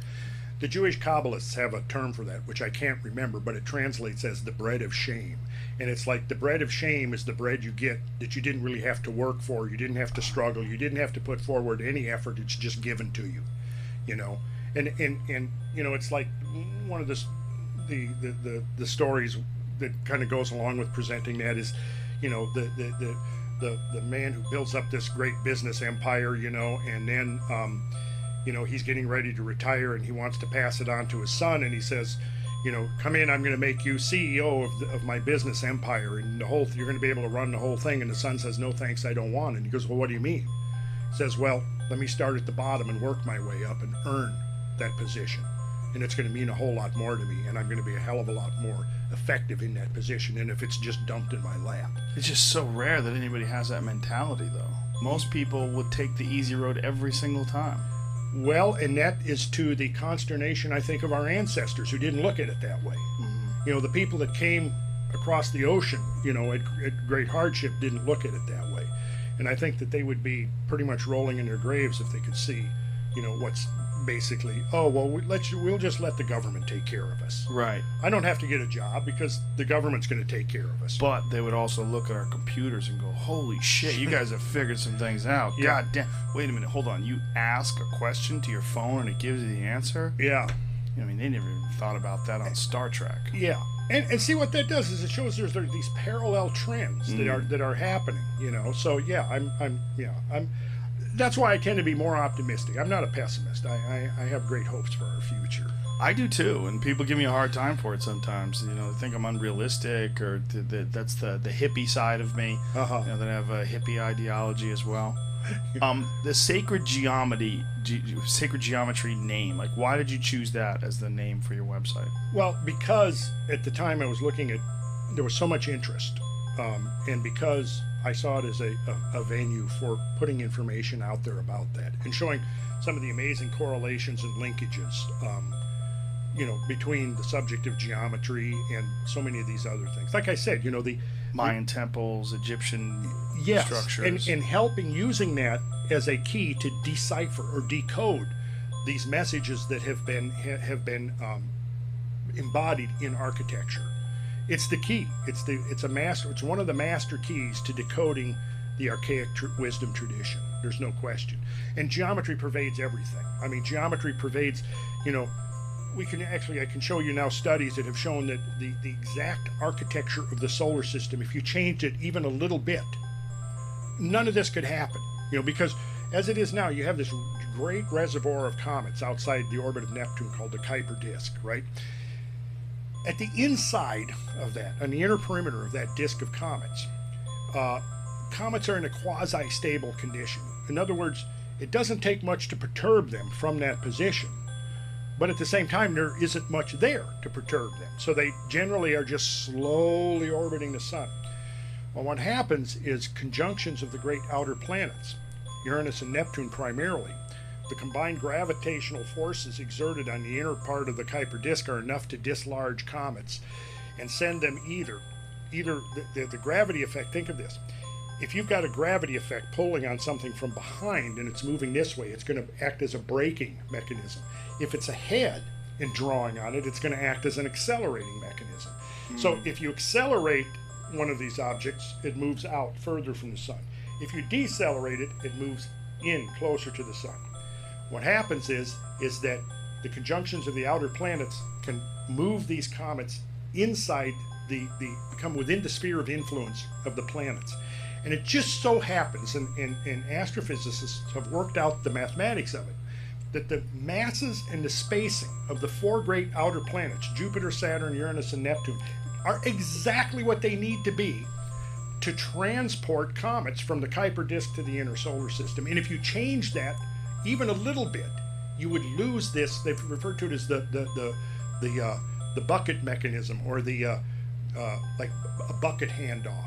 Each planet will hand off the comet to the next one, and then when it gets to Jupiter, the big one, like you said earlier, Jupiter is either going to accelerate it and throw it back out, or it's going to decelerate it and send it in towards the sun, where it becomes an Earth crosser, where it begins to disaggregate, and in the process, fertilize the earth with its constituents, which we now know are all kinds of interesting and exotic materials. So if it turns out, and it almost certainly will, and in terms of the panspermia idea, that life was originated on Earth by comets, that you had to have an environment that was conducive, you had to have this matrix of environmental conditions that, if were altered slightly, would not allow the proliferation of higher life, you now have the introduction of cometary material into that. Well, if the architecture of the outer solar system was not exactly lined up in the geometry that it is, then you would never have that delivery of the organics and the volatiles from the comet. In fact, it's likely that the oceans, that the hydrosphere originated from space. Without the oceans, where would life on Earth be? You see? Now, here's where it gets interesting. The architecture of the solar system is what's condensed and embodied within the sacred architecture of old. So they've taken those proportions, however that got there, whether they knew it directly or on some subconscious level, and incorporated that into the designs and the proportions of the ancient sacred structures, it's there. Basically, the model of the holy city, the New Jerusalem, that's described in the book of Revelations, is basically a model of the solar system architecture. So it abides by Bode's law? Is that what it is? Yes. I think it's Bode. I think that's how you say it. B-O-D-E-S? Is that what it is? No, just B-O-D-E. B-O-D-E. Oh, it's Bode. Yeah. And I've only seen it written. And that law being that the size and mass of a planet allows you to extrapolate and find out how big and far away the next planet would be. Mm-hmm. And so, yeah, it shows up that one of the intervals within that sequence is, for example, where the asteroid belt is. There's no planet there, but there's an asteroid belt. Right, and that sort of coincides with the ancient Sumerian myth of the creation of Earth being an impact. That there was and also Earth 1 and Earth 2. They know that Earth was at one point in time different, and it was impacted, and that's also what created the moon, right? Yes. Well, that's the theory about the moon, but. I mean, the moon is really something we could talk about for the next hour, and we can save that for a future broadcast. But the moon is really one of the grand symbols of the great mysteries with a capital M, no question. And it's right there every night. I mean, right now I think we're like one day away from the full moon right now as we're sitting here, and I would highly recommend that anybody listening to this go out and begin contemplating the moon. Unless you're afraid of werewolves. Unless you're afraid of werewolves. Unless you're afraid of becoming transformed into a werewolf. Yeah. So the how is Jerusalem designed in representation as a representation of the solar system? Well, the hypothetical Jerusalem, the New Jerusalem. Mm-hmm. Well, it describes this layout. It gets complex. And again, when I show this to people, I usually rely on a lot of graphs and images and reproductions, geometric diagrams, and so on.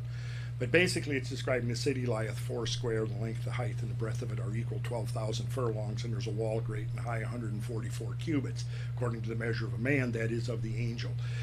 And then it goes on to describe other things. But when you begin to do the analysis of these numbers, you discover it opens up this whole world of numerical symbolism. The 12,000 furlongs, you know how much a furlong is? No. Furlong is 1/8 of a mile. It still exists. It's a very ancient unit of measurement. It still exists. It's used in horse racing. That's the one place that I know of it still exists. 1/8 of a mile. That's 660 feet, right? Now, if you were to take the Earth, right?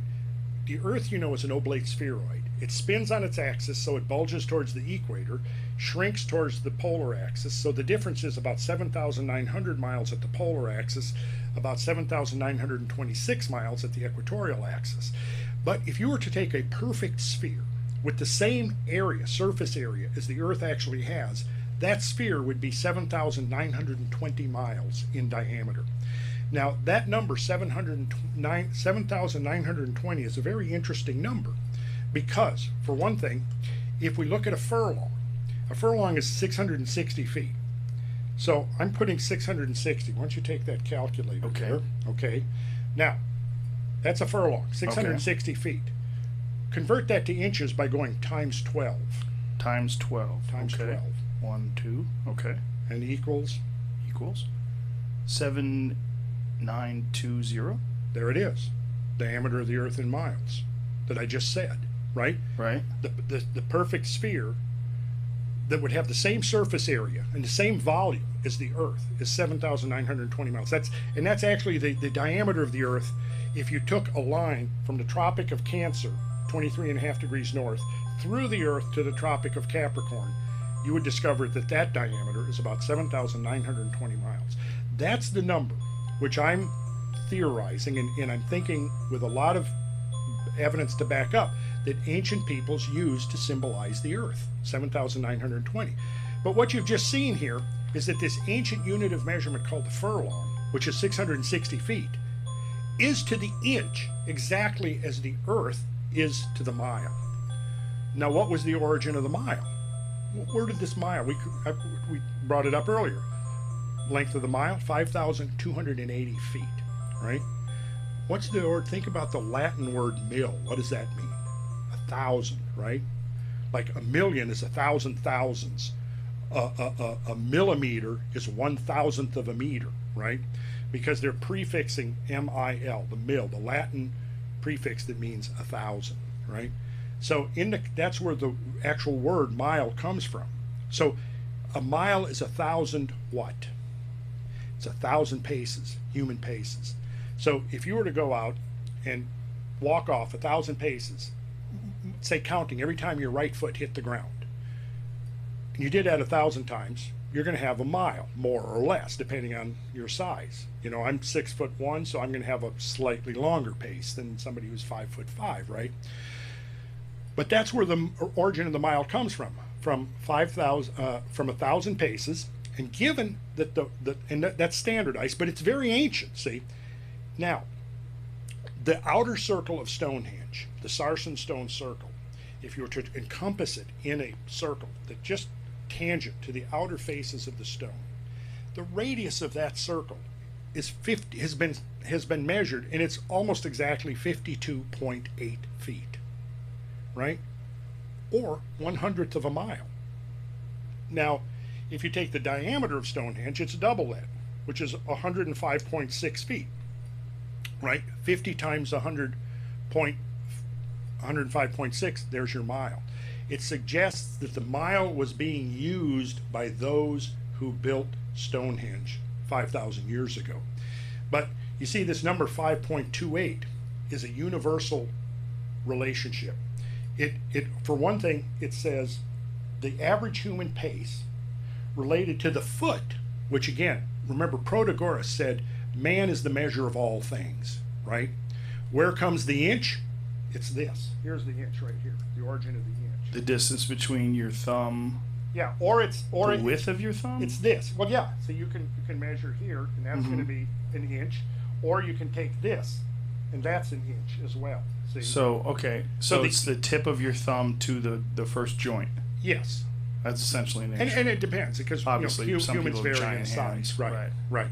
But the idea here is that the units of ancient measurement derive from one of two sources: from the human yardstick or the Earth itself.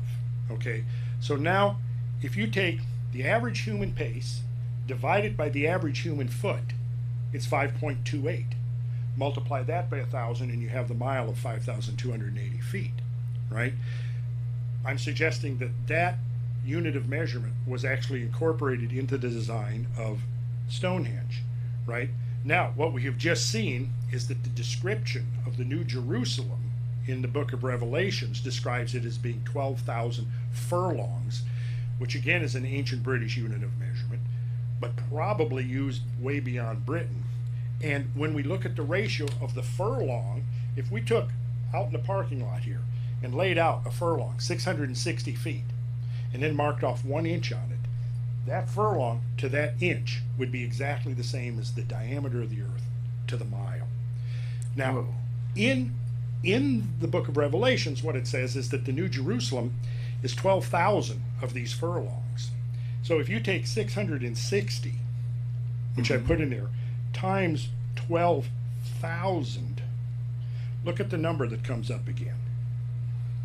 There's that number again, 792-0000. But it's been raised by orders of magnitude. Yeah. Now, divide that by the number of feet in a mile. Put the divide button. Okay. Here. Divide by 5,280. Divide by 5,280. And there is what they're describing. A body that's 1,500 miles in diameter. Right? So what is that? What is 1,500 miles in diameter? That's the mystery. Now, if you take that number, and I'm going to go to the Earth itself, 7920, and divide it by the New Jerusalem, divide by 1,500, there's the ratio we get. The human pace to the human foot. Whoa. Coincidence? Or are we beginning to see that there's an underlying pattern? Now, 528. Yeah, 528. So the ratio is there, right? I'm not making any of this up. So you either dismiss it as coincidence or you go, okay, there's an underlying pattern here and it's got some meaning to it. Now, I think it's going to be beyond our ability today to really get into that. But this is the kind of thing, when you begin to peel back these layers, you begin to discover that there are these ratios built into this thing. So it's some, in a sense, fractal. It's fractal, yes. Wow. And the idea here, just like Protagoras said, that we, humans, we're the measure of all things. And all of these cosmic dimensions are miniaturized and encoded in our very anatomy. Randall Carlson, we have run out of time, but you have blown minds on multiple fronts once again. Man, we got to do another one. When's the next time? You tell me. When's good? Well, give me a few months to recover from this one. Okay, tell me. I'm going to bed for a week now. Yeah, I'm sure. It's quite a burst of information. But thank you, sir. Really, really appreciate it. It's always a pleasure having you here. You're one of my favorite podcast guests, without a doubt. Thanks, Joe. I enjoy it so much. And I'm going to go over this podcast with a fine-tooth comb and try to figure it out. I want to say one more quick thing. A lot of this information that I've been talking about here is on our DVD that you can get online, Cosmic Patterns and Cycles of Catastrophe, where you get all of the images and a lot of the background and the stuff that we went into. So if you go to the Sacred Geometry International website, you'll be able to find a link and find out all about it. What is the exact website? Sacred Geometry? SacredGeometryInternational.com, I guess. So if you just put Sacred Geometry International in the search engine, it'll be the first thing that comes up in your Google. And your Twitter handle is Sacred Geometry INT, correct? Is that it? Yeah. Right? Yeah. Is it right? Hold on a second. I'll check it on the profile real quick. Sacred Geo INT. Okay. So yeah. Sacred Geo at Sacred Geo INT.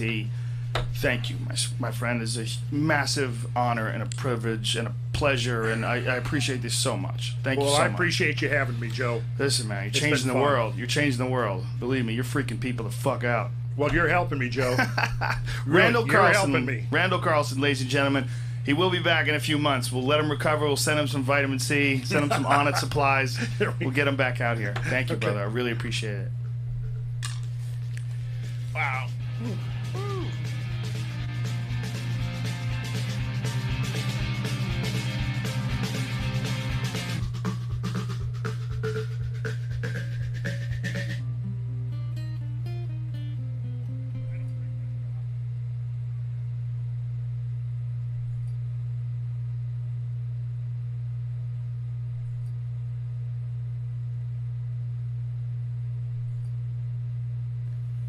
Hello, Hannibal. What's happening, man? Good to see you, my friend. Good to see you too. It's been a while. Last time I saw you was in Thailand. It was in Thailand. Dude, yeah, that was that crazy. was 2 years 2 ago? years, 2018. Yeah. Yeah, that was random. That was very random. That's so crazy to. Yeah. I mean, we had dinner, hung out in Thailand. I was like, this is wild. Yeah. At the it was in Chiang Mai. Chiang Mai, yeah. Yeah, I was doing Muay Thai. Yeah, that's crazy. So you just decided, decided, I'm gonna go there by myself. Yeah. For several months. Just a month. Oh, you went for a month. Yeah. And train Muay Thai. Yeah, I needed to. I needed a reset after doing tag. I wanted to kind of just reset my brain after doing so much press, because it was a lot of press and a lot of just repetition. And so I need to go do something extreme to get into a totally different zone. What was that? Had you ever trained Muay Thai before then? No. What was I it maybe like took first some day? classes. The first day, so I went in Bangkok first. I went to like a small class. I just went to one, and then my camp was in Phuket. Ah. And so all the gyms are outside. So the warm up, I was drenched in sweat in like 10-minute warm up. I was like, oh, this is good. But it was dope, man. It was nice to. I stayed on the camp for a little bit, so it was nice to just have that focus, and live there, and be there, and just work out and lean into it. It was cool. How into it did you get? Were you ever like hitting the pads going, I think I should take a fight? Nah, I didn't want to take a fight. But it was some times where my kicks, I'm bow-legged, so my kicks are weird. So like doing a roundhouse, I wouldn't be able to. So my elbows were decent, and my knees. And so some of the trainers, they started. That was my nickname. It was elbow. Elbow, come on, elbow. But my kicks would be so weak. They would be so weak. It just like hit the pad and it just have a pitiful sound. It's not a thing that comes easily, especially when you're in your 30s and you're just starting to train. Yeah. Like Muay Thai there's like to move your legs like that and that kind of dexterity, it takes a while. It's a slow, gradual build up. Yes, the hips have to be looser, and it was just. But I'm also bow-legged, so certain yoga things that I can't do, or even sitting Indian style. But you seem normal when you're walking around. How are you because I know some dudes that are really bow-legged. My walk is a little bit. It has a little bit to it, and when I run, it gets really crazy. I don't look how I think I look in my head while I'm walking. I think like, the music in my head is dun, dun, dun, dun, but my walk is kind of my walk is way weird. I look at on camera, like, who is that guy? And what causes bow-leggedness? Is it an anatomy thing? Is it I think it's an anatomy thing. Yeah, it's like, just like stand up. So so that my knees don't touch. So it's But you seem normal. I'm not seeing anything weird. It's not crazy, but it's just it affects my roundhouse game. I could help you with that. I guarantee you. I bet some stretches and some learning how to do it slowly. The thing about roundhouse kicks and any kicks in general is people try to do them like fast. You really want to learn them slow. You want to learn, like, you got to resist the urge to try to hit things. What you really want to do is just go through the motion, go through the motion, just slow, and do that for a long period of time, like many, many, many weeks. Okay. Before this guys try to like, and then you wind up kicking up, and you put all the strain on your ligaments and your supporting leg because you're not pivoting. They fuck themselves, and then it's hard to unlearn that. See, when you learn something, if you learn it wrong, like when I used to teach, the worst students were students that learned something wrong. You would think like, oh, I already have 5 years of karate and this and that, and I'm like, oh, great, this should be good. It was never good. It was the opposite. You're better off taking a young kid with no experience at all. They can get way better, way faster, because they don't have any bad habits. Because as soon as you get nervous, or as soon as you get tired, you go right back to your bad habits. You go back to so you have to relearn everything. Yeah. It was seeing the kids. I went to some of the fights out there, and it's wild seeing the kids in the undercard where you're seeing 7-year-olds. It's crazy, right? Fighting. And this is wrong, but I got to see the main event too, so I can't leave. It's their culture. It feels wrong, but it's their culture, and it's also how a lot of the families make money. I mean, they literally send their kid off to the camp. But I was trying to figure out, and so it's part of the culture. Mm-hmm. It's national sport, but it doesn't seem. You have people. It's some fighters that are legends there. There's the equivalent to Mike Tyson or something, and you could probably get a private with them for $400. Yep. So what's going on with the model over there, where it's been a national sport for a while, but it seems like the money isn't there? Is it corruption or what happened? Well, first of all, it's very inexpensive to go to the fights. You know that. Everything's inexpensive in Thailand. And I mean, everybody's wearing flip-flops, right? It's an interesting place. Like, my friend John Wayne Parr went there when he was a boy. He was a young teenager and lived there. Lived as a monk. You know, he's a Australian multiple-time world Muay Thai champion.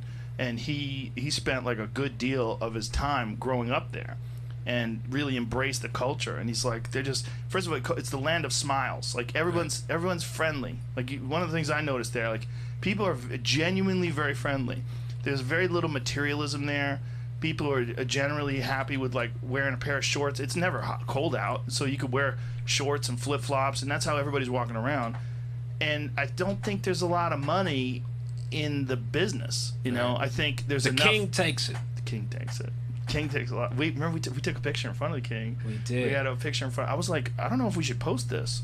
Like you and me smiling in front of a picture of the king. Like you might get in trouble for that. There's weird rules over there for the king. The king, I actually had a bit about him. I cut it not because I was scared, but just because it didn't fit. But it's about how he, you know, you have to stand up during the national anthem, and they play it at certain times during the day, and they play it before the movies. So I went to the movies out there to see Ant-Man 2, and after the previews, the King of Thailand's hype video comes on, and everybody has to stand up in the movie theater. In the movie theater, but it was the worst produced. It was a terrible video. I seen Instagram fitness models with better videos than the King of Stock. It's like, well, you the king. Get some king-like production value. You ain't had no top-notch editors. I don't think Thailand's known for its like films. He needs to get on Fiverr or something. I don't work for Fiverr, by the way. Maybe what's that new one that lost all the money? Quibi? What is it called? What is it called? Is that it? Quibi? Yeah. Maybe get on that. I don't know. He needs something because you the king. Yeah. And you putting your stuff in a Marvel movie. Do you see that? Do you see that shit with his mistress? He had an official mistress, but she fucked up and she got demoted. And so she had to like bow down in front of him, in front of everybody. Like she was talking shit. Like the mistress probably wanted to be the queen. Like look at her there. She's like begging for forgiveness. Oh man. The king makes mistress lie at his feet and make her his. What does it say? As he makes her his. What does it say there? From the sun, but his official. That was when she was the official concubine, attended by his. Look at they were wife in all capitals, but. Then he demoted her. This is when she became the official concubine. And by the way, I think that was the first time anybody had an official concubine in like 100 years. This is the flashiest version of I don't love that hoe. I don't love that hoe. I love you. Look, I'll shame that bitch in front of everybody. Look. She had to lie down at his feet. Like, look, fuck you. It's weird. It's like the king's the only baller. You see us? You see? That's bonkers. He's the only baller. The only like everyone else is just kind of normal there. It's monarchy. Marrying his wife here. She's the same thing. Oh, the wife had to do the same shit. Wow. And she's pouring tea on her head. What is that? And other people laying down, or they cleaning? It's very odd. Good for him. They seem to love him over there. She used to be the. She was a former. She was a soldier? Bodyguard. Former bodyguard. Okay. You take that weird hat off and come live with me. That's a microphone cover. Take that. That's this. That's this thing. Take that hat off. Stop chatting that stuff. Let's go have some tea. I did enjoy Thailand though. I enjoyed it a lot. It's a good time. Yeah. I went back last year. Did you do the same thing? Who was that guy? Just for a little bit, not the. What's going on there? The crop top. What is this? The monarch even threatened to sue Facebook over the startling shots taken in 2016 by a passerby who recognized the king. That's the king? Yoga class. Wait a minute. Soul Cycle. Well, she has to wear the crazy hat, and he's got to wear a sports bra? He was in Munich. He's kicking it. Okay. Yeah, the laws over there are so people. I saw something about someone got put in jail for liking a post making fun of the king's dog. Oh, yeah, I saw that too. Yeah. Just it's the next picture I saw. So that's just how he likes to rock it. He likes tank tops that show his belly button. That's cool. It's cultural. the king. Yeah. That's some. I'm the king. Yeah, he's the king. If I was the king of Thailand, I'd dress like that too. The fuck you gonna do, bitch? Yeah, you can get in a lot of trouble for making fun of him over there. Yeah. Well, guess we're not going back. Well, we probably shouldn't for a couple years. Cambodia it is. Myanmar. I want to go see, have you ever seen Letway? Do you know what that is? No. That's like, if you think Thai boxing is extreme, they take it another level. Letway, they use headbutts, and they kick you when you're down. They do all kinds of crazy shit. Yeah, nah. Yeah. I don't want kicked while down. It's too intense. It's intense. We had David Leduc, who's the king of Letway. He came on the podcast. He's a wild man. He's a wild man. Yeah, I think about. Oh, they're bare knuckle too. Yeah. There it is. I just want some cardio. This is Letway. Look at this. This is how they fight. Bare knuckles. It's basically like Muay Thai, but way more hardcore. Like, see that? You can knee a dude when he's on his way down. It's way more hardcore. It's like one more level of hardcore. And headbutts. A lot of headbutts. Yeah. But they basically use all the techniques of Muay Thai, but they just take it to a totally different level. The second time when I went to Koh Samui in last year, and this girl I was seeing, we go to a couple classes, and I didn't know she had done Muay Thai before. So we had a private, and she was lighting the bag up with the kicks. No. Bow, bow, and I was like, oh. And then I get up there with my bow-legged kicks. Oh no. Then the trainer's like, come on, you can do better, look at her. Oh no. She light it, bow, bow. I'm like, let's not do kicks, knees, elbow. Had she fought before? I don't think she fought, but she had trained a good amount. It was she lit it up though. But she was one of those people that, I mean, you can't tell with people, but I'd known her a little bit, but didn't know that she kept it under wraps. Yeah. Was it uncomfortable after that? No, it wasn't uncomfortable. It wasn't uncomfortable, but it was just like, whoa, unexpected. I didn't know. Yeah, there's something about women that can fight. Like, ooh, that's an extra element of danger. Yeah, a woman who can fuck you up. Like a hot chick who can fuck you up is like, ooh. That's nerve-wracking. Yeah, man. Like, if you're a woman, like a Holly Holm, or like a, world champion kickboxer woman, like, what kind of man do you date?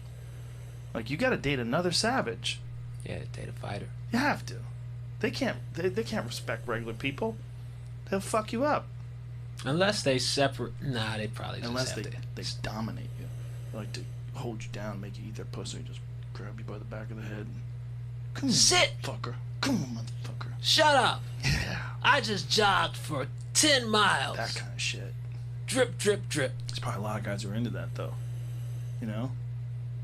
Dudes are into getting kicked in the balls. They're into all kinds of weird shit. You can find somebody out there that's into everything. They're getting kicked. That seems extreme, because it's like, what? Have you seen the videos of guys that are into getting kicked in the balls by women? No. Oh my god, I don't want to show it to you.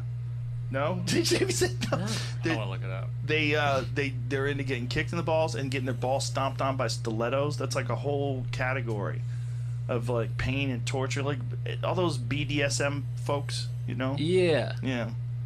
Yeah, the stomping out seems I don't know what would really lead you to that zone of extremes. Look, I love Jim Norton to death, but he likes chicks pissing on him and all kinds of crazy shit. People are into weird stuff, man. People living out there, man. They're living out there. People out there living, Speaking of living, yeah, I've been hearing some crazy shit about you. Well, you. And I've been hearing that you are making a move, like a very, very unusual move to a very strange place. Yeah. That's very unusual for a man from Chicago to just up and take off. Yeah. I do want to get into that. That just reminded me that I bought some of those flamethrowers when they were selling them. Oh, the Elon Musk one? I bought them with the intent of reselling them, and they're in my parents' basement. So how many you got? I think I bought 4. That's a good investment. They're probably worth a lot of money. Yeah. Yeah. I gotta go check on them. Okay. So with this whole, you doing something crazy? I might.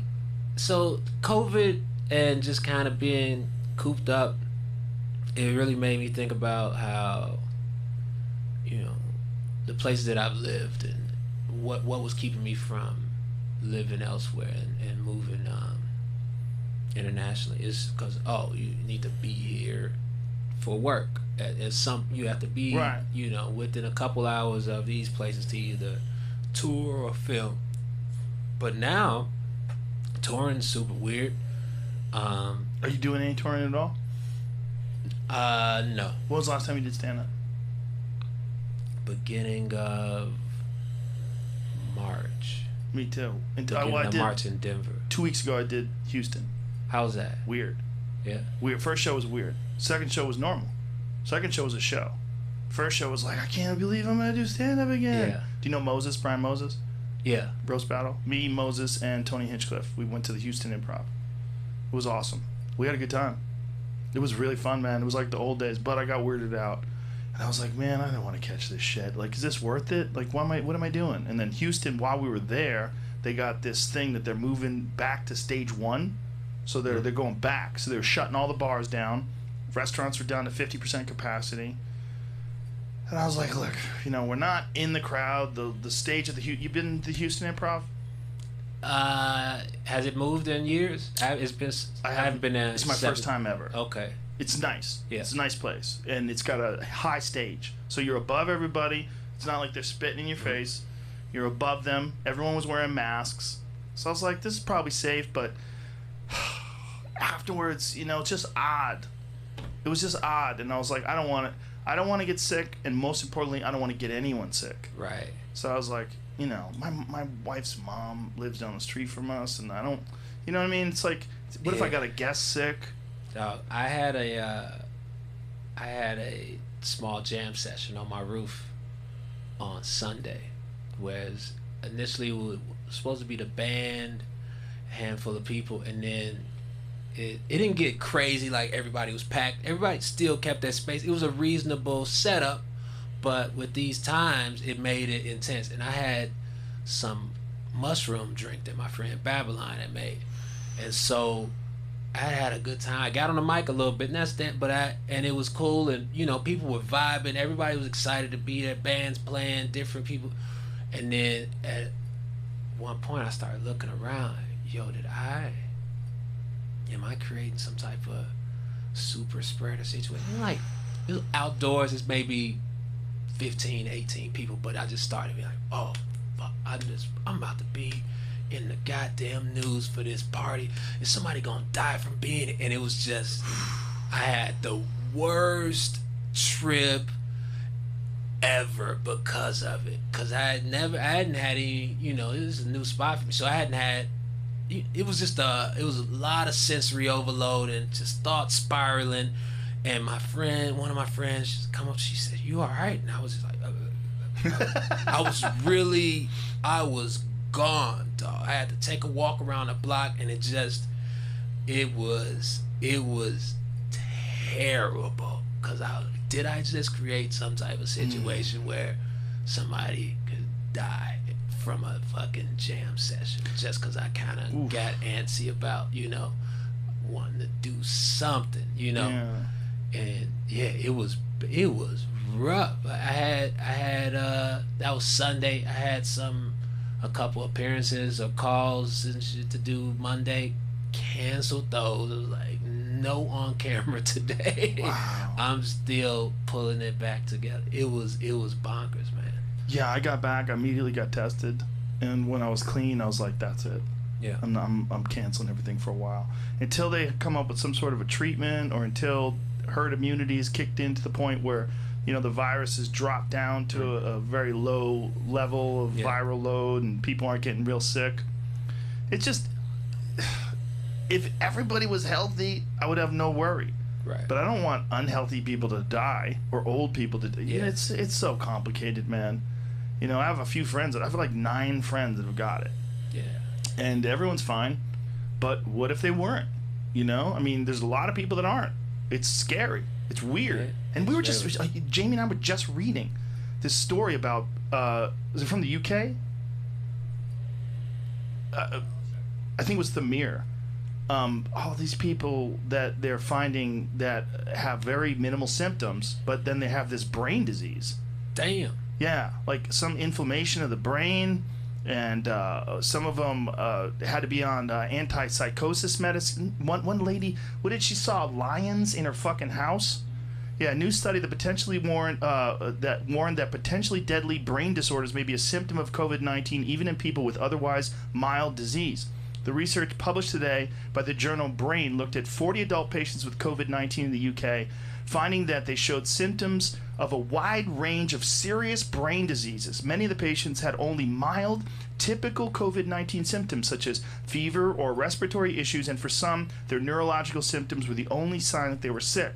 One 55-year-old woman with no known current or historical mental illness was admitted to a hospital with recognized COVID-19 symptoms including fever, cough, and muscle aches. She was discharged after 2 weeks, having been treated with oxygen, but 4 days later her husband reported she was confused and behaving strangely. She then experienced hallucinations, reporting that lions and monkeys. She was seeing lions and monkeys in her house and became delusional and aggressive with her family and hospital staff.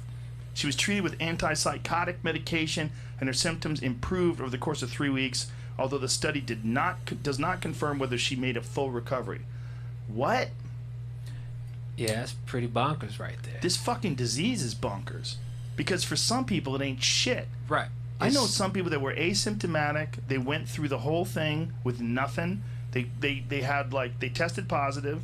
They didn't feel it. They chilled. They just quarantined for 2 weeks. They got retested. They don't have it anymore. They never felt anything. And then I know other people that months later, they can't go up flights of stairs. They're exhausted all the time. They got no motivation. They're just, everything feels, just the world's like they got a weight vest on everywhere they go.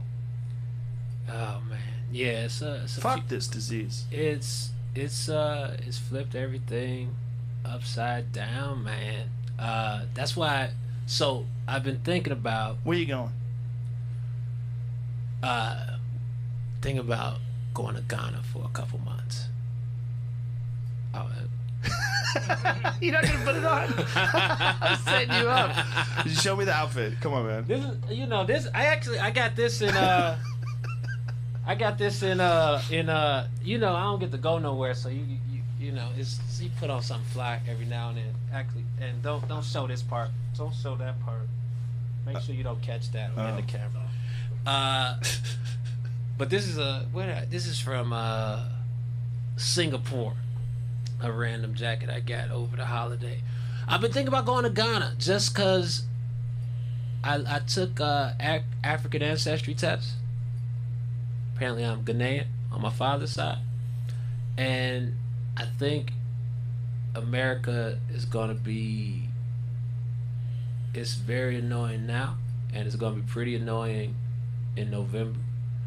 So if I can get out of here October, at least for 2-3 months, just as an exploratory trip, and get a different perspective to live from, write from, work from, and just a whole different zone for a bit, and really dive in out there. I think now is the time to shift it. I love the idea.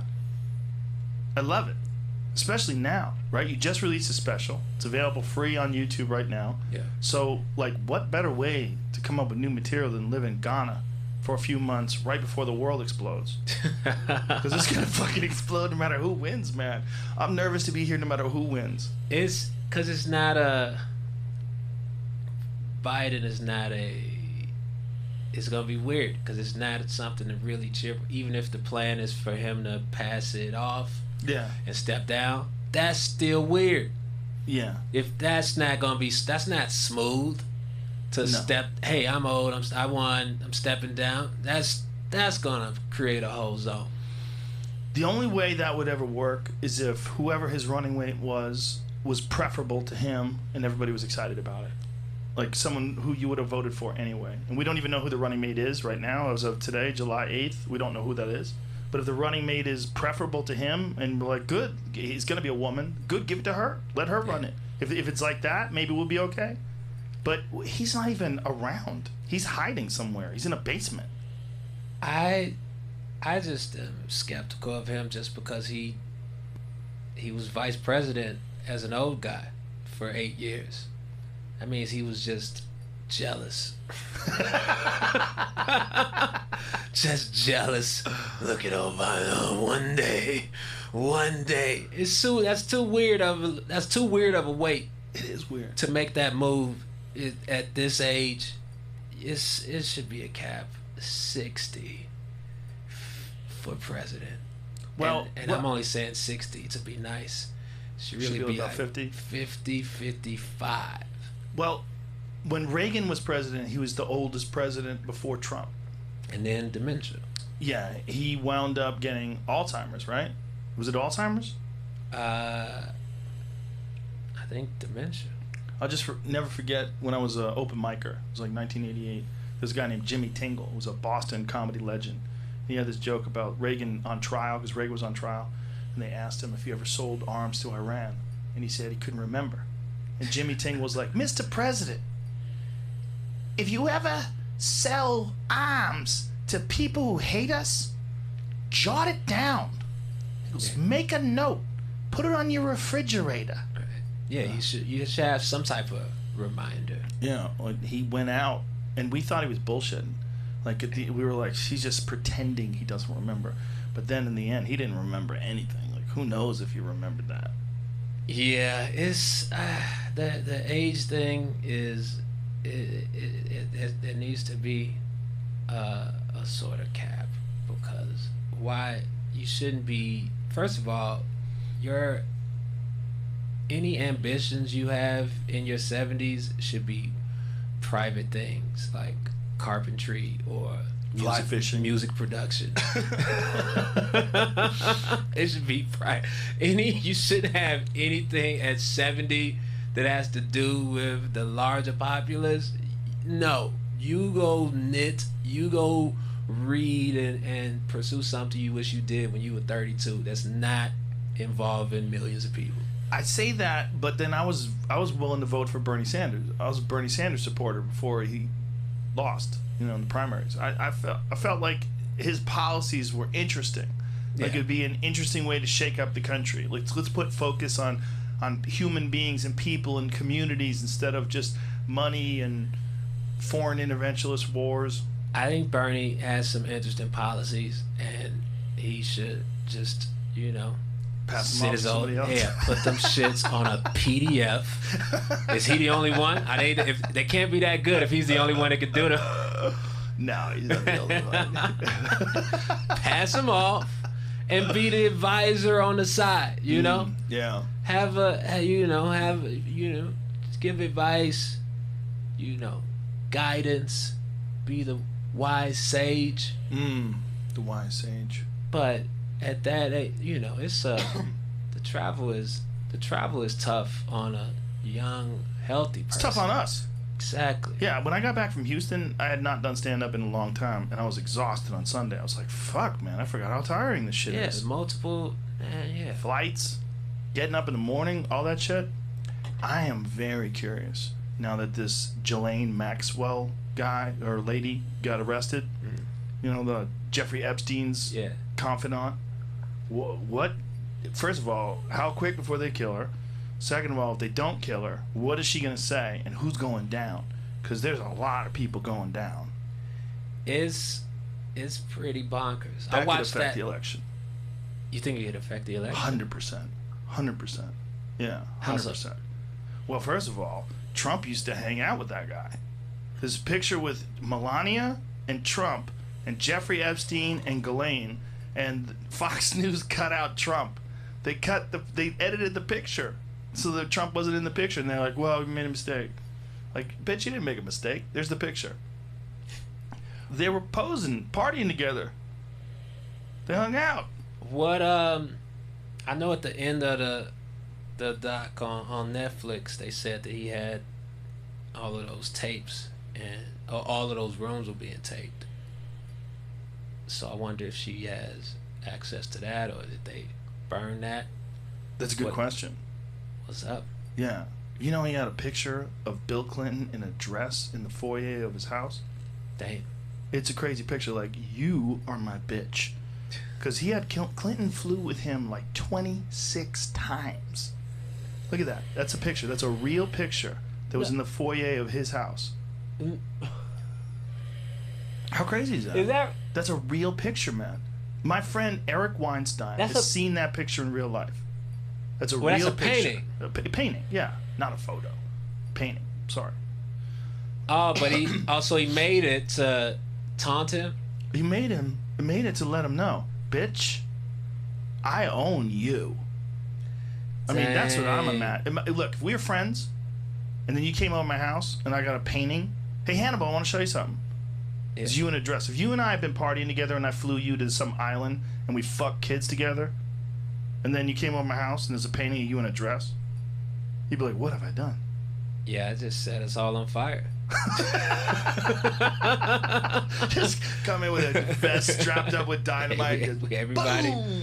You know what? I don't deserve to live anymore anyway for my actions. It's so crazy because it's one of those things where you would hear about that from like the craziest conspiracy theorists. Like, bro, there's an island. They take all these elites and they have these underage girls on this island. You'd be like, get the fuck out of here with this crazy talk. That's crazy talk. And then you find out, wait, it's true? And they had scientists there and lawyers there and politicians there. Like, what? There really was an island? Like, they had the prince? What's his name? Prince Andrew? Prince Andrew was there? His part was funny because they said, no, it's this picture of you. Like, yeah, that is a picture of me, but I don't remember. Yeah, he was like, I don't hug. I'm a royal. Royals don't hug. He just kept it like, yeah, that's me, but I don't know what you. Yeah, he's so just blank face, lie like that, and just keep it. Nope, just keep it neutral. What it is, what it is. Well, why did you see that interview that he did? The full interview. I just saw it in the doc. Well, there's an interview with him. I forget who the woman was that was interviewing him. But when you're watching the interview, you're like, holy shit, why did you do this? Like, you know that you're guilty, and you agreed to do this interview? Like, this isn't even the cops. This is like a reporter, and you're talking to this reporter, and you're clearly full of shit and really nervous. This is crazy. The whole thing's crazy. Yeah, it's old money white guy confidence. But it's royal confidence, right? They have real. Well, they also have crazy libel laws in the UK. Like, they can get away with a lot over there because, like, they could sue you for all kinds of shit. And the royal family, I'm sure, is extremely litigious. This is the whole story. Here it is. Ghislaine Maxwell has allegedly secret video footage of Prince Andrew. Oh, Jesus. Pornhub, here we come. It just seems like we're in a movie, man. It's like the movie just keeps getting crazier and crazier. Yeah. You know what I've been doing just to turn my brain off? Putting on that show The Floor is Lava on Netflix and just sound off, put music on. Sometimes I put like the Super Mario theme and it lines up, and I'll play the death music when they fall into something. It's just good to zone out for a half hour, hour, and just look at something that is not intense at all. Just nonsense. Low stakes, chill. Entertainment, just escape a little bit, like watch people try not to fall in the lava. Yeah, my friend Rutledge, he's the host of that. He's a car guy. Shout out to Rutledge. Yeah, my kids love that show. Yeah, sound off. It's a good sound off show. Just red water. Just red. You get it. You don't need to hear anything they say. I don't care about your backstory. Oh, you're all doctors. Okay, I get it. Don't want to. I don't know what nobody sound like. Play some tones and watch Floyd's Love. Just let it be. Meditation is great. Yeah, there's like those are the kind of things that are they're very popular at times like this. Like we want cartoons almost. We want things that are silly, no stakes. Yeah, because you can. It's so much news, and every area has so much news right now. So if you want it, you can get it right now. Because every state has its own individual corona situation. So you can kind of get lost in the. I'm getting lost in the California and Illinois, because that's where I am, where my family is. But then it's everywhere else. And then you kind of feel, Atlanta's been open for a while. They're shooting stuff in Atlanta. They've been shooting and filming for a month. Oh, what's going on here? What's going on there? So it's just, I was able to do it earlier and kind of shut off and get off of socials at one point, and then things got more intense, the George Floyd thing, and then I got back in the news again, like really looking at stuff, and yeah, I need a cleanse. I don't think people are supposed to take in the news of the whole world. I think it's very bad for you. Yeah. I think because most of the news you're gonna get is the news of things that are dangerous. So you're getting things that are dangerous all over the world, so it gives you a distorted perception of the current danger around you. And You think it's everywhere. And it's not, and most of it isn't actionable where it's news you can take and like, okay, well, I'm gonna do this. Right. Nope, it's just, you just take it like, that's happening. Just get scared. So yeah, man, it's you gotta figure out how to keep it mellow. I watched marble races. The Marble Olympics. They race marbles? They race marbles, but the guy who sells it is the announcer, because he's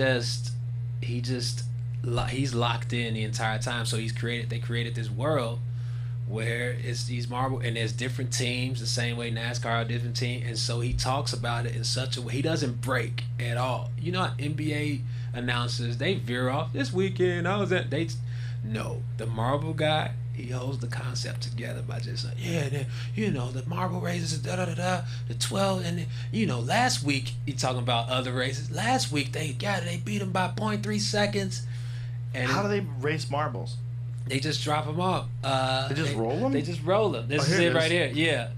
And they just he just. So is there cheating? Like, what if someone oils the marbles? Do they get arrested? It's no humans on camera at all. It's just one guy or a couple people off camera, marbles in the stands. Look at that last week tonight. John Oliver that's new. They've gotten big. They got sponsors now. Yeah, that's happened over the past few months. Views. What? Yeah. This video has 1 million views of marbles? Oh yeah. You gotta hear the commentary. The commentary is what it. Desperately trying to better their last outing. We don't have to. It's like it's real Olympics. Detail they do about what happened. Qualifiers and trials and finals and. But there's no people at all. And look at the stands. There's marbles in the stands. Yeah. We're losing our fucking minds. We're losing our fucking minds. But that's been going since 2016. That's oddly compelling. But there's longer ones too.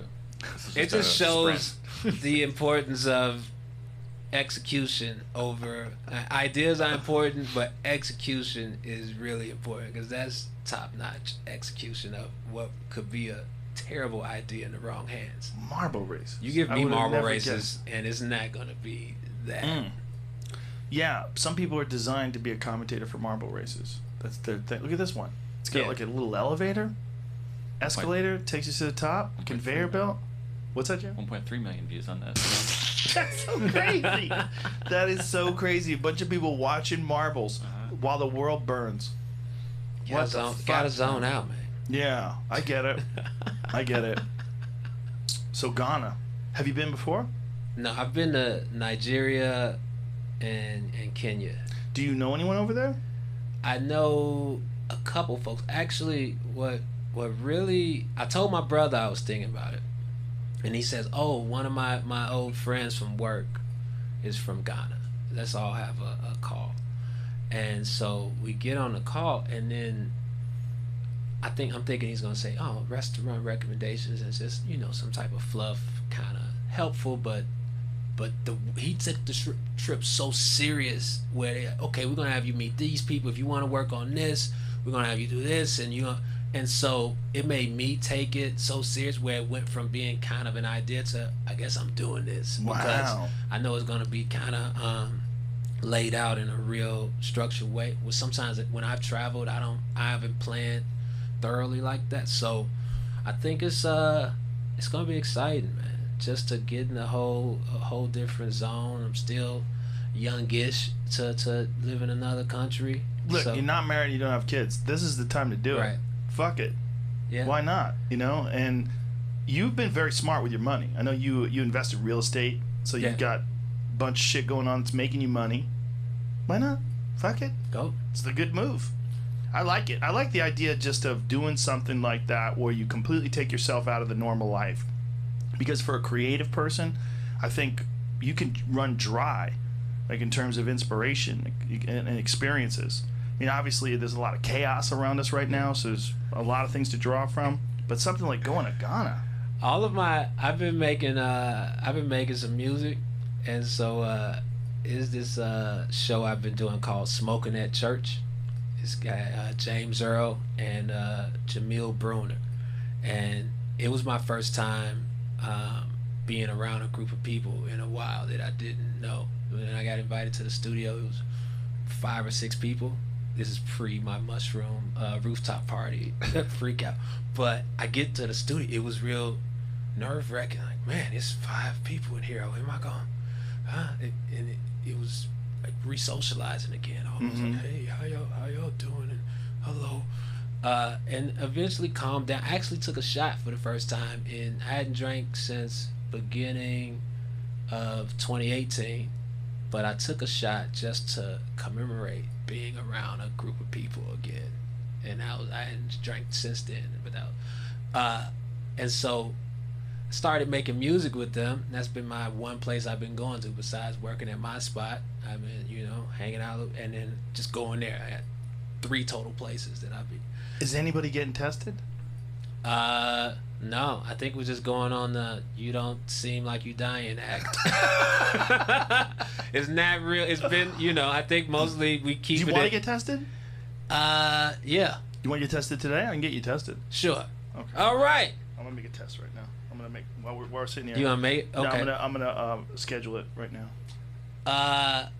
So it's my songs that I started coming up with. They were only about vapes because that's what was happening in the studio. Like, I would bring a vape, somebody stole a vape from the studio, or I was smoking on nicotine vape, and then it was a bad vape, so it gave me the itches. And so I got about 4 or 5 songs that are just about vaping because my experiences have been really limited right now, and I haven't been digging in the past. Maybe I need to do songs about Muay Thai. Muay Thai tracks. Why not? Yeah. Muay Thai, I'm out here. They call me Elbow, you know I'm getting it. You think you're gonna beat me? Hell no, my roundhouse is whack. But I'm about to kick you back. Yeah, I'm lighting up the pads. Catch me up in Chiang Mai.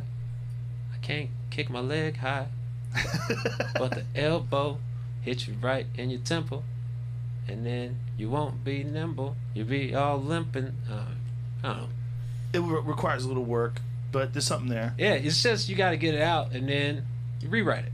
Now, when you go to Ghana, do you have like a plan of what you're planning on doing, or like what do you want to just go there and write? Do you want to go there and just experience life? And I think I would wanna go there and work, produce, maybe even start directing out there. Are there regular flights there? Because a lot of places are quarantined. Like I know some people that tried to go to Italy. Yeah. And they found out, even though they're letting people back in Italy, they won't let Americans. I think by September, I feel like, but who knows? This world is crazy. Yeah. But there's been initiatives in Ghana that they're trying to get Black Americans to come live there. So I think they would the Ghanaian government would smooth out the trip. But would it be hard to catch a flight? Like, how many flights are going to Ghana right now? Out of New York, I mean, I'm hoping that things change in September. I was looking at a site because there's sites like, where can you go? Right. So I was just looking, cabin fever, web searching. Where can I go? And so it has each country, like this world of nomad or something like that.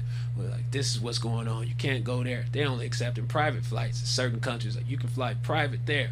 This place, you get there, quarantine for 14 days. So it's such a weird zone. I thought about going to Newfoundland before the U.S.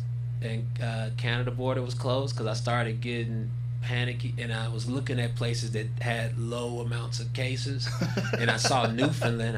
You know what? Maybe I'll go to Newfoundland. And then Trudeau and Trump, they started talking about closing the border, the Canadian-U.S. border, and I said, shit, it's now or never. Am I gonna really go to Newfoundland? Of course I didn't go, but it was... Newfoundland's interesting. They're really into curling up there. Yeah. I did a show up there and I made fun of curling, and people started going, hey! They were mad. They were mad. You know what I think of Newfoundland? I think pull up this photo of Johnny Cash moose hunting in Newfoundland. Here's another photo that we need to get turned into one of the big metal prints. This is Johnny Cash wearing like regular clothes, like an old school rifle, like 1965 or some shit like that. Moose hunting. And there he is. Hey! Johnny Cash in Newfoundland. There he is. Look at that. That's the photo. That's the one. That's the one we need. That's the walkie-talkie. He called. Hey, I see a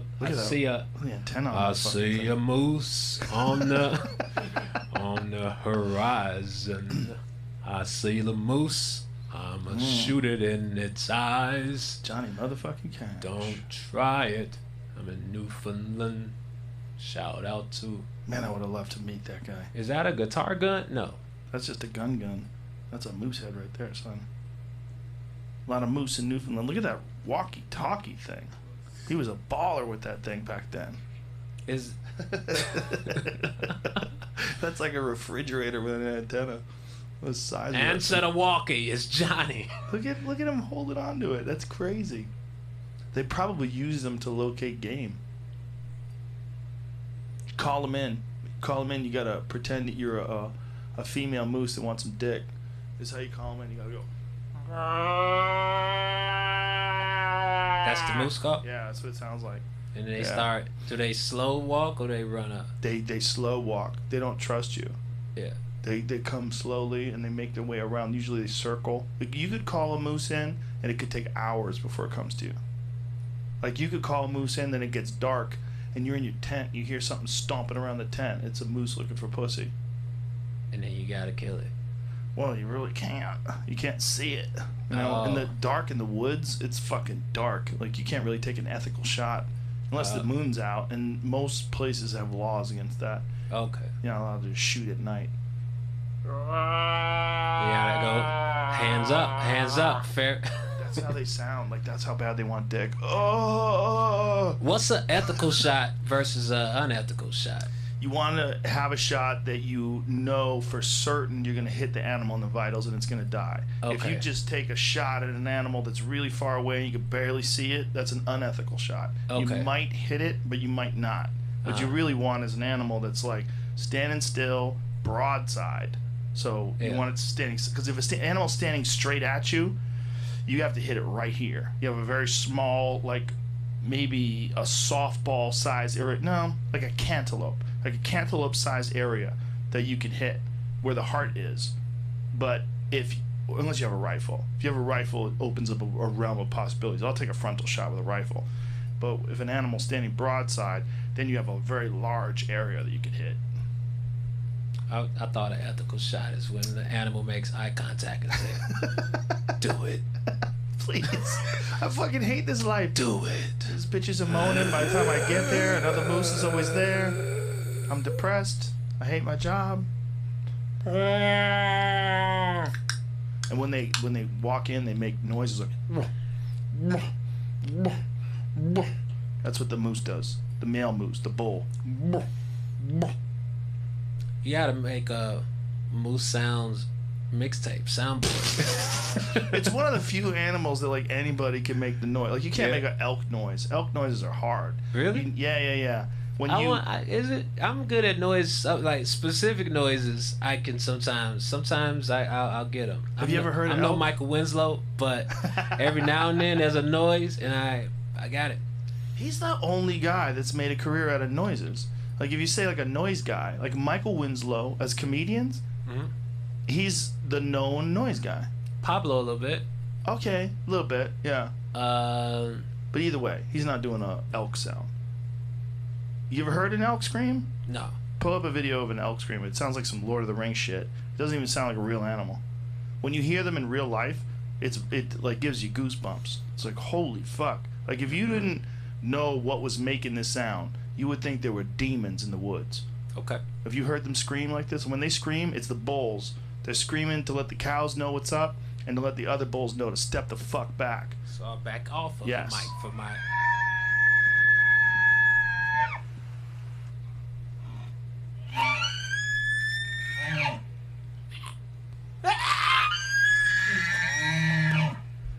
Okay.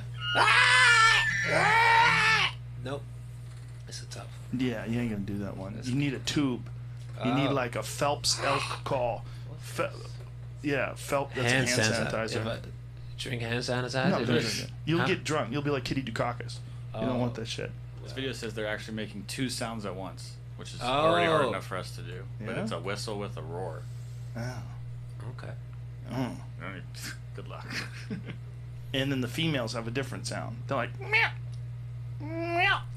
They're like come get some pussy. Meow, meow, meow. I can't do the noise of the female either. Female's like a mew. It's a weird sort of noise. Point is, they make crazy noises. I don't even know how the fuck we got on this. Johnny Cash. Johnny Cash hunting Newfoundland. That's right. Johnny Cash, Moose, the noises, Yeah. soundboard, and then you said making the app. You said you're gonna get the app going with the Joe Rogan Moose soundboard, and you're gonna get it. And Apps are expensive. I don't think there's a lot of value in a soundboard with animal noises. sometimes you just gotta do it for the love of the game, man. It ain't about turning a profit every time, man. You take some L's for fun. I wish it was easier to make an app. I've looked into having apps made. It's fucking complicated. You ever made an app? Or had an app made? No, I haven't. I haven't had one made. It's complicated. Yeah, you gotta. I mean, I guess you gotta get some people. I'm thinking about having a game made. Really? Yeah. What kind? Just on Roblox. Oh no, my kids are addicted to that fucking game. Just a game made based on the comedy special, loosely. Oh, like all the subjects that you talk about in the comedy special? I'm not sure about all, but maybe finding one angle of it and then stretching that out. Like the into a arrest game. story? The arrest story, maybe. Yeah. Something like that. And having it be in a game. That could work. Jamie told me that it was Grand Theft Auto. They have like places you can go, like you can watch a comedy show, right? Wasn't that? Yeah, for sure. Yeah, I haven't played it since they've expanded it in the last like 2 years because that game came out like 10 years ago now. Yeah. Pretty crazy. But No, the one in New York, they had that Laugh Factory that was in Times Square was on the game, and Cat Williams was on there, and I think Patrice. And you could just was go in there the and watch comedy them do club. stand up. Or Patrice was on the radio, but Patrice was definitely on there. Yeah, you could just go in there, and watch them perform. I think JB Smooth was on the radio too. Grand Theft Auto is that's Look at this. Yeah, it's Cat. Yeah.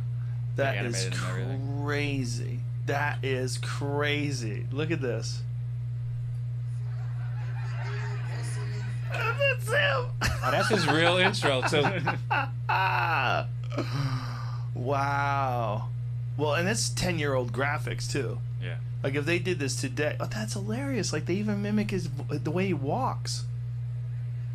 probably did mocap. Yeah, they probably just captured him. But look, it's a socially distanced crowd. Yeah. They didn't, it's probably complicated in terms of animation to fill the crowd up. That's wild. Yeah, it's a shitty animation though. Yeah, I think they had a TV or something you could just sit and let go, and this might have been like a show on it or something like that. How strange. Split Sides Comedy Club. Yeah, but the animation they have now, there's a new video that's out now that's got the new Unreal Engine, and we played it on here. It doesn't even look like a video game. When people walk, little specks of dust kick up from their feet, touching the dirt. What game? It was basically like it was just a concept, but they kind of showed like a Tomb Raider-ish Watch this. type. Look at this. You can look at this screen too if you want to face forward. Look at it right here. Look at this. This shows you what all the pixels are, but this is what it looks like. I mean, what the fuck, man? Oh, on the 5, yeah. How crazy is that? How crazy is that? That looks so amazing. Unreal Engine 3, is that what it is, Jamie? 5 now. Look at that. Yeah. This is fucking crazy. So if they did that and did like you doing stand-up, they could literally get it to the point where it looks like you doing stand-up now. Like her movement's a little odd, right? It's good. They call that the uncanny valley, the difference between reality and like obvious bullshit. It's like it gets real close to reality. It makes you feel weird watching it because your brain is going, am I watching bullshit or is this a real person? God damn, that's amazing. Like, look at the graphics. It's insane. Hey, I dove heavy into the gaming when quarantine started. Did you? I play a lot of NBA 2K. I played more than I played in a long time because it was just I had no sleep schedule. I was playing for 12 hours straight sometimes and just locked in like a crazy person because it was escapism. I have a real problem with video games. We have a whole video game room back there, like a LAN room. I don't even go in there anymore. I just stay away from it like I'm an alcoholic and it's a bar. I can't go in there. Tell him, Jamie. We were playing hours every day to the point Jamie was telling me I had a problem. He would leave. He'd be like, I'm not playing anymore. I'm like, where you going? Get back here, bitch. He would take off and go forever. It was bad, right? Yeah. It was bad, like hours and hours every day. We would get done with the podcast. I couldn't wait to go play. I'd be like, good night, everybody. Run right over there, boot it up, get online, start talking shit. And we were talking crazy shit to each other. Come on, bitch. And just like killing each other, like hours and hours and hours. But when I would leave, we'd play Quake Champions. My hands would be sweaty. I would feel like I'm nervous. I'd leave. I'd be driving home and like, I don't feel good. I feel bad. Like I physically was feeling bad. Yeah. And then I started like sleeping bad. I was thinking, I'm putting my body through all this crazy stress. Like when you're playing and you're locked onto that screen and it's like this heavy, intense combat and your hands are sweating and like you're so adrenaline jacked that when you get out of there, it's almost like you're drunk or you just got off a drug or you drank too much coffee or something. You feel terrible. Yeah, the shooters can put you in I don't play Call of Duty or anything. I play a little GTA, but that's a different energy. 2K was just really, I was locked in and I was doing a lot of research. I started researching how to, upgrade your character. There's the badge system where, if you're a point guard, you get certain badges like, the dimer, and that means you're able to pass better. And so all these other specific attributes you can upgrade. How do you upgrade? Do you have to pay? You can pay. You can play and get the experience, and then as you keep on getting points, you get better. You actually get better. But then it takes a while if you're not great at the game. So I found out that there is a service where people just will play the game and they'll just upgrade your character. I've heard about that for those role-playing games, those just gigantic multiplayer games where you'll hire people and they have like sweatshops where people just play your game constantly. People and just then play the game. Upgrade your character. Yeah, because I was trying to upgrade the character and it was taking too long, and it was in it, and I just knew there was a better way. And then somebody told me, like, you don't have to do that. You can just pay somebody $80 and they'll do it over a weekend. And I paid somebody, and I'm like, oh yeah, this is much better. And so you pay this guy, and then you came back with refresh skills. character was on point. Yeah, character was on. Because the thing is, there's the park on NBA 2K, and so that's kind of open world. Other people have their characters, and so if the park is like you're playing against other folks. You're playing against other folks. They got their own outfits, and so you can see what everybody's rated. It's real, you know. It's a real social thing going on where, okay, everybody's here at 95, 97. You can't... Can you hear them talk shit? I don't want to hear anybody. I could, but I don't really like talking to folks like that because it's too direct. But what is this guy doing here, Jamie? I wasn't trying to show you the guy talking. I was trying to show the video of the park so you could just see the visuals of it. But it's not. It's in the middle of this guy's video. Oh, wow. So, yeah, that's the park. There's different 3-on-3 games, 2-on-2. Oh, wow. And so do you have to wait in line and then you get into a game? Yeah, so those little circles are the waiting spots. So you can either play randomly or you could come through. I meet up. That's why I would meet up with people during quarantine. Me and my cousin. Hey, you going to the park? Yeah, let's go to the park at 7. And we team up, and then we play against people. Graphics are amazing. I think this is... It's actually live. Someone playing so they have a 2K league. Oh, yeah. Now, like, most of the real teams have their own team. Like, this is what they have standings and whatnot for a real... And this is what they're showing on ESPN now. Wow. There's no real sports, but this is close. Wow. Yeah, sometimes you'll end up playing against one of those people in a random game. You're like, oh, they're processing this way differently than I. Like, they got to. Do I even have the same system as them? Because how are they doing it? Now it's all consoles, right? It's not on a computer.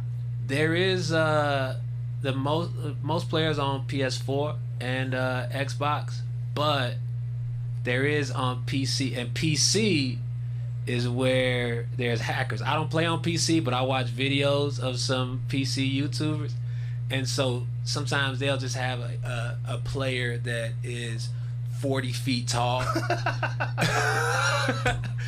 And you'll see this. It's this one guy, Trey, I think his name, and it's just his videos is him watching hacker videos, and it'll be somebody that's their arms are going across the whole park. A hacker can just kind of change the dynamic of the entire park because I guess it's not as secure as the Xbox server. Those are, that's hilarious. He's like a spider. Yeah. Oh my god, that's so funny. That is so funny. Oh my god. Of course PC people do that. Of course. That's the same with Quake. That was always a problem. Guys would have aiming bots and they could just shoot you. Every time you showed up anywhere you would get hit. Like they never missed. So you just couldn't beat them. Yeah, it's a difference. It's fucking kids. You know what game? You hear Overcooked? No. Overcooked is a co-op game where it's you work in the kitchen, and it's just you putting together different meals. Like you and the person are going against two people, and you all have to put together the most burgers and serve them. This is it right here. Oh, I do know this game. My fucking wife and my kids play this stupid game. Do they get hyped up during it? They get real hyped up. Yeah, I'm like, it's what are you stressful. doing? It's like, so... You're playing pizza making. This is so stupid. It's something about it that it hits a different part of the brain where you get hyped and it really shows who people are under pressure, and it's intense. They start yelling at each other. Get the tomatoes. Because I was talking to my cousin Percy. I was like, why does this game get me more hyped than being in a war game and shooting people and getting shot at? Because violence has kind of been, we desensitized to it. Video game violence, at least, it's not this. But being in a kitchen is kind of almost close to real life, and so messing up in the kitchen, it does something to you. I don't know. I played it once. I was like, this is stupid as fuck. I don't care what happens with this pizza. Was your team? Who was on your team? I don't remember. One of my daughters. See, so leadership is important in this game. I got you a COVID test today at 6. Oh, thanks. So we're good to go. All right. We'll find out what's up. And also, I've got 2 tests for you. The current test to find out if it's in your system, and also an antibody test. Okay. To see if it used to be. All right. Like if you might have kicked it. A lot of people kicked it and they didn't even know. It's really weird. We'll see. We'll see. What direction will my day take? Sometimes, yeah. I started taking a good amount of. I take vitamin. I take some zinc. That's good. some vitamin B. B's good. And Adderall. That's a vitamin, right? No, I don't think so. It feels like like maybe the best vitamin. No, D is very important. D is real important. Yeah. Especially. Whoa. Hey, man. Sneaky. You know, hey, dog. You know, like a magician. Got jackets, got. I had no idea. I just be in my house with stuff. I was like, you know what? I gotta bring some of this stuff. How are you feeling without doing stand-up? Is it weirding you out? No. You know, dropping a special made it kind of weird just because there's a lot of movement that's usually associated with a release. You know, going to do TV. Usually you in New York and LA. You probably pop up at the comedy club a couple times that week, and so that was kind of a very weird foreign feeling to have a big drop, and then that have, and I think that's what kind of led to me throwing a little jam on my roof. Was like I was like, it feels too weird. I gotta have some type of little gathering. You know what I mean? But yeah, I've been getting my outlet has been music as far as just being able to hang out and, you know, crack jokes and be creative. And I've been seeing that there's drive-through shows happening. I'm thinking about doing some drive-through, some drive-in screenings. MOBCRUSH has been doing a lot of that. Yeah? Yeah, he did one with Miss Pat and Jesus Trejo. It looked like fun, man. They're on stage, and they had 700 cars. That's how they put it. Instead of like 700 people in the audience, it has 700 cars. And Bert's got a video of it. It's pretty badass. When the people are applauding at the end, they're honking their horn and flashing their lights. Yeah. And he said it was like UFOs landing. It's wild. It's all these headlights, 700 cars. Are they all on stage at once?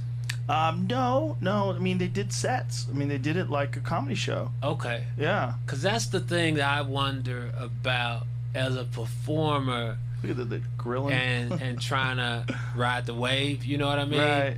But look at that, Miss Pat. Also, people outside their cars kicking it. Look, man, this is wild. That looks like a lot of fun. He said it was great. He loved it. He said the fans were going nuts.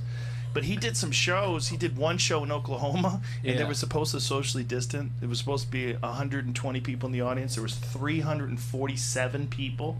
They stuffed him into the place, and he was like, I don't feel safe in here. Like, what the fuck are they doing? Like, what did they do? No one had masks on. Like, 10 people had masks on. And this is them at the end. See, this is like real social distancing, right? Now, as long as they're all tested, and look at that. Look at all the crowds. Like, all the cars. They had fireworks. Like, Bert's, and this was Bert's idea. All his idea. Drive-in movie theaters are making a comeback now. How? There's a movie that's out now. This is a fucking horror movie that's supposed to be real good. I forget. It's like a one-word name about a haunted house or some shit. It looks fun, but they're releasing it July 3rd in drive-in movie theaters, and then July 10th on demand. So like they're doing everything now. Like basically, movies have to come out on your Apple TV or Amazon or whatever, which I love. I don't want to go to the movies, but I want the movies to stay open. Yeah. I wanna, maybe I'll do. Yeah, putting a special out and it is kind of reignited. I wanna get in front of a crowd again and just talk some shit, man. You think you're gonna do stand up in Ghana? Yeah. They speak a lot of English there. Yeah, they speak a lot of English. Wow. It's gonna be a great trip. It was, you know, my first traveling. I went to. The whole situation kind of had me feeling stuck, even though I could have been making moves or doing, you know, say like in March and April, where I could have been doing stuff, but I kind of, because of media and just I just kind of felt trapped in the crib, even though there was still options. And so towards the end of May, my sister lives in Phoenix. I'm gonna go visit them and stay in Phoenix, and just getting prepped for the trip was so, because I hadn't used my book bag in months, and just all the little stuff that came with traveling. When I found my book bag, it felt like, you know, a warrior picking up his sword, but it was like, oh, I teared up like getting my bag again, because I hadn't. It was like, oh yeah, I used to go to shit and do shit, and picking my bag up made me emotional.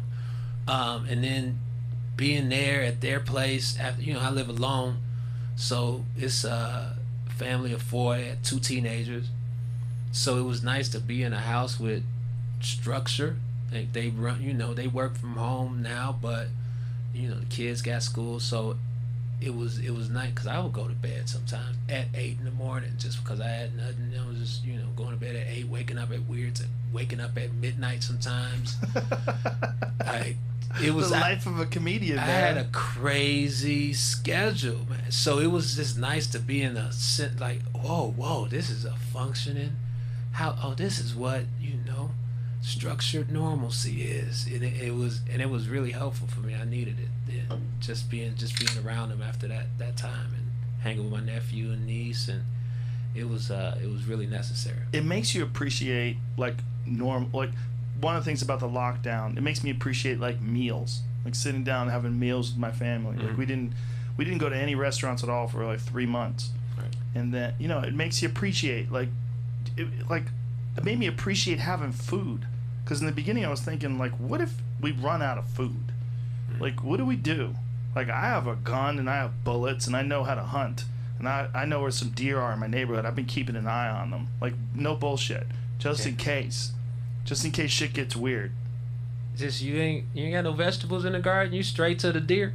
Well, it's between vegetables and deer. You can't live that long on a small garden. Yeah. You can live for months on a deer. But I can shoot 1 deer and I'll eat that fucker for 3 or 4 months. Wow. But if you have like 4 tomato plants and like some kale, you got some celery, good luck. You got like 3 salads out of that shit. I know a few people that bought guns when shit was first starting to go down. A lot of people bought guns. Yeah. A lot of people came to me and asked, like, how do you get one? Like, what do I have to do? Like, they were asking. People that like were negative about guns before. Like, I have a buddy of mine, his wife was like, you're never getting a gun. We're never having a gun in this house. It's like, okay, fine. The lockdown happened. She goes, you got to get a gun. Immediately. Right away. He called me up laughing. He's like, she told me I have to get a gun. I'm like, Hey, people change their minds. They change their minds in front of real danger. Yeah. It's real danger, when shit was getting real weird. And this was before the riots and the looting. This was just during the lockdown. People started getting nervous about food. When they started seeing people have fist fights over toilet paper, they're like, whoa, people are losing their shit. The toilet paper situation was really shocking to see, because I had lots of wipes anyways, just in general. I just had lots of wipes on deck. Yeah, and you're going to be okay if you have a washcloth and some water. You can wipe your ass. It's not that big a deal. You need food. That's what you need. I mean, you could clean a washcloth. It's not that. As long as you have water, you have water and soap, well, you're good. You don't really need toilet paper. You're going to be okay. You need food. Yeah, you don't want to put that shit on the washcloths, really, though, unless it gets dicey. You do what you got to do. You do what you got to do. When it's time to go number 2 and the apocalypse come for you. 2020. 2020, without a doubt, the weirdest year ever. Right? In my adulthood, yeah. My whole life. There's no time ever weirder. Yeah, the global pandemic. I was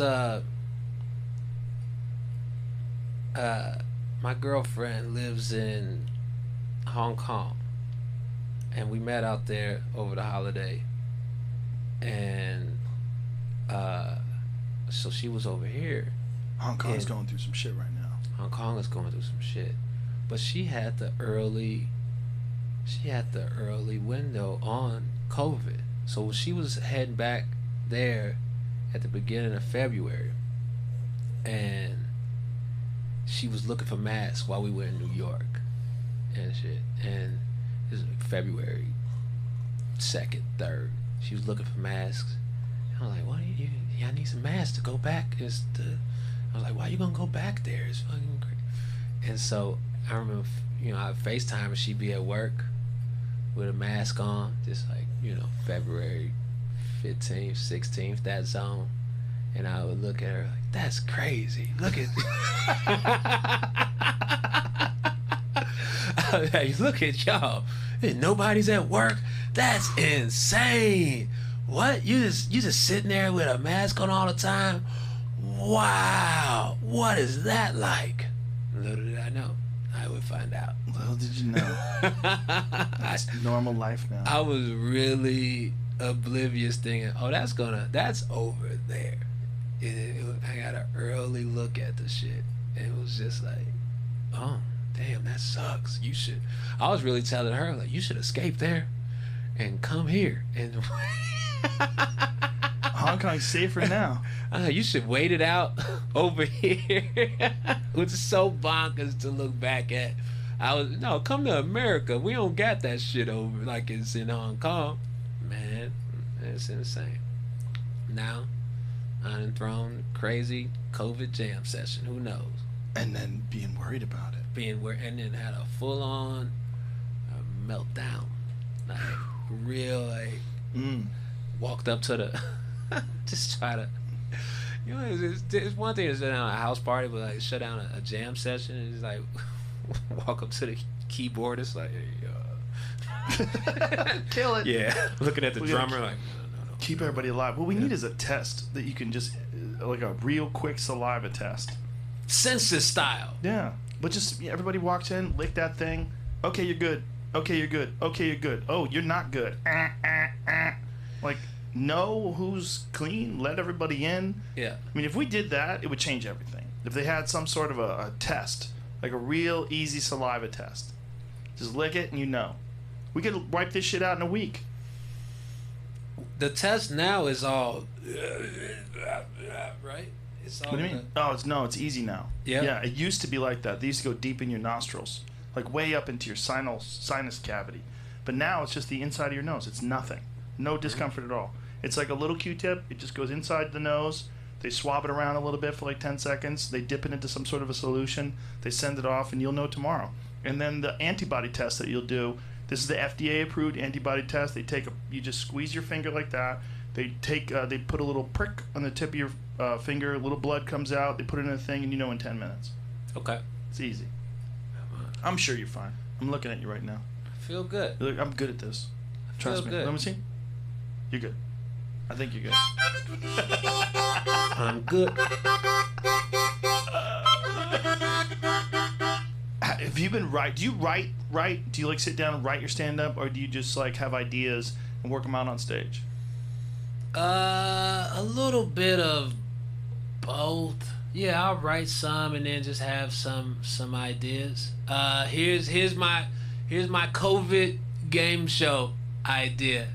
It's you get 4 people, line them up, put masks on them, and it's a game show called Who Said That? Because everybody got a mask on, you know. Who said that? And then my other one is a bad joke. You got to get these out your system before you hit the. Now as everybody's wearing masks, the bank robbers got to write robber on his mask. You've been spending a lot of time alone. This is strange. Folks, COVID is crazy. What is this obsession with becoming a game show host that you have in your special? It's not an obsession. It's just, trust me, I've done it. Yeah. Don't do it. It's not an obsession. It's just kind of that's the career path. Yeah. That happens, and I have been offered a lot of game shows, and I say not yet. They come with a large cheddar. Yeah, they haven't made it undeniable for me on the game show side yet. If I was in the same position I was when I took Fear Factor, I'd take it again because it changed my life. Gave me freedom, like real freedom. But it's a job. There's a big difference between doing that and doing stand-up. When you do stand-up, you're having fun. Mm-hmm. When you're doing Fear Factor, sometimes you're having fun, but it's a job. You're working. It was a great job. Don't get me wrong. Yeah. That's Very why thankful. I think on the game show side, I really just got to put my energy into Who Said That? The COVID game show. What if Steve Harvey retires from Family Feud? That's an easy one. I would do Family Feud. I wouldn't do Family Feud. It's an easy one. No. It's an easy one. Survey says. Yeah. I remember back when Richard Dawkins Then hosted you it. in the airport and just people asking you random shit. Good point. Ding! Good point. Good and point. then they just, you know, What you about gotta. Drew Carey's got Prices Right? That's an easy one. It looks easy. I don't think it's for me. I enjoy some of them, but just me and what I think I as a regular gig, I gotta be the one creating it. The And thing so about the Drew Carey who thing, said though, that? Drew Carey seems like he's 4 just masks. stacking money. He's stacking money like, and no one even knows about it. Well, Pat Sajak.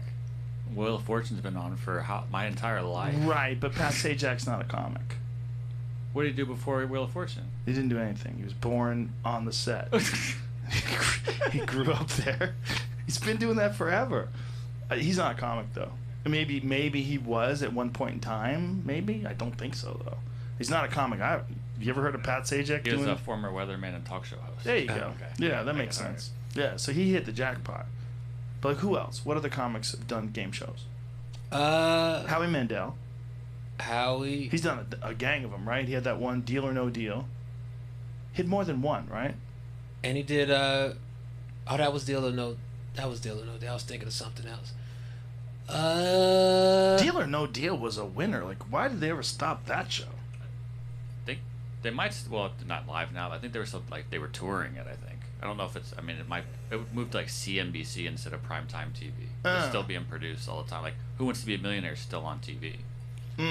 See, I don't think I've quite sold you on who said that. So let's really dive into the concept. Okay, 4 people wearing masks. 4 people wearing masks. Yeah. Somebody says something. I would like it if one of them was COVID positive. One of them COVID positive. Yeah. Why? Just for the fuck of it. Just for the fuck Up the stake. That's season 3 when people get bored. Yeah, season 3 are COVID. And then once somebody says something, but it's not much movement. Right.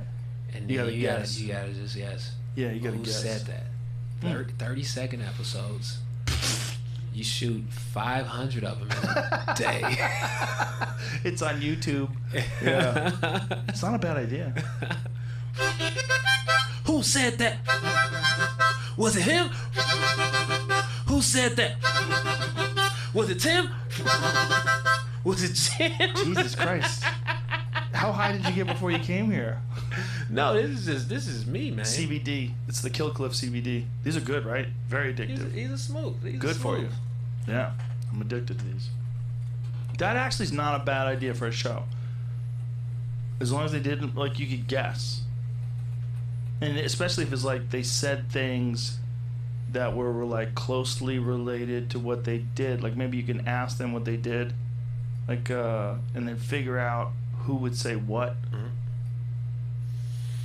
I think keeping it simple and quick for these short attention spans, like, and then maybe that's somebody that becomes a legend on the show, and they just kind of it's somebody, and maybe it's scripted, maybe it's real.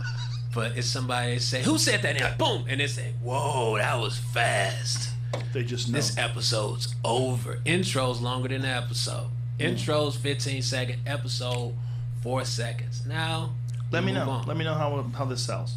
I'm gonna take it out. I'm gonna take it out onto the video conferencing circuit. Just different do some meetings. I think they're filming things now because Felipe had a thing on his Instagram where he said he's on a new show, or it might be a movie, and they're going to the set on Monday, and he's all excited. He was talking about the protocols and all the different shit they have to do for COVID, but they're fucking filming. But what I was saying is, like, if you're filming, you have to go home at the end of the day. What if you go home and you go out and you catch it, and then you come back to the set? Like, how often are they testing you?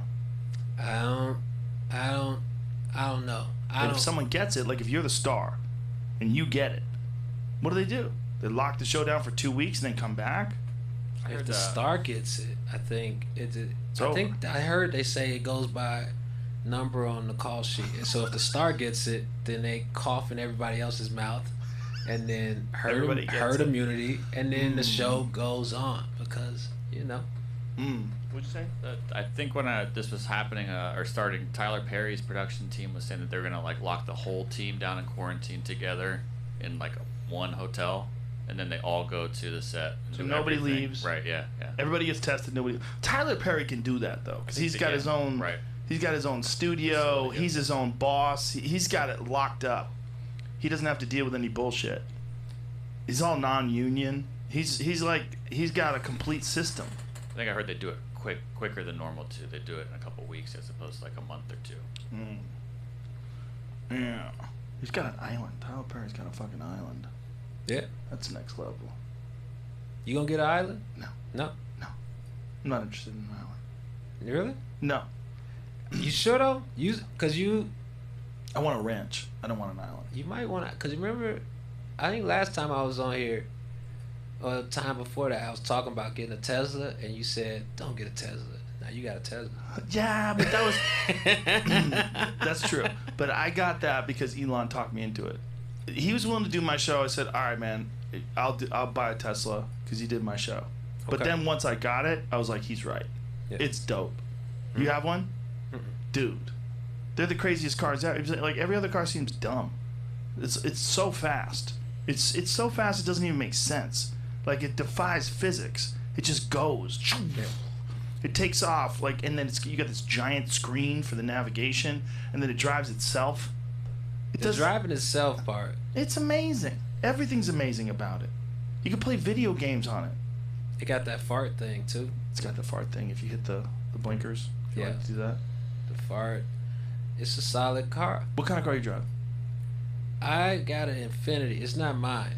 I was renting from this guy, and I was starting to shop for a car, and then the pandemic happened, so then I just held on to this I guy's held car. on to the rental because I didn't know if I was just gonna have to escape. I probably drove it once or twice the entire month of April. But you have a lot of money. Like, why wouldn't you just get a car?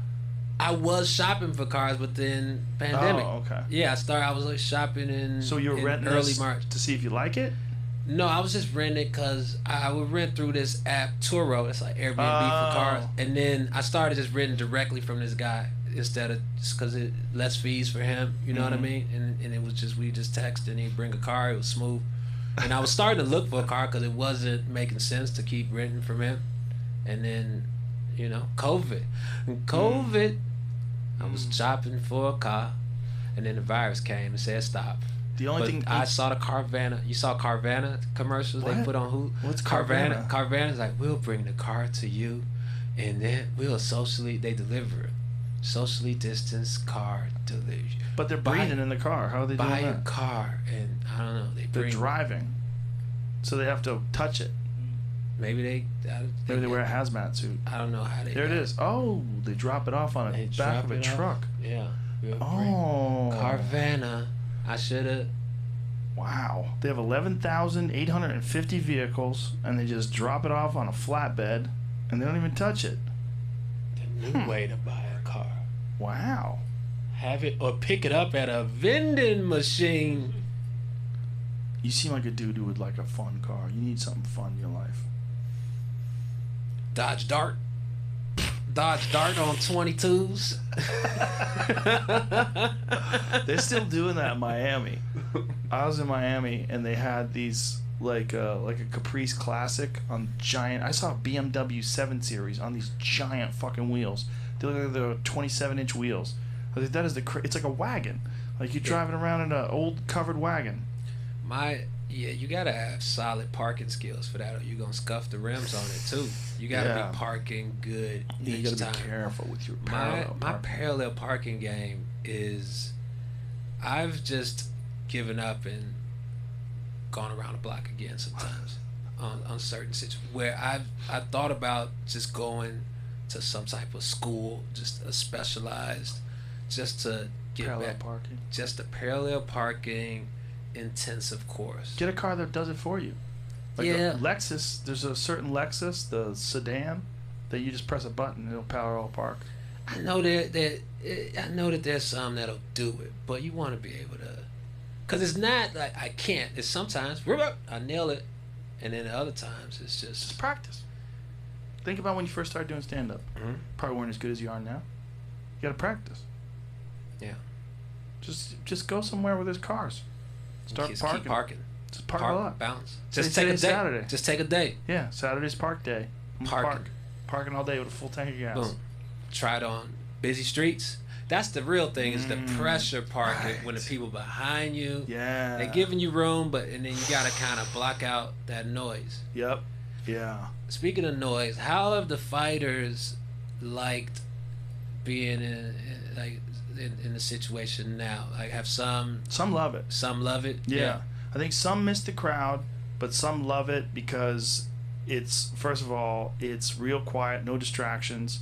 You don't have the energy of people screaming at you. You can just focus on the fight, and it's a lot like just being in a gym. Yeah, it's a lot like sparring, So you could look at it that way. I like it as a commentator. I was just talking to Louis C.K. about this. I was like, I don't know if it's better. Like, I kind of like it. I miss the crowd in some ways, but I kind of like no crowd. Because you can focus? Yeah, they're different. They're different things. Like, one of them is insane. Like, if you go to a Conor McGregor fight and it's in a packed T-Mobile arena and Sinead O'Connor's screaming, singing, and the fucking green mist is on the air and everything, it's wild. It's a spectacle. But there's something about the Apex Center where it's just me and Daniel Cormier and John Anik and fucking Bruce Buffer screaming to nobody. There's nobody in the arena. And then the fighters walk out. It's weird. And then when they're hitting each other, man, you hear fucking everything. You hear every shot to the ribs. You hear breathing heavy. You hear wincing. You hear like you hear all that shit. You hear them talk shit to each other. It's very different. It's very different. There's something stunning about someone getting really fucked up where there's no crowd noise. Like Francis Ngannou, who's the scariest person on the planet Earth. He knocked out Jairzinho Rozenstruik in like 20 seconds. And Rozenstruik's also a big, scary dude. You know who Francis is? I know Francis. Fuck, he's terrifying. And all he has to do is connect on people, right? So he, boom, boom, boom, and Rozenstruik is out cold, and there's no sound. It's just him walking off. Rozenstruik's out cold, and we're sitting there going, holy shit, this is wild. It's like there's no one there. There's no scream of the crowd. It's just the violence of it all. The explosion is so stunning. It's stunning. It's weird. I wonder if you're gonna take a L, I wonder what is better for the psyche it's probably to not have that cheer. It's right. Just because then it's like a regular street fight. It is like sparring where you don't get to hear 20,000 people cheering your potential. As long as you stay offline for a couple weeks. Yeah, you just get off Twitter. That's the fact that people go on people's social media that are fighters to taunt them after they lose a fight. Are you gonna go square up? You got knocked out. Yeah, by a pro. Like, why are you? It feels like a weird move to dig in. Oh, it's a bitch move. It's a bitch move for sure, but it's a real common bitch move. It's 100% guaranteed it's gonna happen. Absolutely. If you get flatlined, someone's gonna come along and go bah, and they're gonna have that thing from Friday with Chris Tucker. You got knocked the fuck out. Yeah, they're gonna have that. That's gonna come up. Chris Tucker and Ice Cube. You're gonna have people taunt you. Like, some guys are fine with it. Like Ben Askren, who got knocked out by Jorge Masvidal, fastest knockout in history. It was just the 1-year anniversary of it a couple of days ago, and he was like, "Oh, great!" Like he was saying, "Imagine your most embarrassing moment," and they celebrate it with a 1-year anniversary. Slow mo. Yeah, but Put that some music to it. Was a packed audience, and everybody went wow, and it lasted a long time. The screams and the cheers. He was out for a long time too. I don't know if that would be better if there was no one there. It would be stunning if there was. I think I like it better with no one there, man. I don't know. I love both of them, but I might like it a hair better with no crowd. Is it? I wonder if it's too small of a sample size to decide. But have you seen any change in fighting styles at all, or is it something different in the performance? Nah, I don't think so. Maybe they've been a little wilder, but I just think it's also like fighters didn't get to fight for months, right? So everybody was kind of chomping at the bit. and also there's a lot of eyes on them. So everybody realized that this is the only game in town. There's no other sport. There's no other sports right now that are running except for the UFC And the marble races. and the marble races. Marble races. And UFC. the floor is lava. Floor is lava. Shout out Floor is lava. Shout out to Rutledge Wood. I don't know if any other sports are coming back anytime soon. Are they? NBA is soon. Yeah. You know what I heard they're working on? They're working on a thing where there's going to be an app on your phone, and you get to you'll be able to make noise, and that noise will be piped into the arena. So like each individual person, like you'll have a seat, and your seat will be making noise. Oh, now how you feel about the Moose soundboard idea? Now you see it coming together. Now we have a launch pad for it. Perfect NBA bubble season. Boom. Now this is a profitable app. I have to feel that people are going to organize shit where they're going to like chant and say things, you know, and have fun. And like, you know, like there'll be things where people will get together and try to figure out, like maybe sing a song. Like you have everybody together, all singing a song at the exact same time. Yeah. You could do, you know, we don't want the virus. We wish we could be there, but this is all right. Better than nothing. God, basketball's back. NBA playoff game. Imagine there's no heaven.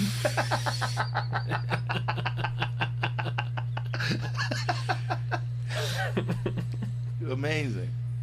Never know. Well, listen, one of the things that's come out of this is that, like, a lot of people have gotten real creative with shit. You know, they've found ways to make things interesting. They've found ways to have fun. They've found ways to... I like when people are confronted with real adversity and challenges, because you get to see how the human imagination works. See creativity. Yeah, it just, you know, for me, it helped me kind of...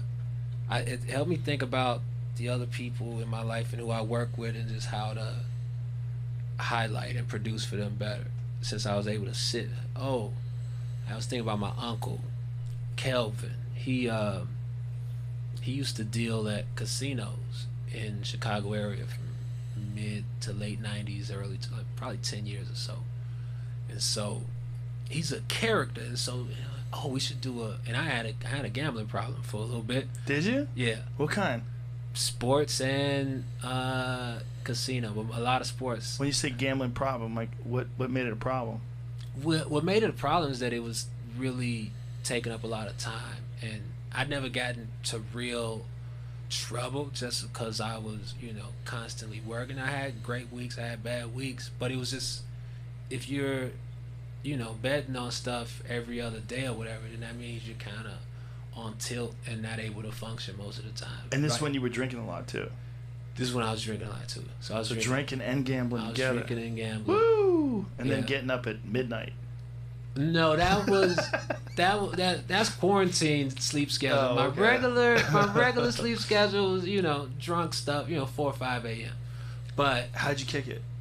Kick the gambling habit. The gambling, I had to just really take a look at what I was doing, and then how it was serving me, and look at the other stuff that I was doing, and that's also gambling, investing, and all. So realizing I had that outlet, it just wasn't in sports or, you know, throwing some dice, but you can gamble by, you know, investing in a company early. You can gamble by getting a building. You can gamble by, you know, trying to produce your own show out of pocket. All of these other things are gambling. More, yeah, sort of. Right? It's more of an invest, though. It's an invest, but if it, you know, investments go bust, companies, you know, people that put, you know, millions of dollars, billions into companies.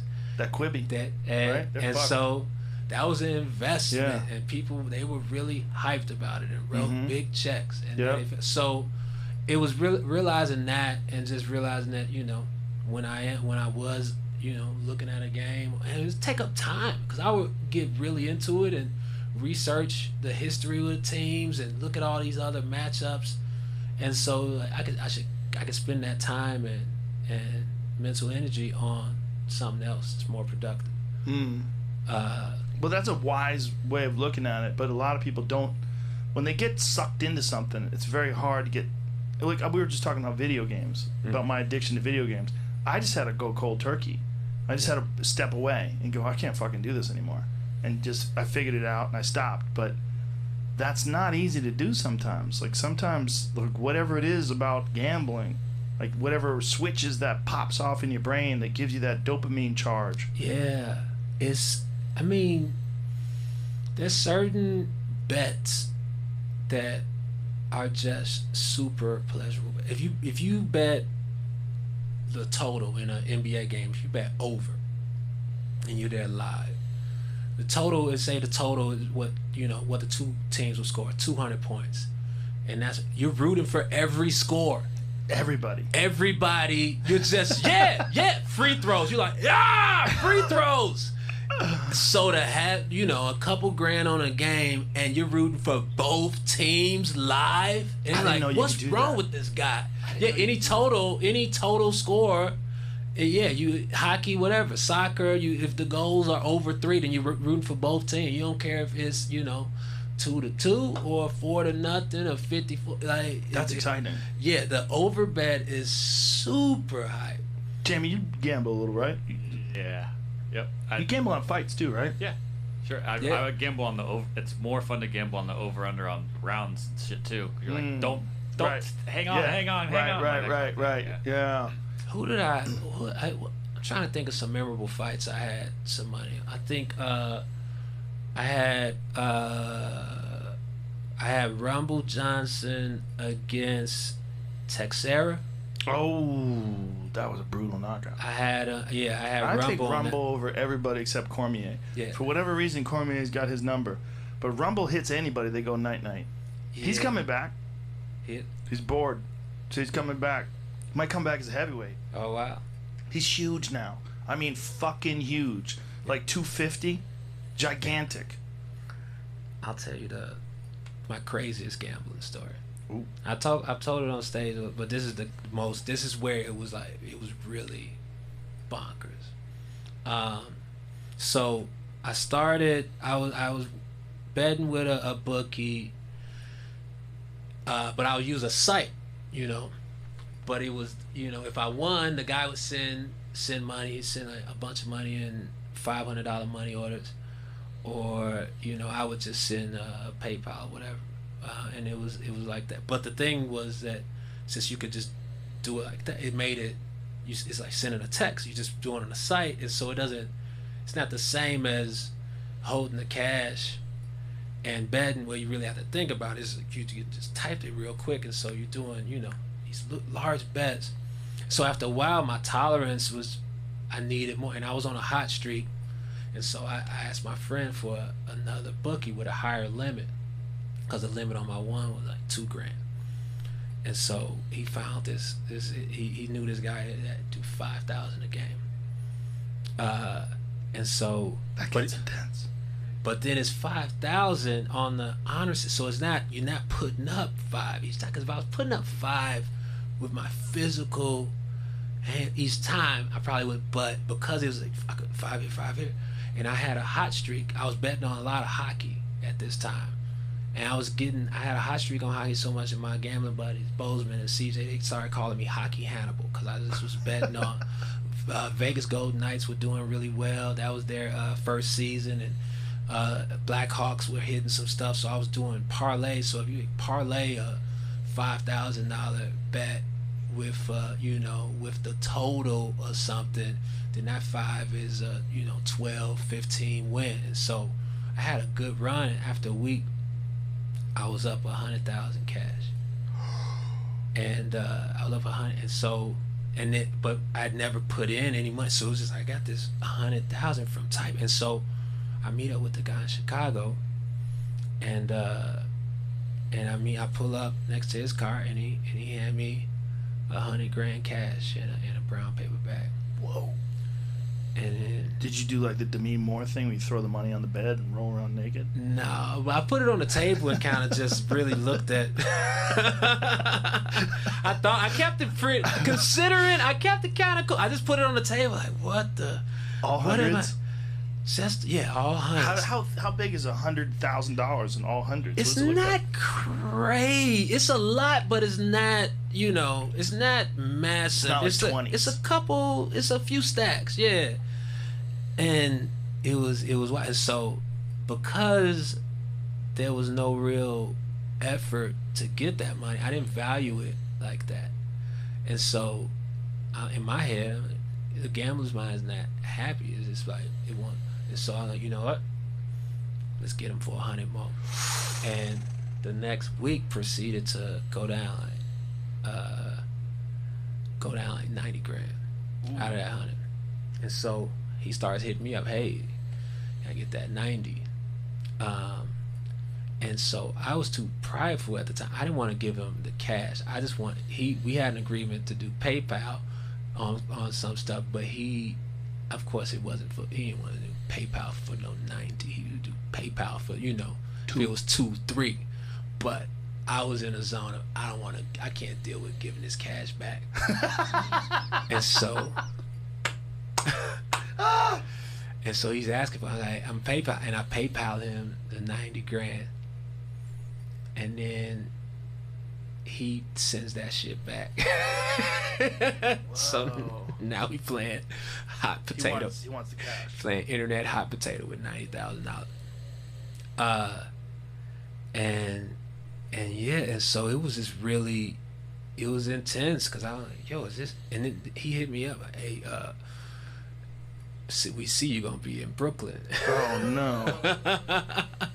And so I puff up and just kind of say, hey, you don't want to show up to Brooklyn, dog. I gotta make sure you. Like, I tried to talk some shit to get, hey man, you don't come to Brooklyn, you gonna get touched. Like, don't come to my show. You said that? Yeah, I texted it. I think like, don't come through Brooklyn. And you said you're gonna get touched? I texted. I was just trying to. I was out of my mind. I was on tilt, man.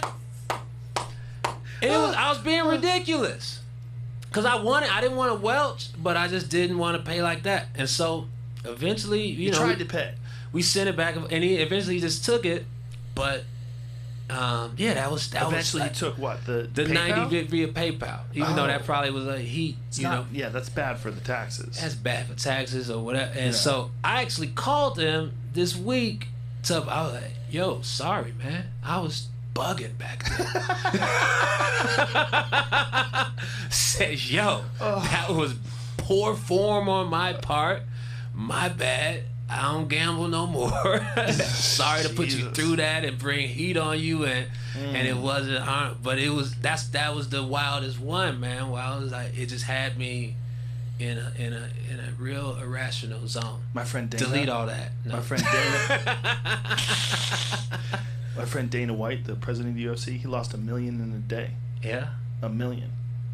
Playing blackjack. Yeah, playing blackjack. $1 million. $1 million. He won $7 million in a day. 7. So he's doing crazy shit.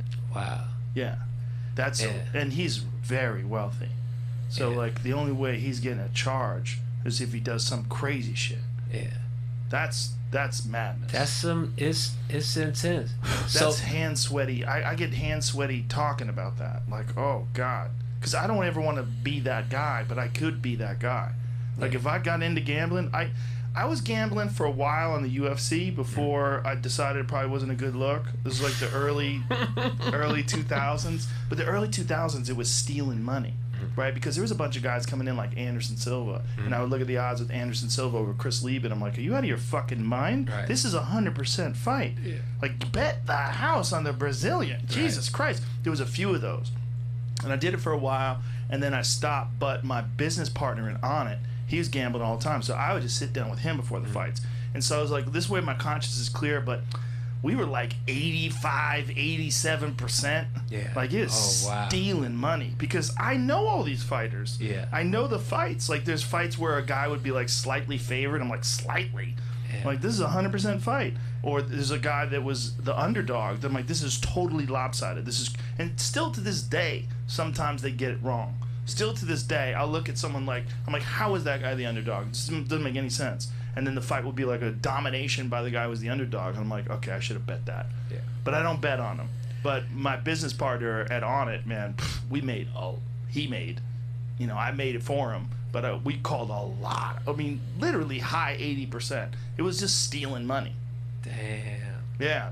Yeah. But that's barely gambling. That's kind of gambling, but that's like, I mean, it's gambling. Fights are crazy. Anything can happen, but some shit you know. Right. When you know, yeah, that's you had. I remember hitting you up for tips sometimes before. I was like, "Hey, who you like on?" Did I ever fuck you over? Did any of them ever turn bad? I think most of them was solid. Most of them was solid when I hit you up. So my uncle, so it hit me. Oh, me and my uncle should do a gambling podcast. Since I had to sort of have some focus, he has it from the dealer perspective, and he gambles too. But he's seen it's a fascinating perspective just to watch from that side, where you're facilitating people losing lots of money, and you get paid $10, $15 an hour, and you're just kind of the messenger, or you're helping. And so his stories are wild, man. And so sitting in quarantine, like, oh yeah, we should do that gambling podcast idea, and that's easy to do, and we can do it remotely for now. And then we tried one out, and it was a good feel. It's like, oh yeah, this is a dope show. It's fun to do, and we can, you know, get other gamblers on and just really talk about it, and just of course not encourage people. I think I gotta have something up top like, this is not an endorsement to gamble. I'm just telling the story. We do not gambling. You might lose your shit. Don't spend your college money. Don't spend your Zoom college money. Don't spend your kids' teleconference lecture fund. But yeah, it's really. What was the craziest one he said? Like, what's the nuttiest gambles that he saw? He's just seen people lose, you know, a few $100,000 in a quick sitting, you know, just in. Yeah, he's just seen people really fall apart, and people really. I was fortunate, but some people really lose their whole lives, just on chance, on some cards, on some. And they go crazy too. They go crazy. When they're losing, they can't believe it. They just want to jump out of a fucking building. That's why when you go to Vegas, all the windows in the casinos, they don't open wide up. Right. They don't let you just jump off, because there would be people jumping off every couple of days. Yeah, man. You think all the when Vegas was wide open, all the hundreds of thousands, millions of people coming in there, and how many of them are just blowing insane chunks of cash? They don't pay for those places on the buffet. You know, that's not what pays for those big buildings. It's people gambling. People losing. I watched this documentary on Amazon that something on the edge, gambling on the edge or something, where he's a card counting guy. And it's just, you know, it's just mostly just him getting kicked out of casinos and hidden camera footage, because they just come up to him, hey, we don't want your action anymore. How weird is that? You can't count cards. You can't be good at what you're doing. No, I mean, that's not in that business. Hey, they say you can play any game here except for blackjack. They kick people out. People get beat up. They kicked Dana out of the Palms for winning. Yeah. And, you know, so he pulled the UFC from the Palms. It was like, fuck you. Oh, because they didn't know it was him? They knew it was him, and they kicked him out for what? Yeah. They used to have the fights there. And then they kicked him out of there. They said, you can't gamble here anymore. He's like, what? Like, you were fine if I lost, but as soon as you win, they'll just put the kibosh on you. Yeah. They had to just take I mean, the casino business, they were one of the first companies to start asking for loan. Like 4 days into the lockdown, they started asking. Y'all been whooping motherfuckers for years and years, and the world shut down for a few days, and you get your hands out? Yeah. There's a lot of businesses needed money constantly coming in. They can't just exist. Yeah. Like the way they're set up, they need that. And no one ever thought there was gonna be something that shut everything down, where no money was coming in for months and months. That's never happened. Like, you can't make a business model based on something that's never happened before. So everybody thought the money was gonna keep flowing in. Yeah, man. This was actually the first year that I had kind of planned out the entire year. Before I had a full on. Okay, January, I was supposed to do the porn awards, but I ended up not doing it. Did you guys do the AVN awards? I think so. Yeah, but then last minute, I was like, I probably shouldn't do the porn awards. Then February, All-Star Weekend. March was South by Southwest. April was a 420 thing. May was something. June was I was gonna go to the Olympics, and then like I had, I wanted to have one major event each month. That was the first time I planned out the year before. Just have experiences. Yeah, experiences, and then kind of build the tour around it. Like, go to the Olympics, also do some shows in Korea, and around Japan a little bit. And then it was like, nope. I was like, when did you film Miami Nights? Miami Nights we filmed August of last year. Oh, wow. Yeah. Why were you holding on to it so long? It was just getting stuff right, and yeah, we filmed it twice actually. I filmed it in February of last year, and then didn't like how it came out, and then I did it again, both out of pocket shoots. Oh wow. Yeah. Oof. But it was the right decision to do it again. How many shows did you film? 2 shows each time. You did 4, right? I do 4 now. Yeah. I did 2 before, and I did it in Denver. The first show, some lady heckled.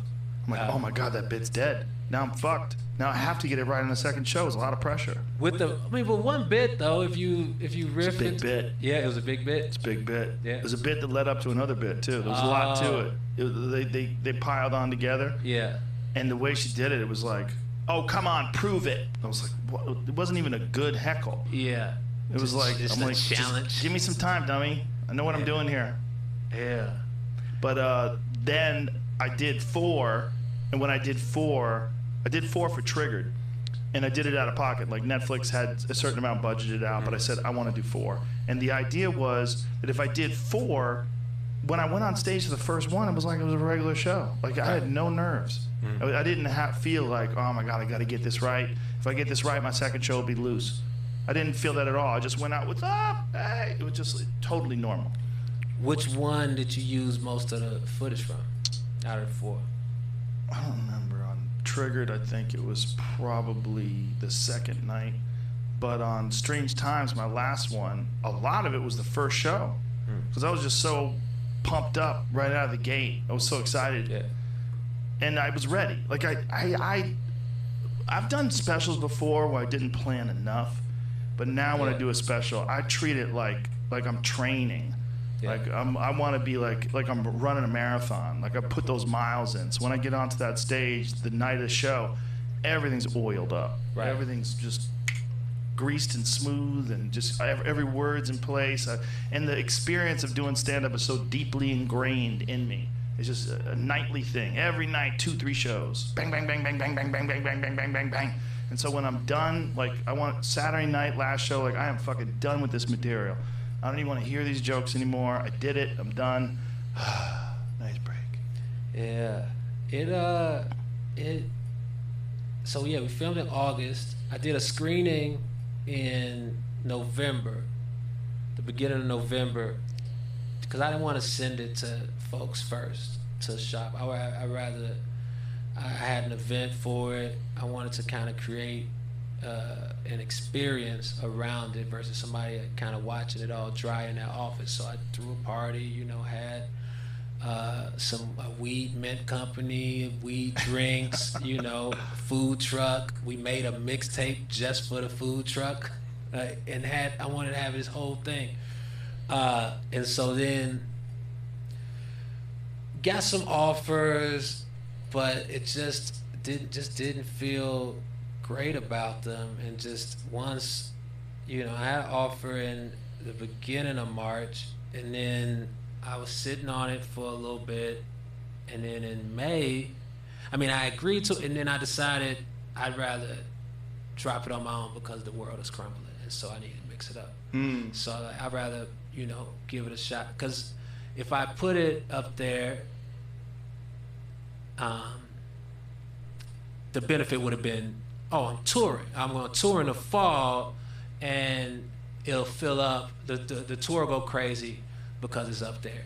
But then that went away, and it's like, well, now it doesn't look as great. And so I'd rather gamble on my own and just see what's up. So decided to put it on YouTube and see what's up. Yeah.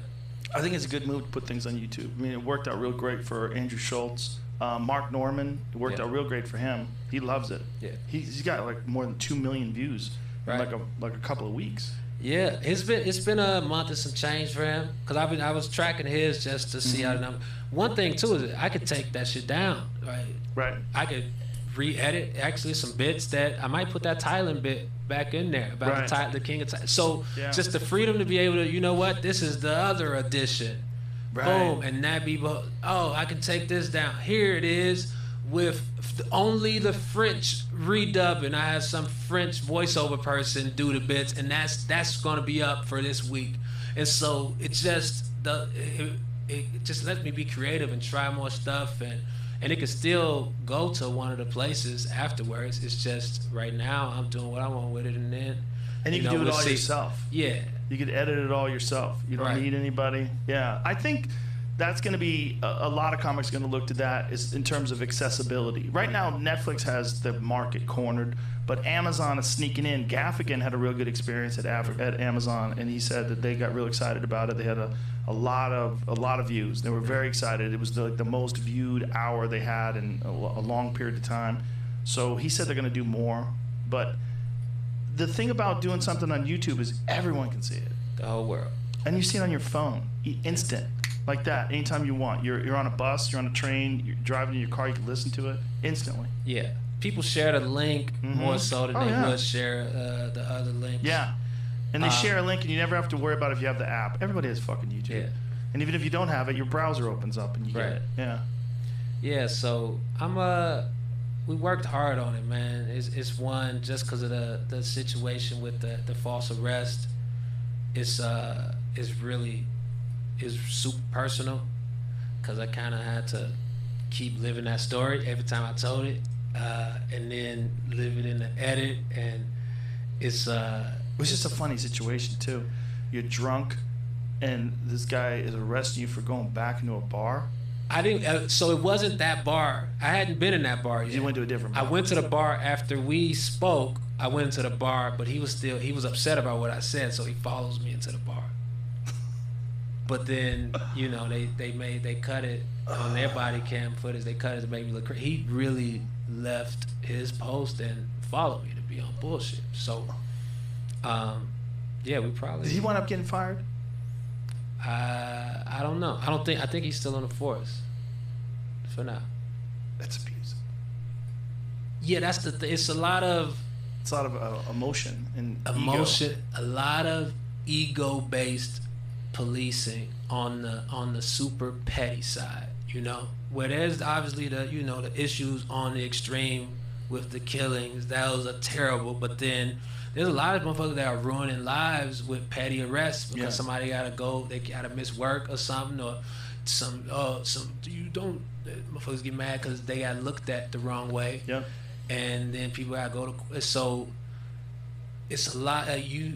A cop should be able to handle somebody talking a little shit to them drunk. You're a cop in Miami, you should be used to motherfucker talking a little drunk shit to you without you putting the cuffs on them. And if you can't, you shouldn't be a cop. You're supposed to be better than us. Yes. Because it's less of you. You should be better than us. You should have the mental fortitude and not freak out because somebody said some shit that you don't like. And you have extreme responsibility. You have a gun on your hip in front of everybody. It's not like whether or not I don't know you have a gun or you might have a gun. No, you definitely have a gun. It's right there. And you're allowed to shoot people. You're allowed to. It's part of your job. You're trained to shoot people. It's part of your job. You have to be elevated. You have to be above normal discourse. You have to be able to handle all kinds of shit. And the reality is that's not the case with most people that are police officers. Yeah, man. Even that cop, I was walking away from him, but I was just talking hella shit because he just followed me into a bar. And so I'm walking away, and so that shit was really,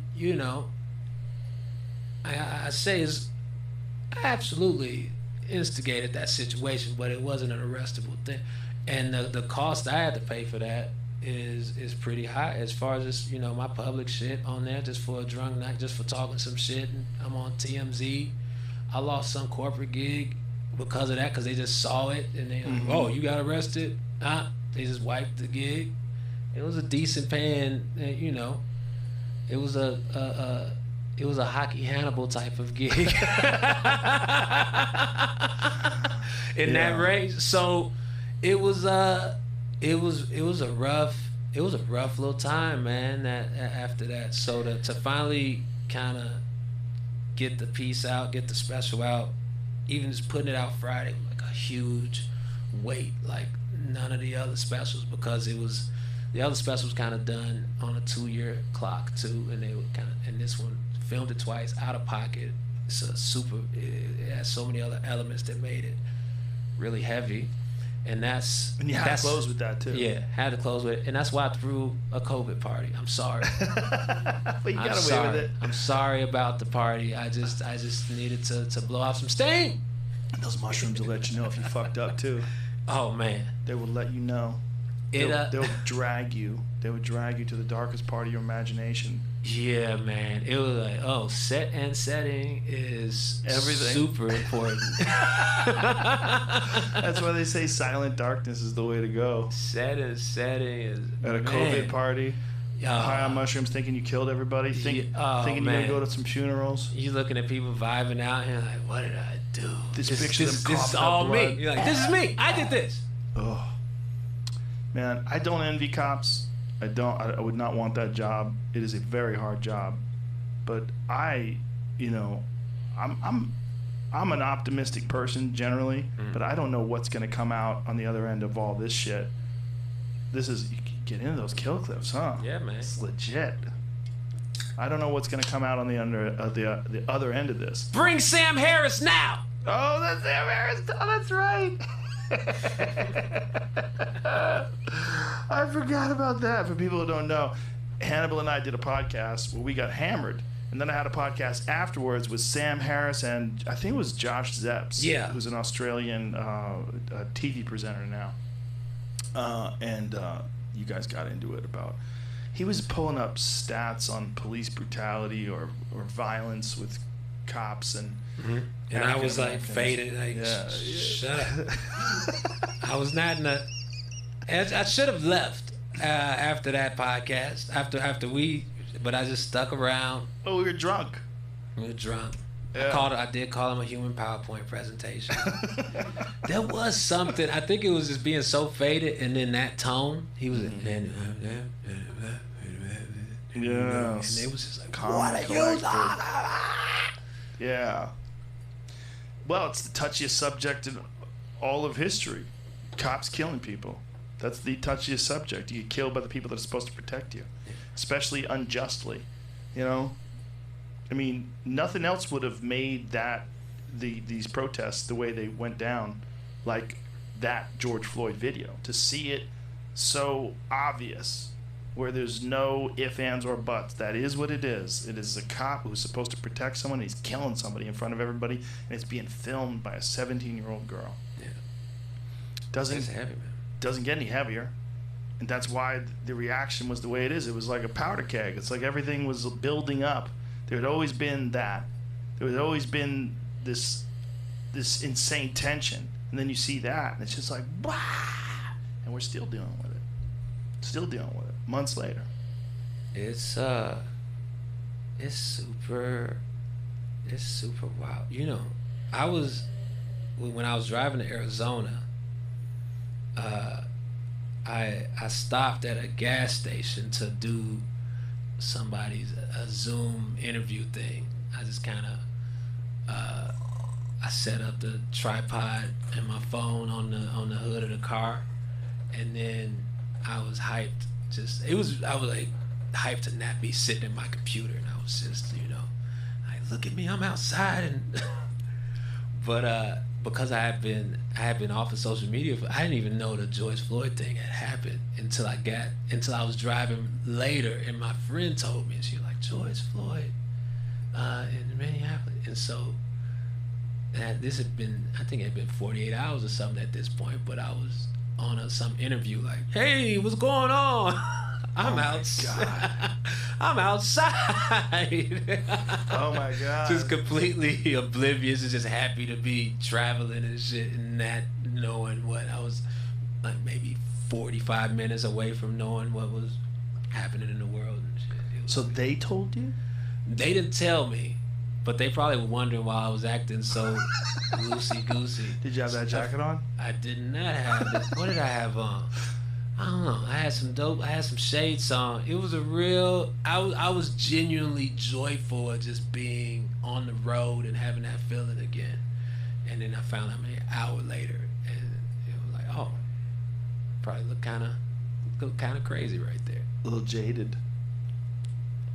Yeah, man. Yeah, but it's, I mean, how often are you off social media like that? Is that a normal thing for you? It was the beginning of COVID. I had to kind of, that's when I just got into that zone and like, turn this off. Like, just send if you want to get some stuff up, just send it to your folks, have them post it up. And then it's better when I get in that zone anyway, because it's more like operating like a quarterback than it is just being in it. You know, right. It's like, hey, let's do this day, this day, and then I'm able to just do whatever I want, you know. Right. Just finish writing up the treatment for who said that, and versus like looking at tweets, you know what I mean? You serious about who said that? It's the longest running joke ever. Callbacks, man. It's all about callbacks. It's just a 3-hour podcast. You gotta keep it weaving it in. I get it. I get it. So you did the interview, and then you found out afterwards. Did you want to call them back and go, hey, I didn't. Yeah, it was, and then I get to my sister's house and it's on the TV, and it was just, it's heavy, man. It's super heavy. But it's really just, it's the training, and it just needs to be a high level of training. I talked to Jocko Willink. He's a former Navy SEAL and commander, and he said that they should be training 20% of their time. He said that they train for a very short amount of time at the beginning of their career, and then they don't train anymore. He said they should be training 20% of their time on the force. While they're there, they should be going over how to defuse situations. They should be going over how to keep people safe. What's your objective? What are you trying to do? When you come up to a drive, if you're emotional, if your partner's emotional, you got to see that and step in. You defuse that situation, and you step in and go, hey, Mike, let me talk to this guy. And then you come in and you be a nice guy. Figure out a way. If you see someone abusing someone, you got to step in, relieve him, and you take over and figure out a way to do it where the guy doesn't have to lose face, but you can keep everybody safe, and figure out a way where they can train these people where shit like this doesn't happen. And we're in this time where these fucking people, they go to work every day wondering if they're going to die. They go to work every day pulling people over. They're all freaked out. You never know what day's going to be your last. If you're a cop, you're seeing people get shot every fucking day. I mean, I can't imagine. I mean, to look at it from their perspective, to look at it with the rosiest of rose-colored glasses, I can't imagine that you're walking up on suicide victims, murder victims. You're walking up on robbery victims. You're constantly around violence and death and crime. They're all PTSD'd out. That's what I think. I think most cops have extreme PTSD, and some of them can handle it. Some of them can just handle it. And there's a lot of them that are good people. And then there's a lot of them that should never have been fucking cops in the first place. There should have been a more stringent process. That guy in the George Floyd case, you know, they got into it when they worked together. Because bouncers, right? Yeah, because the cop was abusive. He was abusive to customers, and George Floyd and him got into it because of that. So there was a personal element to it. Mm-hmm. I don't want that job. You don't want that job. I mean, fuck that job. But the people that get that job, we've got to figure out a way to make it safer for them, better training, and safer for everybody else. And I don't know what the fucking solution is. No one does. And that's why we're all in chaos. And the people are running around, defund the police, like, whew. Okay, do you know what that's like? That's like New York City right now, where people are getting shot left and right. Did you see like the stats in New York City? It's crazy. Really? It's fucking crazy. It was on the cover of the New York Post. See if you can find that about the amount of shootings. 41 people shot over the weekend, 9 killed. Something crazy like that. When they said this, they've never had it like this. This is like, since the 80s is the worst gun violence weekend they've had in the history of the police force. Damn. Why do you, but the police... Because they all hate the mayor. The mayor wants the cops to stand down. Cops are quitting left and right. The cops don't feel like they're supported by the mayor.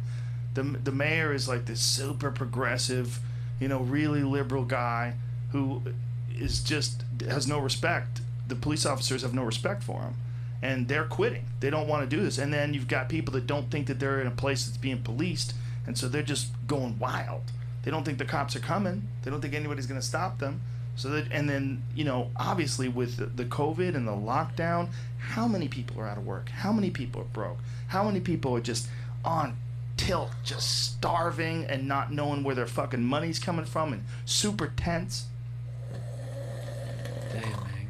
So you can't defund the police. We don't want to live in Mad Max. We don't want to live in Mad Max. We want more funding for the police, better education for the police. And we all got to come to some sort of a fucking agreement. Cops are us. Mandatory meditation for the police. Mushrooms. Mushrooms for all cops. They have to. Yeah. The cops got to go to Joshua Tree. Mandatory mushroom training. Yeah. I feel like the mandatory mushrooms could help. Everybody, including politicians. Mandatory mushrooms for politicians. I want to be in the room with the Governor Newsom of California. I want to be in the room when that guy eats 5 grams. Yeah. I want to see how he freaks out. Yeah. How do you handle it? We should all be able to watch you eat 5 grams. I want to know who you are. When the devil comes knocking at your door. The floor is lava. Did you find the cover? Well, it said tripled over the week compared to the year before. And that's all it was comparing it to. Well, just the numbers though. What is that? It was something. 101 compared to 26. 101 people shot. Yeah. Okay, I was wrong. I thought it was 40. Damn. 101 people shot over a weekend. That's crazy. That's crazy. That is fucking crazy. I mean, for New York, look at that. though. New York City shootings skyrocket as court closures let pistol perps walk free. Whoa! There's like 1,800 people, I think, that have some sort of charge that haven't been fully charged because the courts are in, chaos. Lockdown chaos because of the COVID. Chaos. Whoa. 1,000 people have been indicted with a gun possession charge where the cases are open and they are walking around the streets of New York City today. Wow.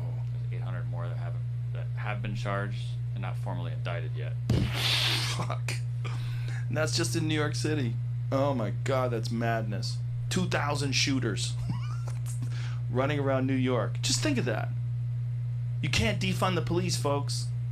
All that crazy progressive Marxist nonsense of defunding the police. Stop. You want to be safe. You want everybody to be safe. You just want the police to be way better at what they're doing. Way better. And they're going to need funding for that. It seems counterintuitive, right? Like if cops are abusive, they shouldn't get money. But it's not going to the cops. It needs to go to education, and they need to figure out how to do it better. What am I, a cop educator? The fuck am I talking about? You coming to me for cop advice? You fucked up. I'm a pothead and a cage fighting commentator. You coming to me for cop advice? Yeah, man. It's gonna be the fall. That's why I'm trying to get up out of here. It's a good move. Get out of here by November. No matter who wins in November, it's gonna be madness. I don't wanna hear about no more, versions of this. We're not calling it urban music anymore. Or Aunt Jemima.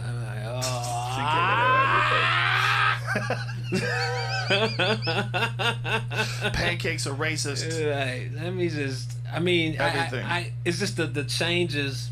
I don't know. It's the grandstanding part of it. I think it, and it's tough to gauge. I mean, most of it's just, they want their company to do well, so they look in. Oh, let's do it, and so. And then the politicians are playing off it both ways. You have some politicians that are playing off it. They're supporting that, and then some politicians like Trump. He's upset that the Washington Redskins and the Cleveland Indians are going to change their name now. What are the Redskins finally broke? It looks like they're breaking. They're talking about breaking. But what are they going to call themselves? Like, what's offensive? I mean, the Trump faces. Why is it the Trump faces? Yeah, we're the Washington spray tans. Yeah, we're not the Redskins. What are they going to call themselves? Do we know? They haven't done any. There's a bunch of names, but like, like a lot of the professional soccer teams or football and Premier League and whatnot, they could just be like the Washington FC, like football club, literally, and just just be the city team. Do you know how valuable those Redskins jerseys are going to be? They'll make new ones with just the new without Redskins on it now. I know, but the old Redskins jerseys are going to be so valuable. Yeah, well, they're not selling them anywhere now. They're Amazon not? took them all off. Nike took it all off. Wow. Really? Yeah, I mean, within the last couple of weeks? Within the last couple of days. Somebody's about to start making some on Etsy. What I thought was crazy was NASCAR just removed the Confederate flag.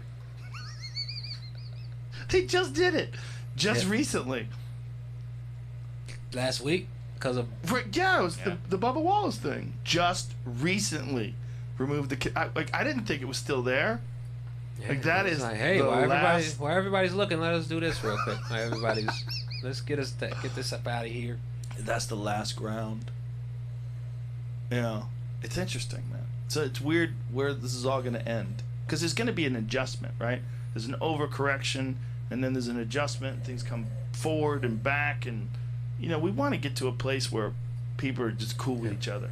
And we're not there. And I'll be on my farm in Ghana, directing films, and just living off my who said that money. Doing my gambling podcast. Do they have stand-up in Ghana? Have you checked on that? They do. Yeah, they do. And then in Nigeria, I did some stand-up in Nigeria. Did you really? There's a comedian Basket Mouth that hosted us over there and did some shows with him. It's a lot of people perform in Pidgin English. Oh. So I would one of the shows I went to, I didn't know what the fuck was being said, but this guy's a solid performer.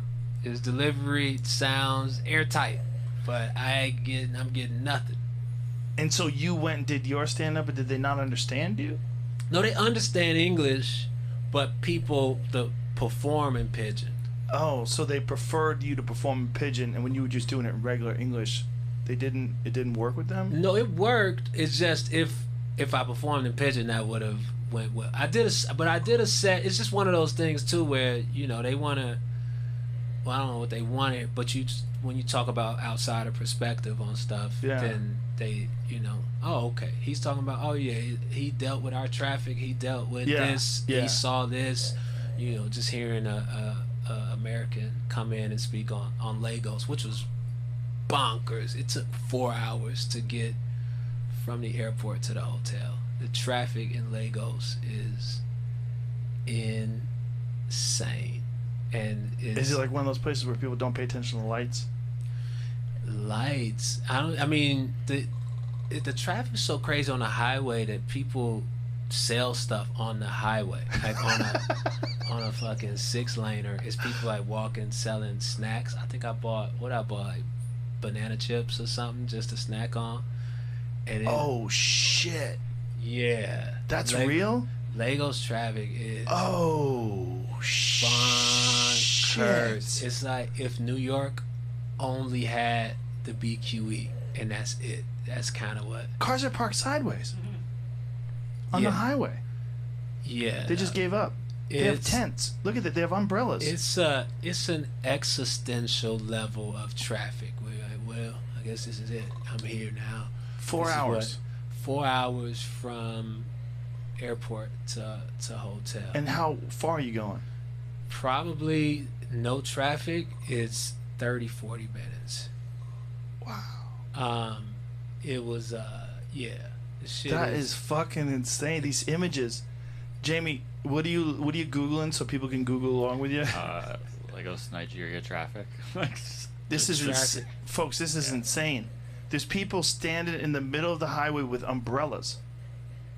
And not a few people, a lot of people. Yeah, it's oh my god, this is crazy. Oh my god, it's everywhere.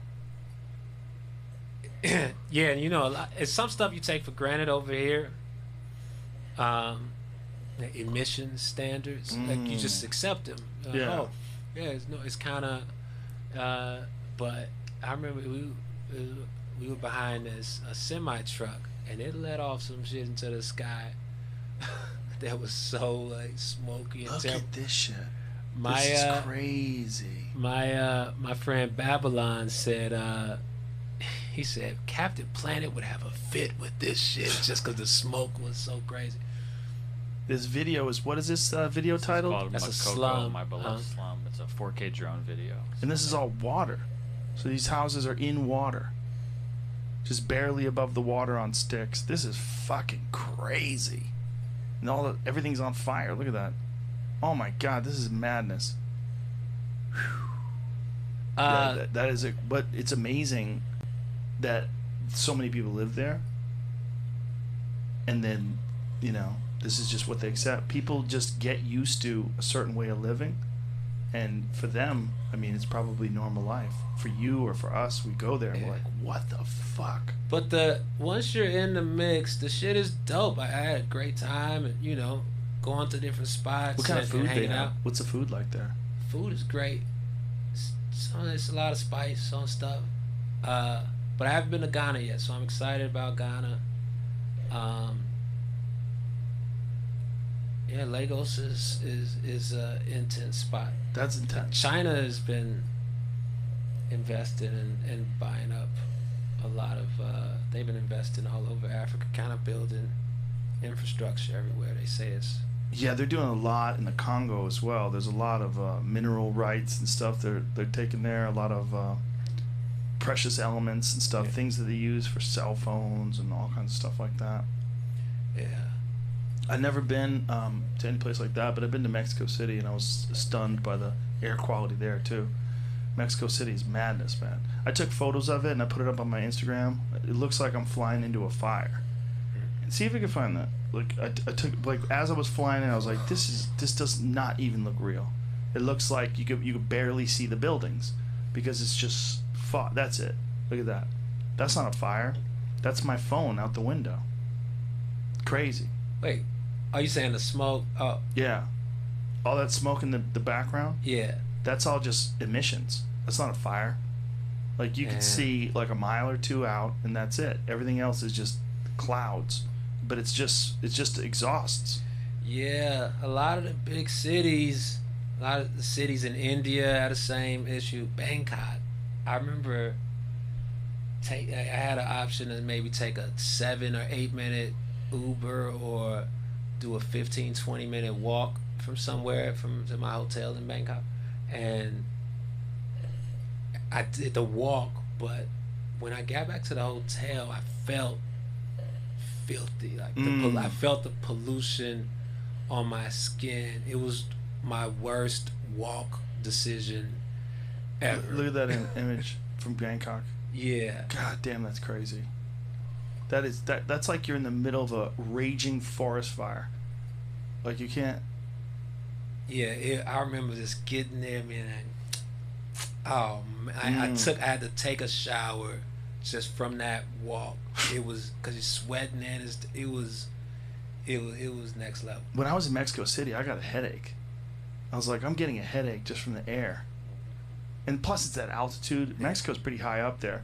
And it was for the UFC fights, which was really crazy because they're at like 8,000 feet above sea level. So there's thin air and then bad air. It's a combination of both things. Yeah. So they're training in. Yeah, some of them, like Fabricio Verdum, that was when he beat Cain Velasquez. He went up into the mountains, and he trained actually higher than 8,000 feet above sea level. And he went out there way in advance so he could acclimate. And he was in superb shape because of that. And then Cain, who's usually known for his cardio, actually gassed out. Cain didn't know that he was training like that. Cain couldn't go there early. He came out like 2 weeks out, and that's not enough. Like, they say you're actually better off going there the day of than going there 2 weeks of. Be 2 weeks before, because 2 weeks before you're not going to acclimate. You're actually just going to be tired. You know, because your body's still trying to figure out what the fuck is going on. Why is there no air? We're lucky, man.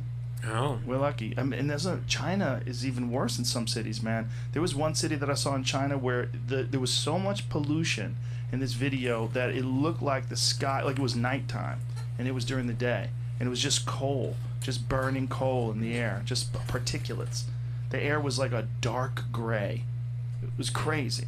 See if you find that. It's like, it's weird to look at, because you imagine like if that was your mom living there, or your daughter, or your family. If this is where you have to survive, and you have to look up into that sky every day. It's like a Judge Dredd movie, you know? It's doom. Yeah, man, I couldn't. Yeah, I struggled just in Denver when I was out of shape, and I had a gig in Denver, and I was drinking a little bit. At one point, I started forgetting jokes, and I hadn't smoked or drank before the show, but I was blanking out. And then another show, my breath shortened up. I had to step off stage to go get my inhaler. I told Tony Trent, the DJ, I said, "Hey man, play something real quick." He started scrambling and shit. You have asthma? Yeah, I have asthma. Oh wow, yeah. That would fucking suck. Asthma at high altitude? Yeah, it was asthma, high altitude, and in bad shape is a terrible combination. Have you found any of that shit from China? In the middle of looking, I had to pee, and I was about to go run and pee. Oh, so I got distracted. And we can wrap this up. We're almost at 6 o'clock, and that's when we find out. That's when we find out whether if, you got the do I got the COVID? Do I got the COVID? Do I have it? I don't think so. Who said that? Put in your bet. Send it to my Venmo. Miami Nights. Miami Nights right now. Miami Nights available on YouTube. Next time when you're coming back from Ghana, I need to know. I need to know what that was like. We need to talk. Yeah, man. Come back and I'm gonna write a book. Ooh. Have you ever thought about writing a book before this? I have. I had a book deal in 2013. What happened? I realized that I would have to write a book.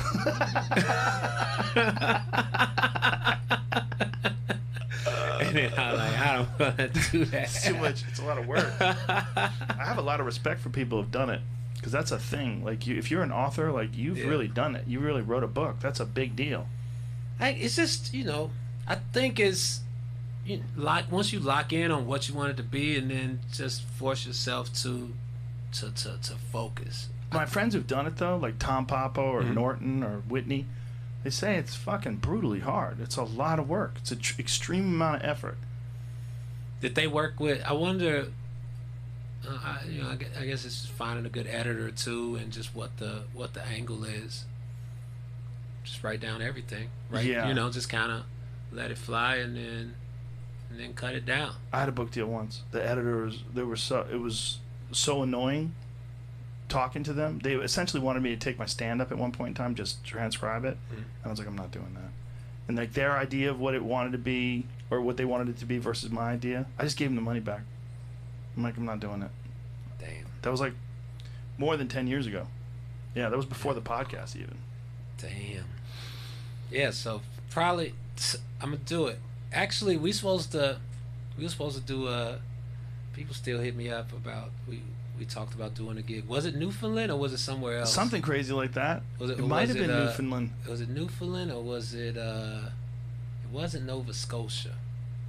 Somewhere weird. Somewhere weird, somewhere Canadian. I'm still down for that.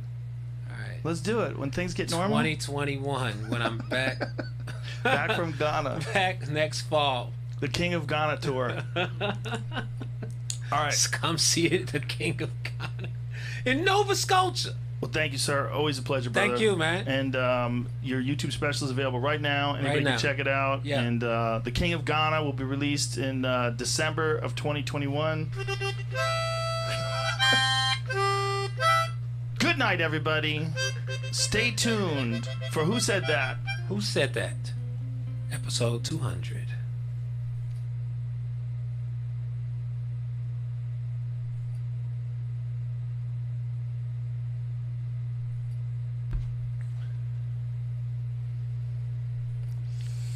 And we're live. Cheers, sir. Cheers, brother. Yeah, why the world is on fire, we might as well get a little fucked up. I've been clean. I've been clean for 7 days. No booze. No nothing? No nothing. You look good. Your face looks good. I know. I'm starting to see a direct difference when I quit drinking. Do you feel trapped by your image? By your party image? I would never have said yes until this week. I've exhaled for the first time in a very big way. Like where I was like, no road. I'm not doing social media. I'm doing stories and stuff. But I'm not trying to put, like, when things shut down, I kind of shut down with America, and I was like, yesterday, man, I sat in a hammock sober for like fucking 2 hours and just relaxed. It is nice to be home for a while. It is nice. You realize what a beating our lifestyle takes on your body. The travel, and then if you're boozing too, the travel and the boozing together. So we should tell everybody what we learned today. I'm revising my thinking about this virus because of Michael Yo. Michael Yo caught it. Michael Yo is healthy as fuck. He's not any high risk group. Like he doesn't have any pre-existing conditions.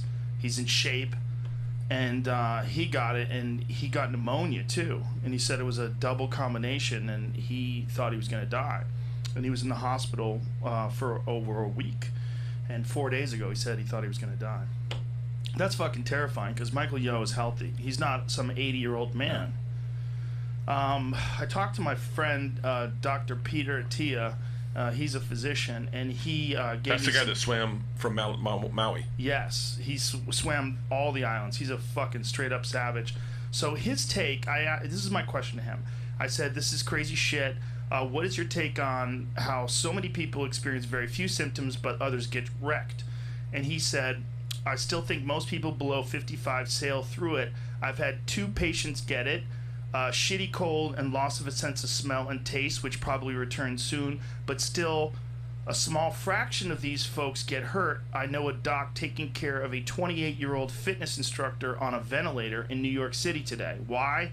He said maybe some genetic predisposition. We know blood types matters. A is the worst, O is the best based on antibodies. Damn. He said, I'm O positive. He said, but I don't think that explains more than some of it.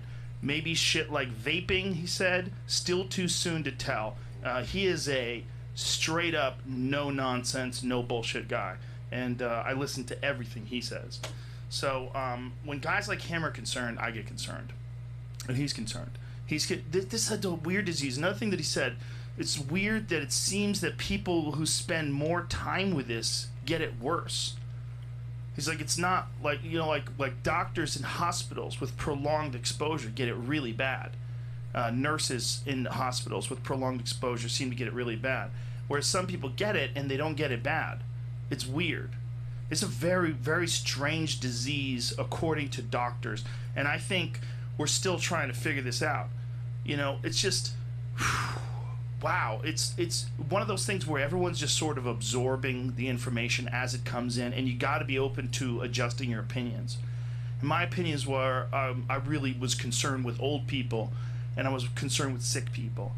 Now, after Michael Yo, I'm like, okay, this is not that straightforward. There might be some other crazy factors here. Like for some people, yeah, like Idris Elba, who looks fantastic, fine. But maybe other people are going to have a real hard time with it, like Michael Yo. Like, Michael Yo's not a sickly guy. He's a big, robust guy. That's a spooky one. Yeah.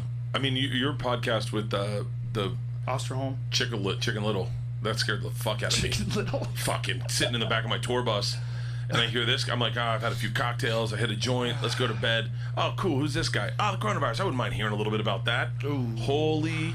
First thing I did, I told Jamie, I sat up in bed and I was Googled that motherfucker. I was like, he wrote a book, didn't he? Mm-hmm. Fuck that guy. I was so freaked out in that fucking podcast. What's crazy about Osterholm is he predicted this shit literally specifically as to where it was going to come from. He was very insightful. I didn't mean fuck that guy in a bad way. He was a very insightful dude. No, he was great. And it was a great podcast, but man, I'll tell you right now, Joe, you said so guys that are overweight, that drink a lot, that smoke. I was talking to you. You know that, right? By the way, I thought you were. I was. I know. I was. I was serious? like, Bird, I'm talking to you. I didn't want to say it, but I was like, piecing together out of all my good friends, who's my one friend who takes care of himself the worst? It's you. It's me. It's you. I quit cigars, weed, beautiful, booze. I'm having a Beautiful. drink now, but that's You're still okay, man. Like Yeah. if you stopped this bus now and got healthy and just drank water, only water for a month, you know, you could pull this shit together. I'm pulling it. You're a relatively speaking, compared to the fucking savagery you do to your physique, to your body, to your form, to your being by just downing booze constantly. You're great. Like most people would be really fucked up if they were in your position. We were all marveling when you ran that marathon. Like, this motherfucker parties so hard and he just ran a marathon. Like, it's crazy. You're a very, like, I hate to use the same word again, but it's the right word, robust. You're a robust guy. And the reason why you're able to endure all this booze is because you're robust. But if you didn't do the booze, man, you'd probably be a stud. Because whatever the fuck is keeping you going with all this booze, imagine what kind of, I mean, you're like pouring sugar water into a fucking 68 Charger. You know? Just clean that bitch up, replace the heads. That Hemi will purr. You know? Like, you must be. You have to have great genes. There's no other way. I mean, how old are you now?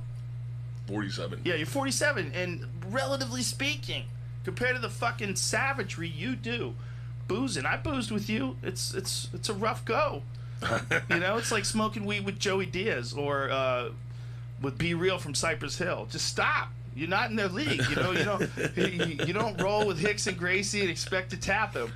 You don't smoke weed with Be Real. I never see that. And then I took Normand to Europe with me, Mark Norman, and Mark Norman's a boozer. Yeah. And man, 2 days in and he tapped out. We got him addicted to Ambien.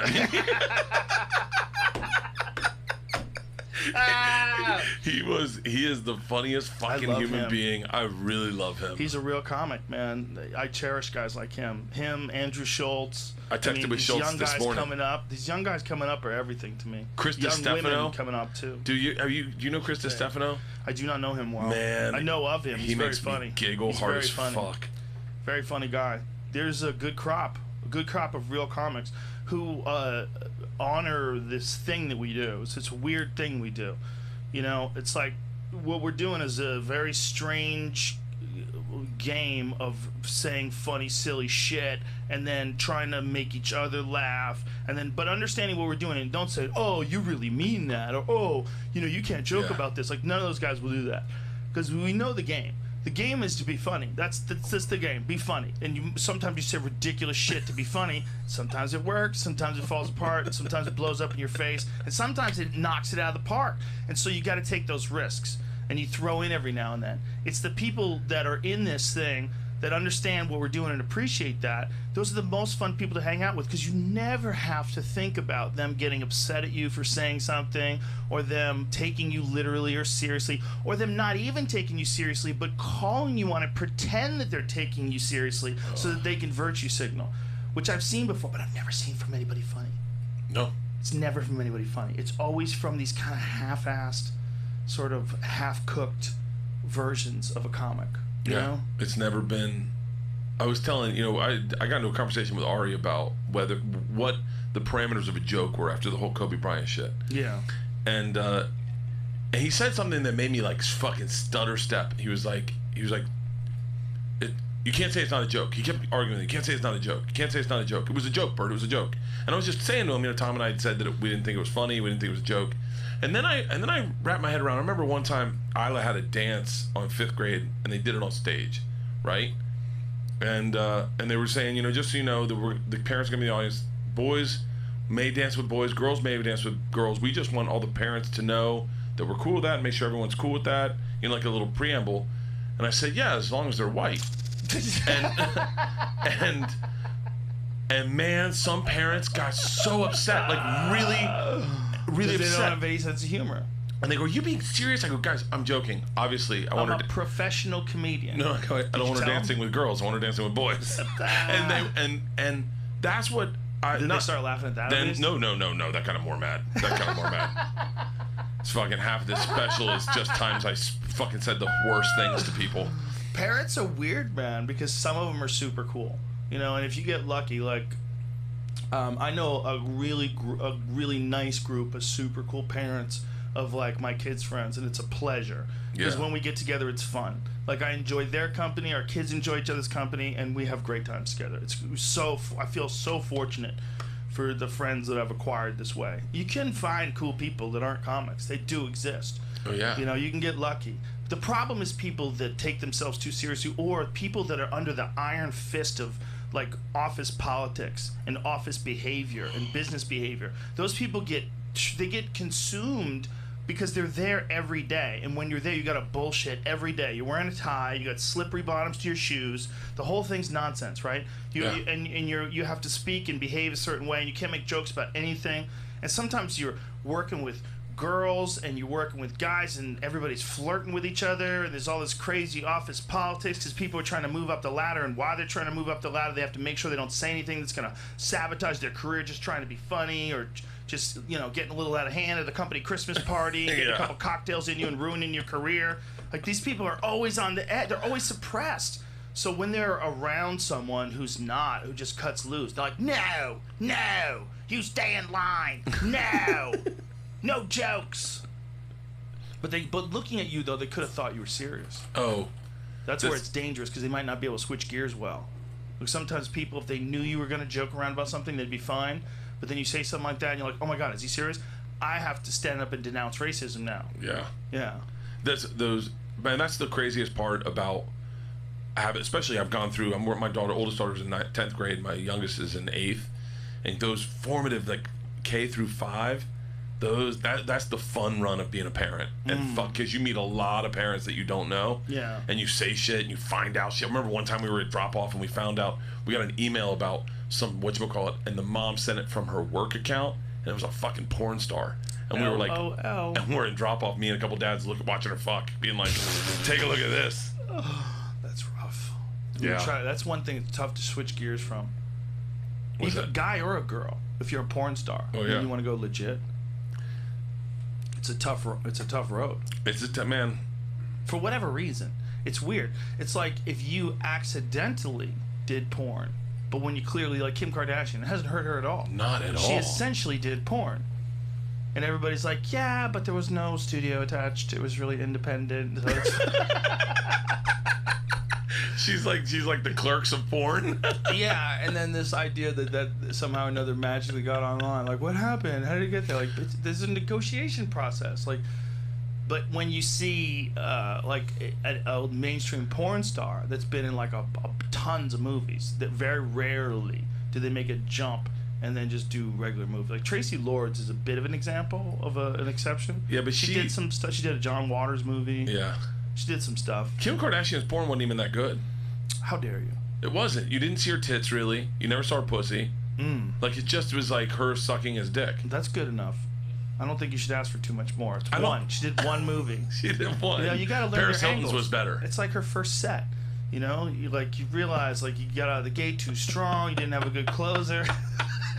she's not like, you know, she's not a world-class professional. I watched Paris Hilton's porn. I was like, I will fuck her with the herpes. Wow. Allegedly. Wow. Just catch her on a good day, right? Yeah, just That's what this when you saw fucking Florida, all those kids going, fuck it, this is my spring break. Yeah. Those are people that would raw dog it with herpes and not tell you about it. Yeah. This is about me. This is my vacation. I'm in this other group chat, and these comics are like, these kids are so stupid. How could they be so irresponsible? This and that. And I just type in all caps, they want to fuck. Like, that's what's going on. They don't care. They want to fuck, and they're drunk in Mexico. Like, get out of here. You know, they want to fuck, or they're in Florida on spring break. That would have been me. They're in Cancun, or they're in, you know, there's people in Texas. There was this thing about these Texas kids, and they were piled onto this area together. It's like this, I don't know, it looked like some outdoor party area, but they were just stacked in there like sardines, and people are like, holy fuck. Like, yeah, you didn't raise your kids right. And even if you did, if they're hanging around with other kids that are fuck ups, they're gonna fuck up. Oh yeah. We all did that. I was involved in a lot of really stupid shit because I was around some kids that were sketchy when I was a kid. You know, like, especially when I lived in Jamaica Plain. Jamaica Plain was like this area that we only lived there for about maybe Less than 2 years. It was like a year and a half, and it was like an urban section of Boston that's since been gentrified. Apparently it's nice now, but back then it was sketchy. It was like all kinds of, like, everyone, Irish kids, Italian kids, black kids, Puerto Rican kids, but no one was getting good parenting. Everyone's parents smoked. People were drunk. Like they were chaos people. They were like, it was weird. They were wild people. Like, the whole block was filled with wild people. They weren't bad people. There wasn't like a crime-infested, dangerous neighborhood, but it was sketchy, and everyone was a mess. Yeah. Everyone on my block. My next-door neighbor, we've talked about this before, they were a punk rock band called Death in the Shopping Mall, and they used to play downstairs in the basement. And so they had these thick layers of carpet set up in the basement. So they had carpet all over the door, carpet all over the ceiling, many layers. And these guys would fucking go off in there, playing guitar and fucking screaming. And I guess I was 11? No, 13? Yeah, I was 13 years old, because it was middle school right before I went to high school. So I was 13 years old. And I was like fascinated, because I was just becoming a teenager. Yeah. And I'm living next door to these fucking savages. These savages. They just were playing crazy fucking loud music. And you didn't see punk rock people a lot back then. No. I remember when there was a kid at the bus stop on Dale Mabry, and he had a punk rock haircut, and every morning driving to school, I'd look at him. I'd be like, he has a mohawk. His mom let him have a mohawk. Well, I went from San Francisco to Gainesville, Florida, which was a college town. You went to Gainesville? Yeah, I was in Gainesville, Florida when I was 11 to 13. You and River Phoenix. And Ted Bundy. That guy too. Don't get me started on Ted Bundy. But so we lived there for a little bit, and that was like just kind of college people, and in the apartments we lived in, just regular folks. It was nothing crazy. You didn't really see too much craziness involved as far as crime or sketchy folks. Everyone was pretty normal. Different races, different backgrounds, but, you know, just people, apartment life, you know? Yeah.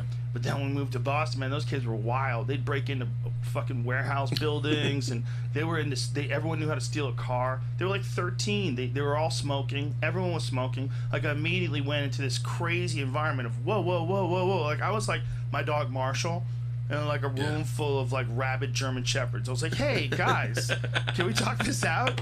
I'm from an apartment complex. I'm not used to like semi-urban kids. That's an interesting transition as a young child. It was rough, man. It was rough. When I was 10, I moved to a neighborhood where it was very aggressive. When you were 10, same sort of situation? Yeah, we lived in a real white trash neighborhood, but my dad kind of sheltered me a little bit. Oh, and no. And then I moved in with and there was all boys, like they were all like a little older than me, and I remember I learned the word faggot real quick. So the first thing I learned, that and how to hold an ice cube in my asshole. And so two really important things to have in your But I remember coming resume. home and being like to my sister, hey faggot, go get me. My dad's like, my what God. the fuck? That's hilarious. Yeah, you can certainly get ruined by bad kids, and no one knows that more than dads. Like, dads see you hanging around with sketchy kids. Like, hey, I don't like you hanging around with that fucking guy. Like, dads see where that stuff goes, because sketchy boys commit murder. You know what I'm saying? Like, sketchy boys join gangs. Sketchy boys rob cars and kill people drunk driving and set fires to warehouses. That's what sketchy boys do. Sketchy boys can get you locked up. Like, we did a lot of sketchy shit when I was 13 years old, and I remember thinking, like, wow, these guys have been doing this their whole life, and they're 13. Yeah. And meanwhile, I just sort of stumbled in. I just want to be someone's friend, you know? And I'm like, fuck this. That's when I took up fishing.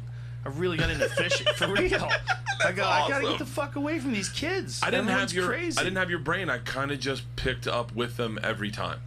Man, I did not feel protected when I was young. And it's one of the reasons why I value community today. When I was young, I felt like really disconnected. My parents split up, and then my mom moved in with my stepdad, and he's a great guy and everything like that. But we moved around a lot, so I was never around kids that I knew for any long period of time, and I never felt like I was safe. Because I remember like kids would always start fights. Like, boys, if you move in a new neighborhood, boys always want to start fights, especially if girls think you're cute. If girls think you're cute, boys want to fuck you up.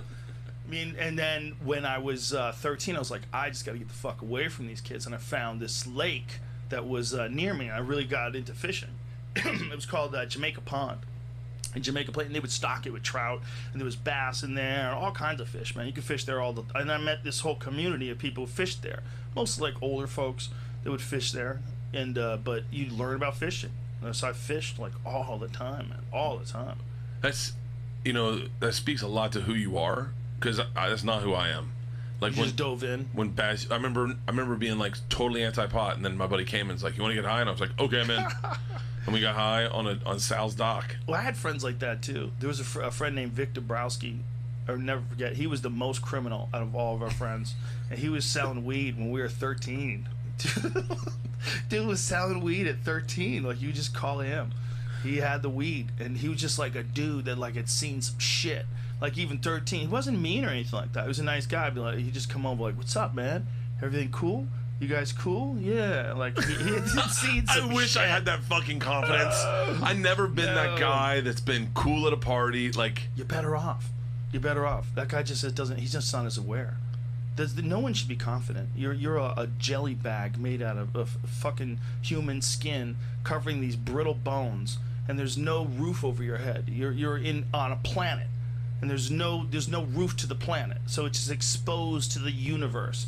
And it's a shooting gallery of asteroids out there, and the only thing that protects us is the thin layer of gas above our heads. You shouldn't be confident. You should be exactly how you are. You should be exactly how you are. You just need better methods of coping than alcohol. But the way you are is a good way to be.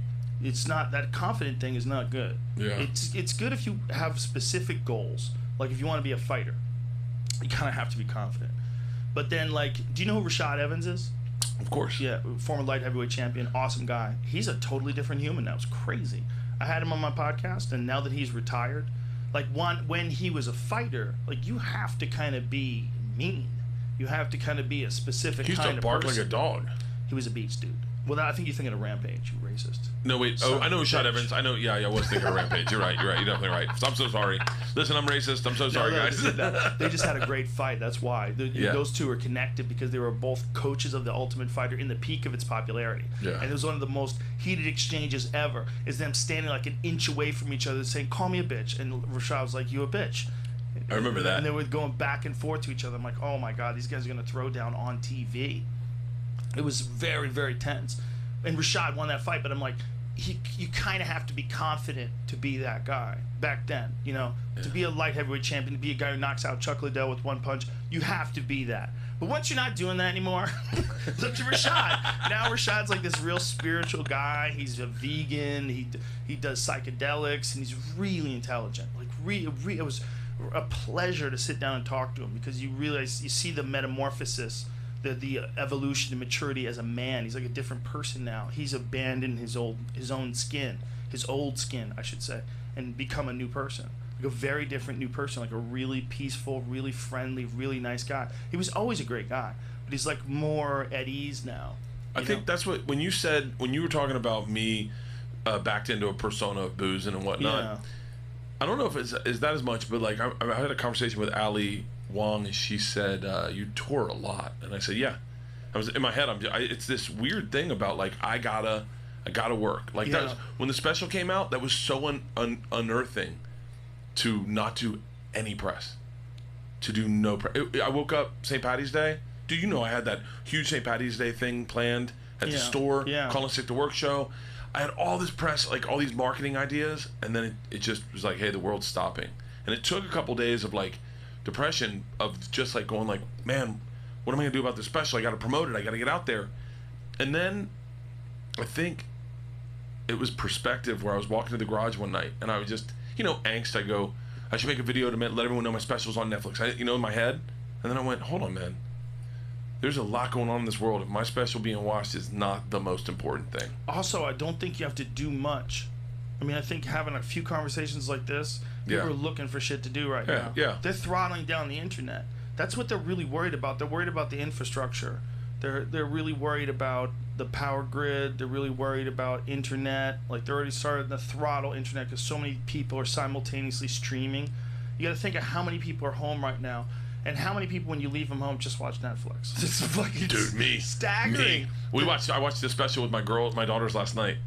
Just imagine. Oh no, they saw your bits? They saw. I Did kind they of. not know the bits before? They didn't know any of them. I don't want to say anything, but the one about her having her period. Oh yeah. How rough was that? She was like, poor girl blew out her pussy. Oh, Dad! What the Dad? The one they reacted to, yeah, they had me put my dick on the ass shoulder. There was a lot of them that they were touch and go, but we just watched it like quickly, flip through it, and then watched Big Cats. Big Cats? Or Cat King. Tiger King. What is that? Holy fuck, Joe. What is it? This is talk about faux confidence. It's on Netflix, and it might be the most amazing show I've ever seen. It's about people who own big cats like tigers, God. but the whole thing is about petting cubs, cub petting. You gotta pet them when they're real young, and then they stay cool with you. Well, no. So these guys make a living off cub petting. So they bring the cubs around every once cub, and then what happens is the cubs grow up, and then they end up with big fucking cats. Right. And it is. I won't talk to you about it. I'll let you watch it and enjoy it with someone who's like. Once you've seen it, there's no reason for me to tell you about it. Here's it's the fucking thing, amazing. man. Even if you treat your cat really, really well, you got him in a cage. That cat does not want to be in a fucking cage. No shit. They don't want to be in a cage. We got a code red. Someone ripped off Brenda's arm. It is. Someone ripped off someone's arm? Joe, you got to watch it. Bro. It is. It's 187 cats on this Oklahoma property. Oh my god. 50 acres or something like that. Maybe Oh my god. Dude, it is. Oh my god. I'm gonna save it for when you watch it, and Somebody then you can rip someone's arm off. Okay. That's and what she went back happens. to work 7 days later. Oh my god, with Savage, no arm? with no fucking arm. So now she has a stump. Little stump. Oh my god, that's Still working so with big cats. Crazy. That is so crazy. Can you imagine if they just started eating part of you and you're like, I still got a leg. I get this part of my foot. The one guy found the job off Craigslist. He's like, I never seen anything like this. Fuck it, let's do it. If you had a job like that, people are gonna sign up. Like no matter what it is. Oh, if yeah. you had a job to go out and castrate wolves, there's gonna be guys that are like, I think I can do it. By the way, we haven't even gotten to the fucking that's not even the crazy part. When you get into these guys' lifestyles, this guy married one. First of all, he's gay. Doesn't look gay. Married one dude, and then they brought in another dude. They have a throuple. That's not the crazy one. The crazy one's the guy that lives in South Carolina that's got fucking 9 wives who he grooms. Joe, this is one, like, really? Look, everyone, my special Hey Big Boys on Netflix, but fucking watch this show first. Wow, that's strong praise. It is. Tiger King. I'm writing that down. I'm putting it on my phone. Me and the girls watched Hey Big Boy, and it was funny. We giggled. We talked through whatever. Like at the end credits, I put like all the stuff that's from. I put Isla's period party cake. I put in the credits. I put like her test. My dad howling like an owl, and then Big Cats comes on. Big King. What's it called? Tiger King. Tiger King. That it? And within 15 seconds, George and Isla are like, all right, everyone's up. We found our show. It's that good. It's fucking good. God, It's good. There's something about people and giant, crazy animals. People that want to keep those animals as pets. Like there's this Russian dude, I think, who has a polar bear and he swims with the polar bear. Have you ever seen it? No. He's in a swimming pool with a polar bear. He's like hanging out with the thing and cuddling with it. And I was like, what in the fuck are you doing, man? But you don't identify with that a little bit? Because I do. I definitely do. As a dude with big dogs. Well, I think it's cool, to watch because it's not killing him. It's like, look at it. It's hugging him. It's kissing him. Until it decides not to. Well, I think if you bears, I think are a different animal. Because if you keep bears really well fed, they're not just predators. They're omnivores, right? So if you keep bears really well fed, they're probably pretty chill. And I wonder if bears are like people. Like, I think if you feed people only vegetables, I really believe this, they probably get less aggressive.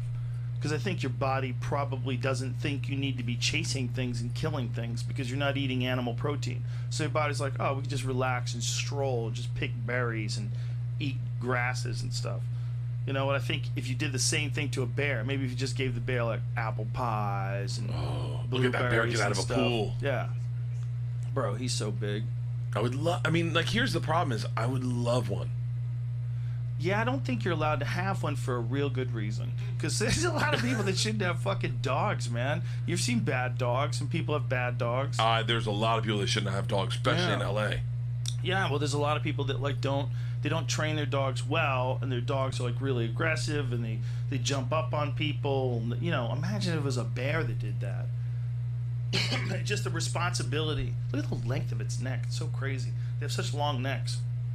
But what it is, it's you know, the animal that it is. It seems ridiculous that you should be able to have that in your backyard. Like, that's a polar bear. Like, I don't know where that guy lives. Where is that? Does it say? Oh, it's got to be Ohio, Oklahoma, one of those cities. Ohio. Do you remember the one guy who shot himself and let all the animals out? Yeah, they talk about that on the fucking thing. Oh, yeah. That's part of the reason that it's illegal to have fucking big cats in Ohio. Because of that guy. I live in Ohio and raised. I like those Savannah cats, Anthony Cumia has. Maybe he has Bengals. Yeah, servals. Yeah, I like those. Isn't that what they're called? Serval cats? Yeah. Those are apparently never really tame. They never really tame. Are dogs, though? Well, I think maybe it was John Jones. I think John Jones has a couple of them, but he was feeding them. Like, it was either John Jones or someone else who had them. I know John has some big cats. I bet he does. Yeah, he's a wild man. I want to party with that guy. No, you don't. Yes, I do. You think you do? I'll party, bro. You don't want a piece. John Jones goes to the Darklands. That's my new TV show. Can you out party me? I just go party with John Jones, John Daly. You'd have one episode. You'd call me up and like, I quit my show. I called Netflix. I can't do this anymore. But yeah, so he was feeding it chicken bones. I'm not sure if it was John or someone else, but it's crazy because the cat starts making these crazy noises like, wow, wow. Like while he's like giving it, whoever the guy was, it was giving him the chicken bones. While he's giving this cat these bones, the cat is getting really angry, like scary, like he might just jump on you and bite you, like primal shit. Yeah. They're not a regular cat, dude. Like if you give a regular cat a chicken bone, they'll be pumped, but they're not gonna go. Yeah. Crazy cat noises this thing was making. I was like, what? See if you can find serval cat growling while eating. There's one that's like viral on TikTok that someone posts all the time. They feed it every day. I've seen our cat catch rats. Oh wow! It's usually, I mean, I put it on Instagram a bunch, but it'll catch rats, bring them into the house, and then let the rat go. Which is exactly what I want this cat for. And to watch it hunt a rat is fucking fascinating. It is. It's built in. Bro, it's like you can't get that out of that cat's brain ever. No, built in. It's built into the system. Yeah, that comes no matter what the cat's life is like. If you could have a little I had a ragdoll cat, and she was this fluffy little ball of fur, just flopped to her back and get pet all the time, and that's all she was interested in until she saw a bird, and then it was locked in. Oh. Locked in, and she'd make these noises. With her mouth. Yeah. I have a bit about it in my act. Oh wait, I think I saw you tell that bit. That was my last special. I had the whole bit about vegan cats because some lady was mean to me, and I went to her page and I looked up #vegan cat. I was like, holy fuck, this is a thing. And then I started going down this rabbit hole of people with animals and cats in particular, and how cats are the strangest animal that we keep as pets. And I have 2 of them. I love cats. They're sweet. My oldest daughter has them now. Because my middle daughter is allergic. But when I'm around them, I love them. But you got to do weird shit with them. First of all, you got to castrate the males. You got to fix them all. Like my dog Marshall, he's not fixed. He's fine. There's nothing wrong with him. He's not going to get laid. He's around me all the time. Yeah. And it does fuck with their energy. And it's irresponsible to have dogs with testicles and just have them have a bunch of babies, unwanted babies. You're right, absolutely. But the idea that that's the only way it has to be, that the dog has to either be fixed or you're irresponsible and the dog's going to fuck a lot and make babies.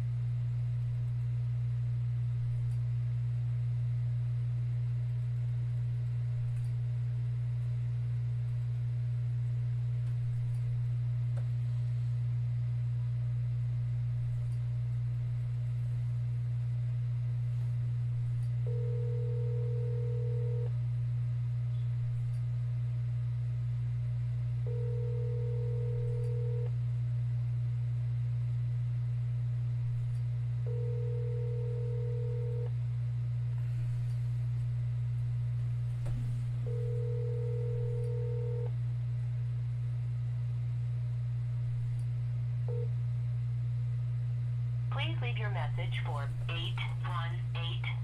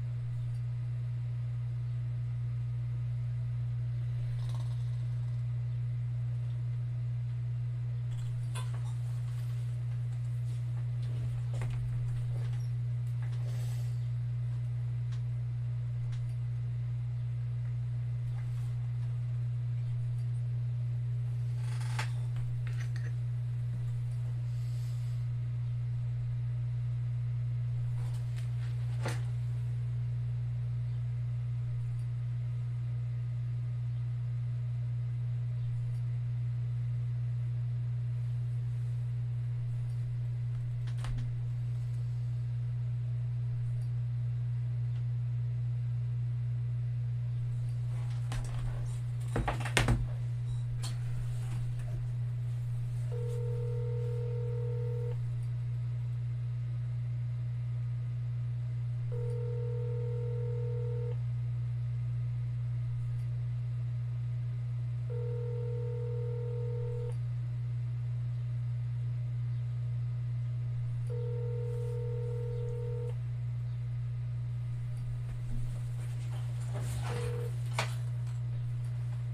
leave your message for 8188.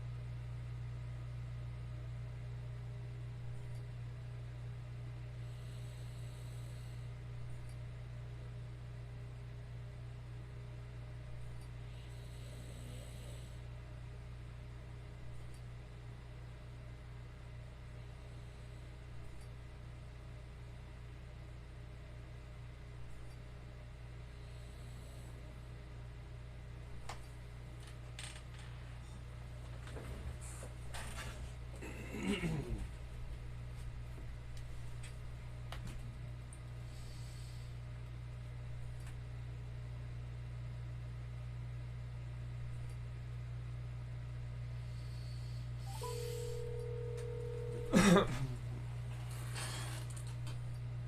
do you want? I'm busy. Okay.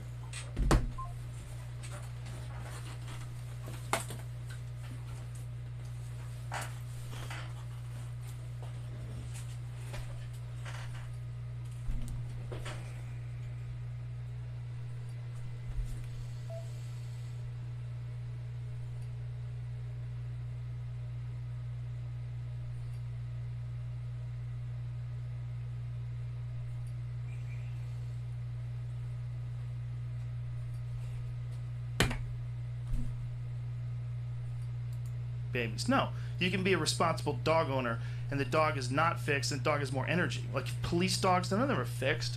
It's for reasons, because when they're fixed, they stop producing testosterone. There's a lot of problems with we got our dog Priscilla fixed at a young age, a bull mastiff, and we found out later that when you get a dog fixed, a bull mastiff fixed too young, heads up to any bull mastiff owners, it can fuck with their joints.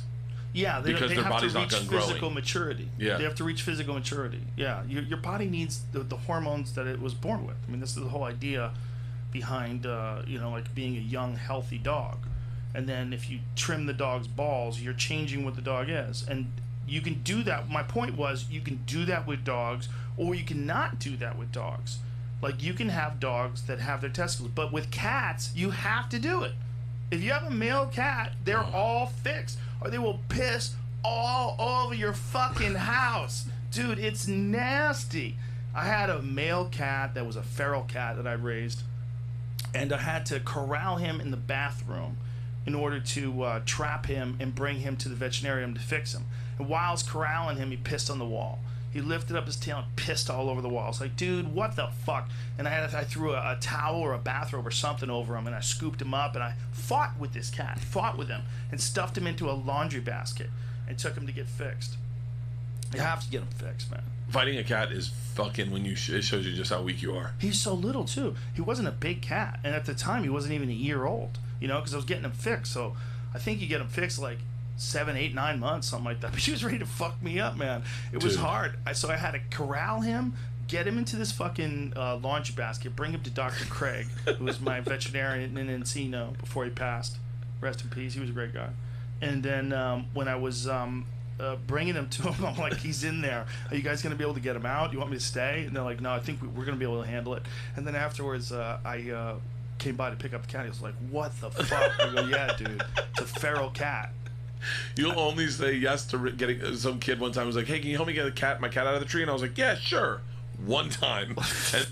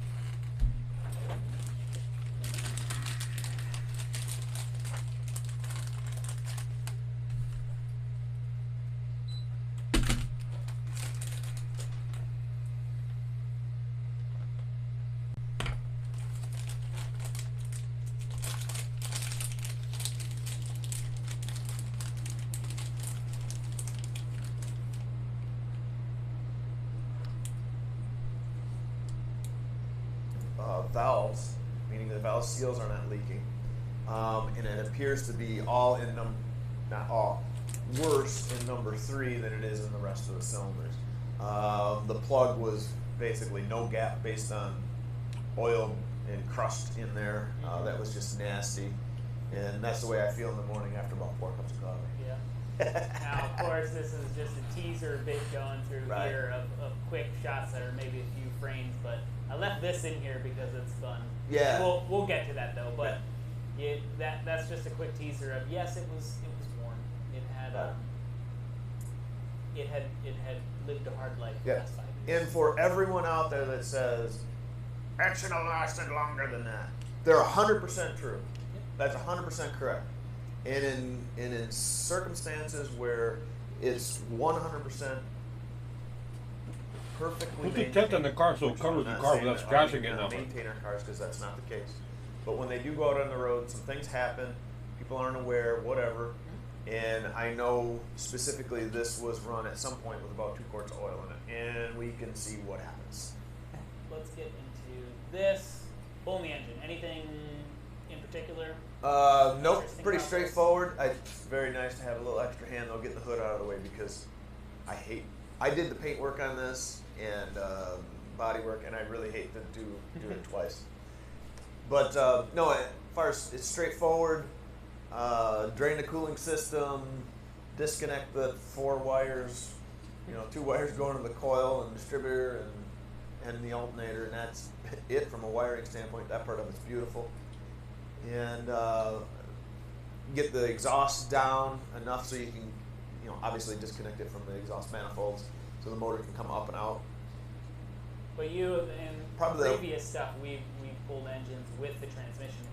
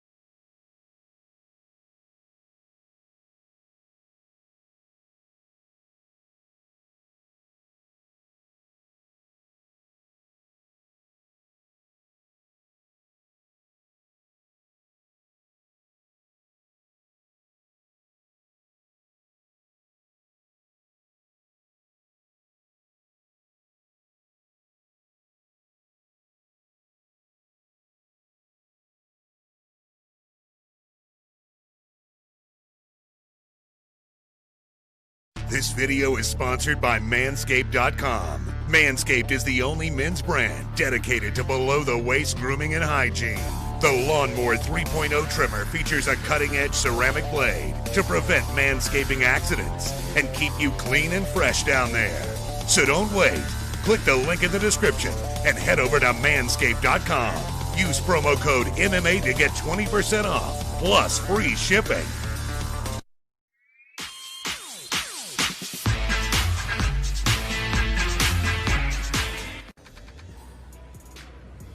And now, this is the moment we've all been waiting for. Truly, my brother, John Anik. Oh, yeah, that's the way it's going to go tonight. One of the biggest nights of the year, UFC 251. We're here on Fight Island, Yaz Island, Abu Dhabi. It's about to start on pay-per-view and on ESPN for the prelims. Big cheers, no fears forever. John, are you ready? It's time!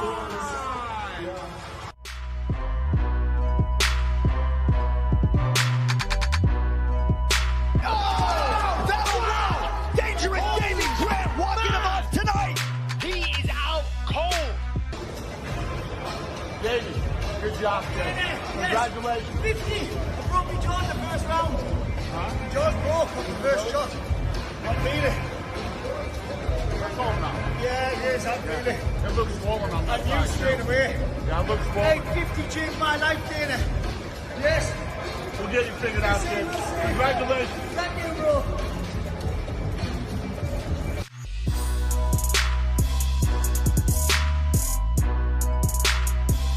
For the winner, by unanimous decision, Carol Hossa!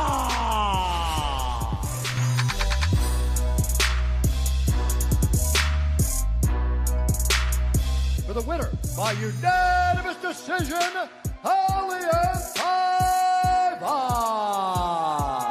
The fight was a little bit different than I expected. You know, there's no easy fights here in the UFC, so I'm just happy that I was able to show some improvement in my game. Like, I was able to work a lot of kicks, something that I don't really normally use, but in this camp for this particular opponent, it seemed like something that would work, and the result showed for itself. You know, I think I'm really happy with the performance.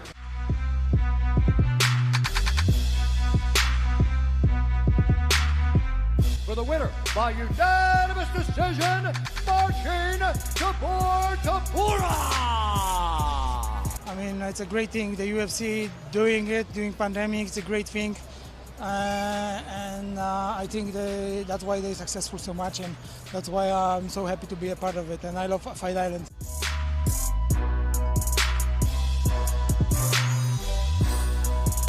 For the winner, by unanimous decision, Leonardo!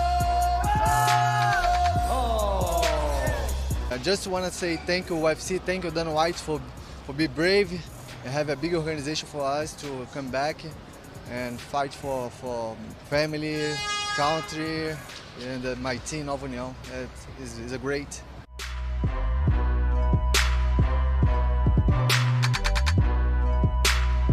Waste of Amirkhani drank. Oh, he's out! Look, Amirkhani chokes Danny Henry to sleep. I don't know about celebrating this victory. I just want to go back and start my training again. This was a small session for me, and I'm aiming for the belt, so that's where I'm heading, and there is no time to celebrate at the moment.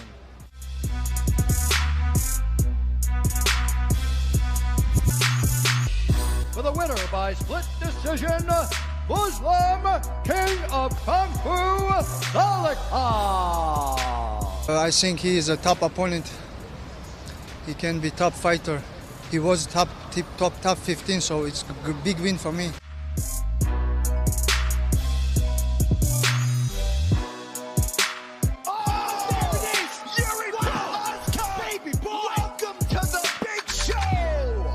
My first fight, I win my first fight in UFC. That's a very big step for me, and but I'm glad for that. So many people in Czech Republic watching this fight. So for that, I'm very glad for that I win.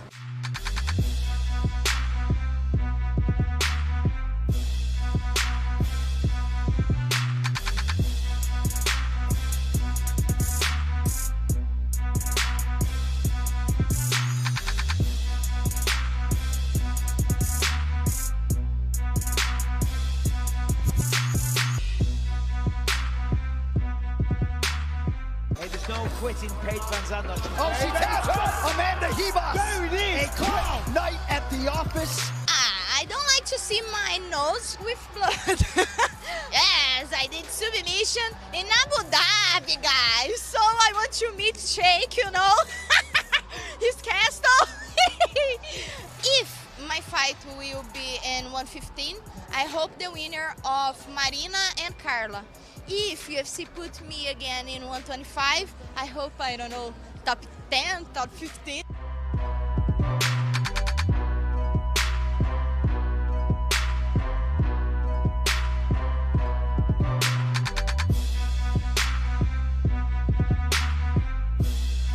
Hey guys!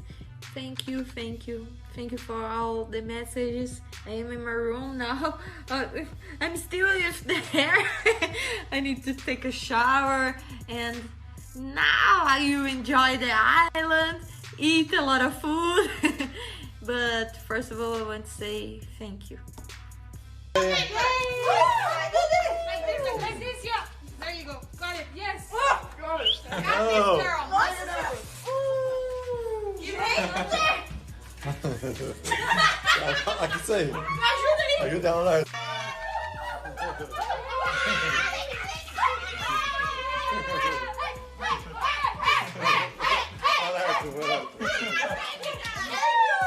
All the best. Oh my God. Yeah.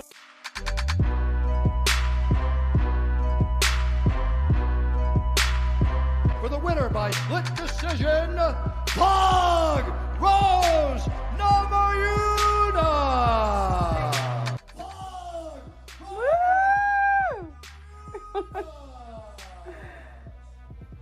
This car's amazing! So far, so good. How fun is Doug Rose to watch fight? It's perfect. It's unbelievable, right? Brings it every time. Yeah, every time.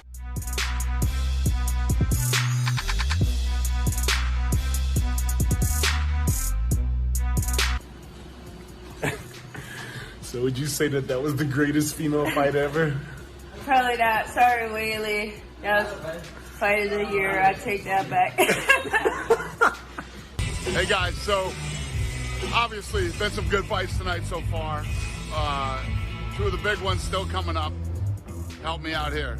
Performance of the night, 2 performance of the night bonuses, and a fight of the night bonus. Who you got?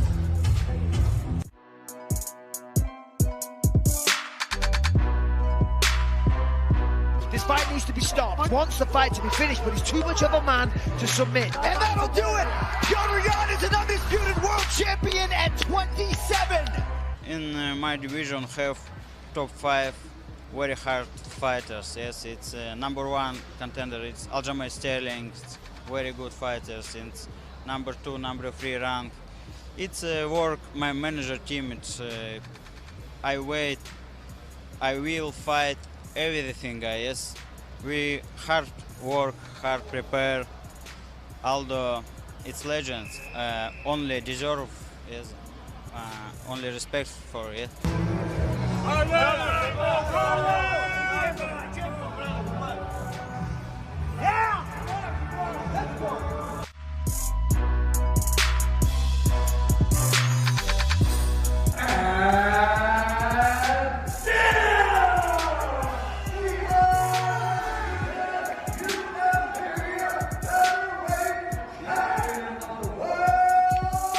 Alexander the Great Volkanovski! I got there in the end. You know, he made the first 2 rounds were tough, but I come away with the last 3. Whoever's next, whoever's the number 1 contender, Zabit, Ortega, Zombie, Ye Rodriguez, Dan Ige, Cater, they're all fighting each other. Whoever's most impressive and whoever's name they're calling, I want.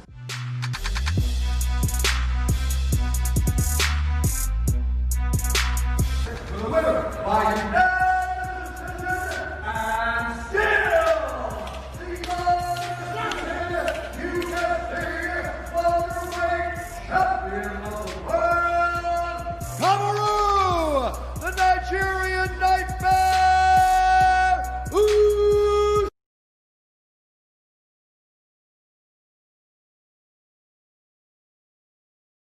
What's going on, guys? Welcome back to the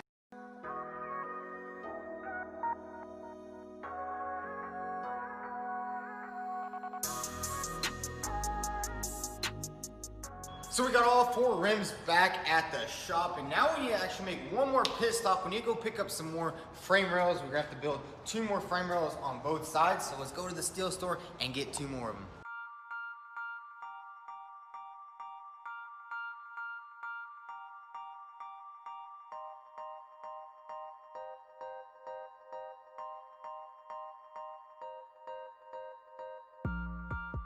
So we just made it to the steel store, man. There's so much metal over here. We just found the piece we need, and let's head back to the shop. So we got both metal beams over here, and these beams are actually going to go on the side of the frame, and that's what's actually going to hold the body to the frame rails. We are going to cut and come off of these original frame rails and go to the side, and that's going to be basically welded to that. But now that we have the metal there, we need to actually work on the rear. We're going to put these rims back on, because as you guys know, we do need to lower this car down a little bit more on the frame, and we might have to actually cut this out a little bit because we are doing the wide body, and that's exactly how you're supposed to do it. So let's go ahead and get these rims back on here and then see what else we have to do.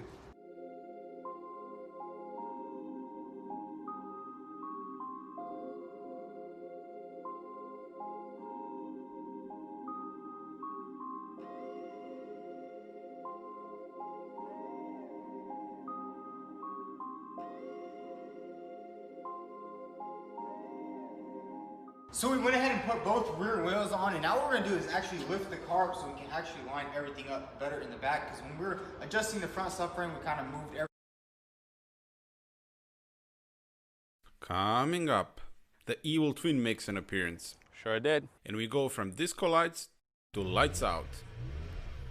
I'm sure many of you are, as I am, big fans of Huey's Garage and his hoopty buying adventures. Well, recently I took a page out of his book when I purchased this 2007 BMW M5. With the manual gearbox, sight unseen, halfway across the world.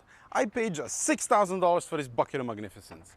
Clean title, running and driving M5 with 10 screaming cylinders. Some of them may or may not be misfiring, but at this price point, it is the cheapest M5 with 6-speed manual in the world. And then you had it shipped 4,000 miles across the Atlantic to Germany and already doubled your investment. Were you hiding there all this time just for that? Sure did. Does it have an engine? Yes, it does. Cool. Is it knocking? No. Can I drive it? Haha, no. See about that. What's that? Nothing, nice weather, spark plugs. Anyway, what we have here is one of 1,364 E60 M5s with the manual transmission that was made for North American market only. Coming up is a quick story of how this colorful vehicle landed into my possession.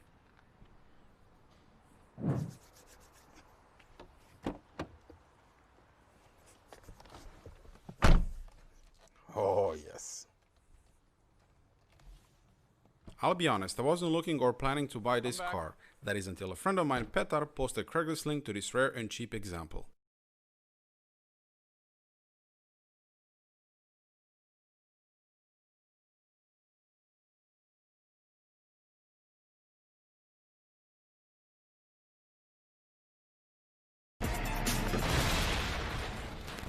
What's up, everybody, and welcome back to another episode of Lockdown 23-1. And a lot of you already know what this show is. Rookie year. Rookie year. It really just goes along the lines of the correctional officer's point of view. I really haven't even watched one full episode of this, you know, because the one that I did watch or started to watch months ago was kind of slow.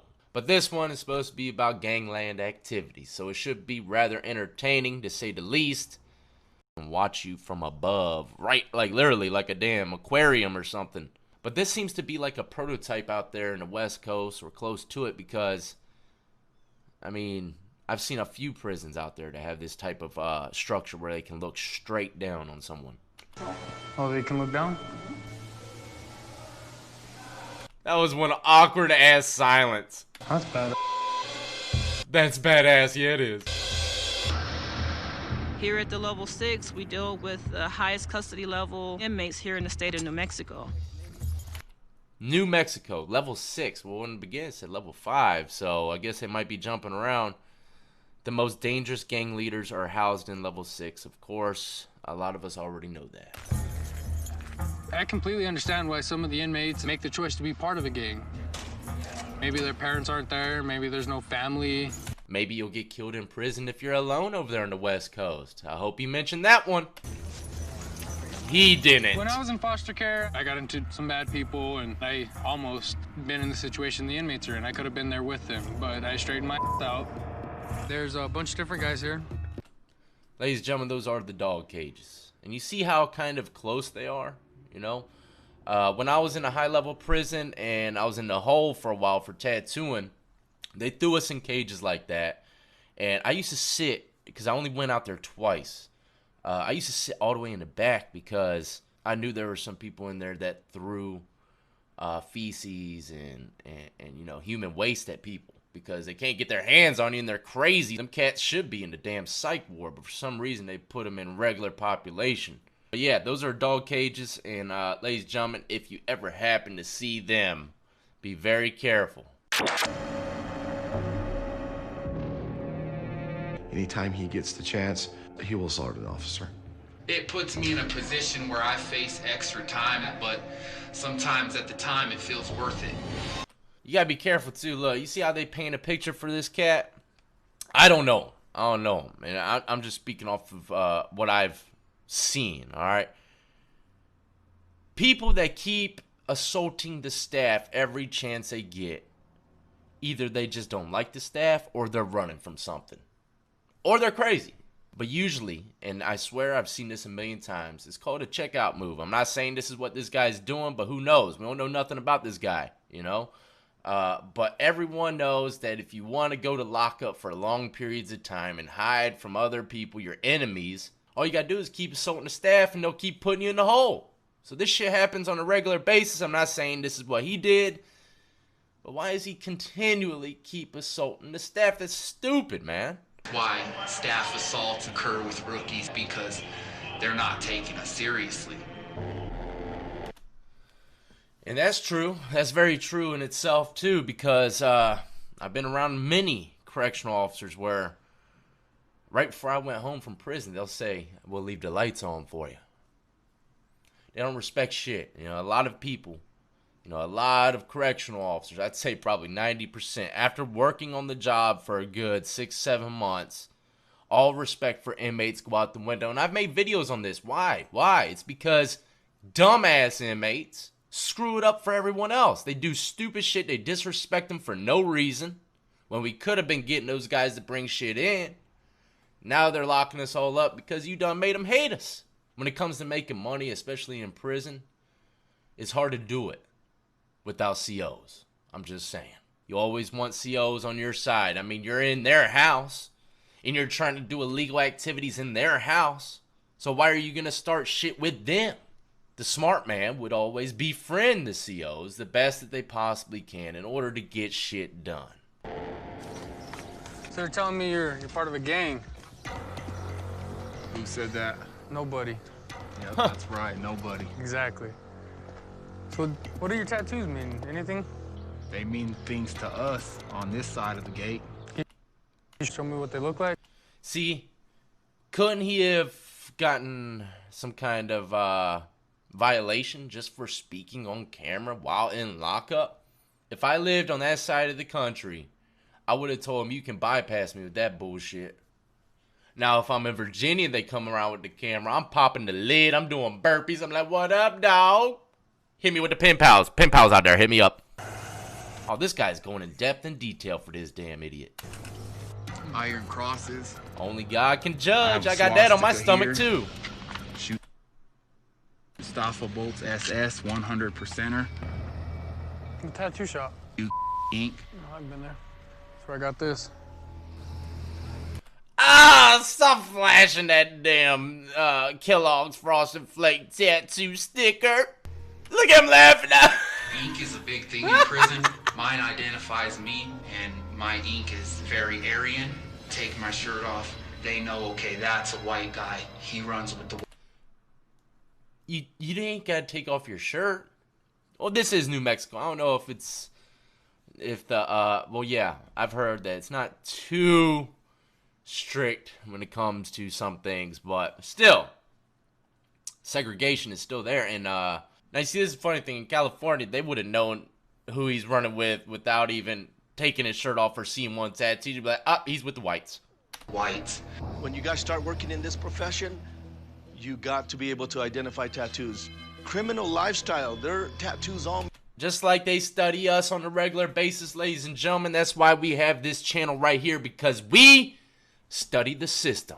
Yes, we've made videos, you know, how to make swoles, but you won't never see me, though, make videos on where to hide cell phones and crazy stuff like that, because that's the stuff that COs don't really know too much about. Always remember that. This channel is taboo in a very, very big way. You're not really supposed to be talking too much about the pen, but I believe the way that I'm doing it is the right way, you know. Never give up too much intel, and even the COs, even though it's on camera, they're not giving up too much intel either. You know, there's some hidden secrets that they don't say on these shows, but they study us just like we study them. What cell are you in? A12. A12? We'll be there.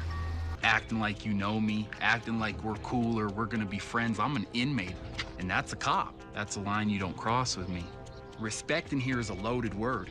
It's what it is out there, but 10 times deeper in here. Damn! If that ain't the truth, ladies and gentlemen.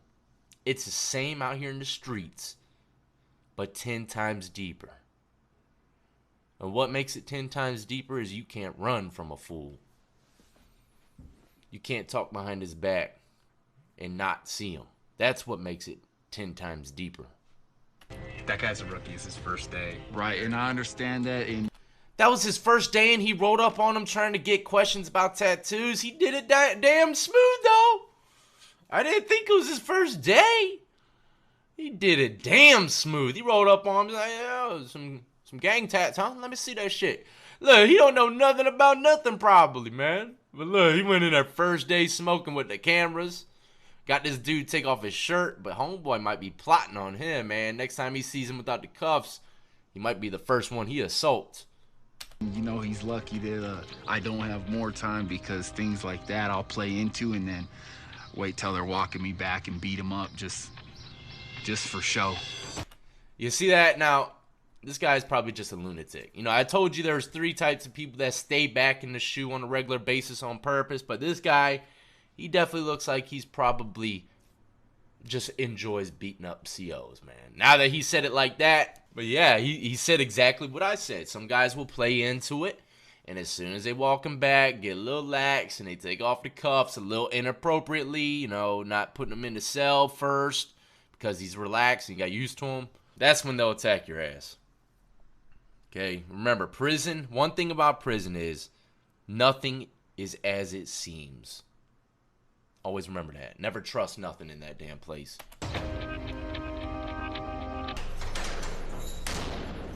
I seen a front door like that towards a secured area unlocked one time. Unlocked. It wasn't front door, but you mean it was a door to a secured area you shouldn't have been in.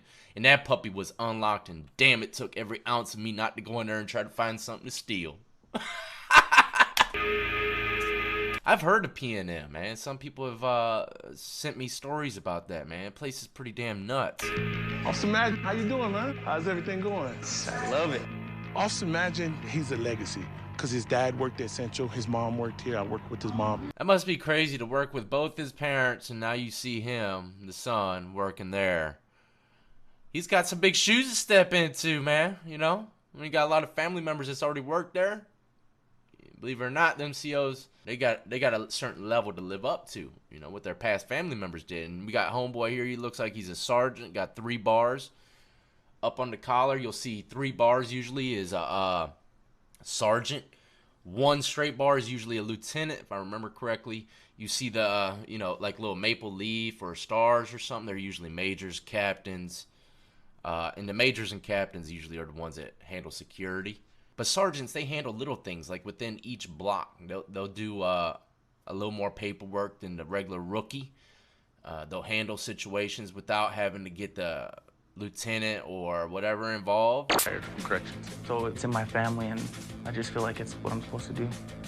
You better put some bass in your voice before you hit that level 5, homeboy. We're all brothers here. When we put this uniform on, we're going to walk in together, we're going to walk out together. He's got a good spirit, I think, man. We're here for you. I'm here for you. Yeah, I know. I appreciate that, and I'm here for you in return. I'm anxious to cuff an inmate for the first... Why can't inmates be like that? Why can't all inmates be united? Can you imagine the amount of power we could have if we were all united? Can you imagine how much fun we could have in prison if we were all united? Regardless of color? God. How much money? How many poker tables would be jumping if we were all united? I'm anxious to cuff an inmate for the first time due to the fact that I almost failed that part of the academy. How do you almost fail a part of the academy where you put cuffs on someone? Bro, it's not looking good for you, man. It's not looking good for you. Your family should have been... You got 20 family members did 20 years working in that jail, and they don't even know how to show you how to put on some cuffs? It almost made me lose my chance of being a CO. See that blue rope right there, ladies and gentlemen? I never had to be put into one of those little ropes, but I know what they are. See, they lock on to the back of the cuff, the chain link on the cuff. That way, the COs can hold them like a damn dog, for the most part. I'm grabbing here, grabbing there. All these that was? If they're not there, they go home today. Oh, I feel great about it. I'm ready to graduate. You win. Oh, he put it on wrong. Oh, chill out, dude. He put it on reverse. Great. Did I put him on wrong or no? They ain't gonna let that dude fail, man. He's got mommy, daddy in the background, be like, yeah, this dumbass has showed him 1,000,000 times how to put on the cuffs. Look. He did it wrong again. Oh my god. I'm a damn inmate. I could have slapped them shits on my pinky toes. Where's this come from? Huh? You ain't living up to shit, big dog. They should have failed him. They said if he can't fix the damn cuff things, they go home. Maybe he's just pressured. You know, a lot of people, when they got a lot of pressure on them because, you know, whatever, like his family, they're really good.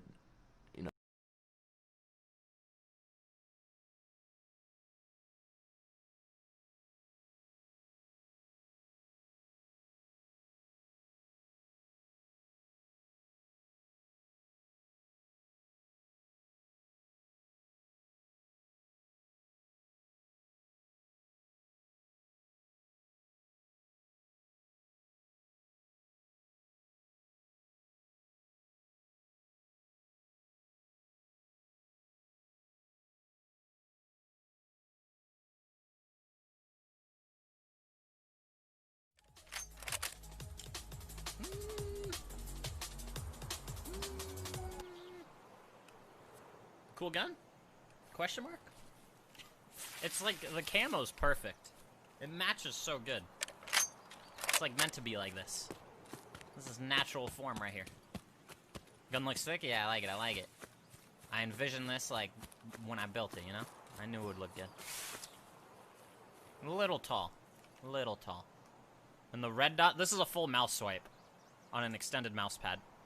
So it's kind of unusable. Got 2 zooms on it. Not bad. I wish the red dot sense was better though. It's like I have a bigger than extended mouse pad. It's like a super XL mouse pad. It's one of those like goes under your keyboard mouse pads. Things are nice.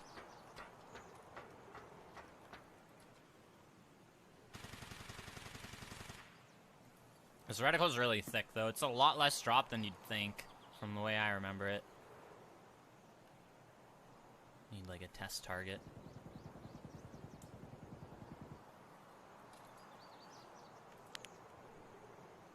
Ooh, that's Scab Boss. I don't know the drop. Should we try 1 mil dot? Like a Valde would be a couple mil dots. Oh, that hit his belt. This is perfect. Got him. That hit low though still. It's like almost 2 mil dots for a headshot from here. Yeah, this is glue car.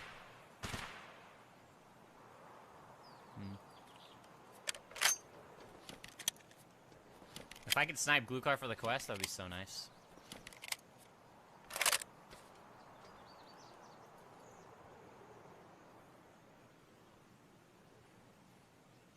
Every scope's just different with range. It's annoying to learn. Guy right there. That's a head. Nope. He didn't give a fuck.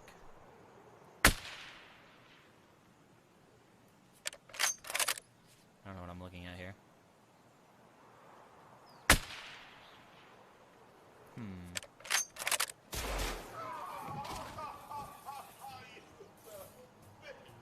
He is the one who blames you for the divorce. He is the one who beats Got him. you.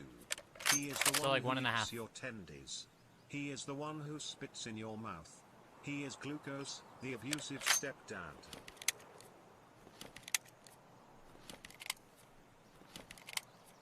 I don't know, the scope's like hard to... I've just spent so much time with the Valde. And like knowing your scope is so important for sniping. If these were players, like I would never get them, you know? Let me just run off after I missed the first one.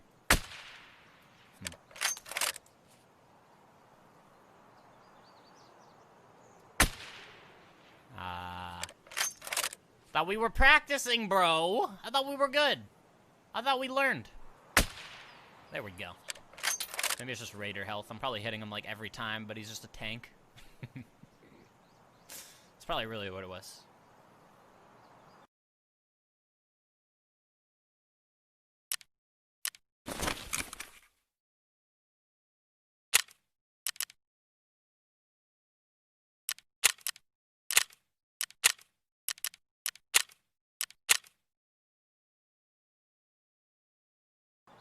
The drop was fine the whole time.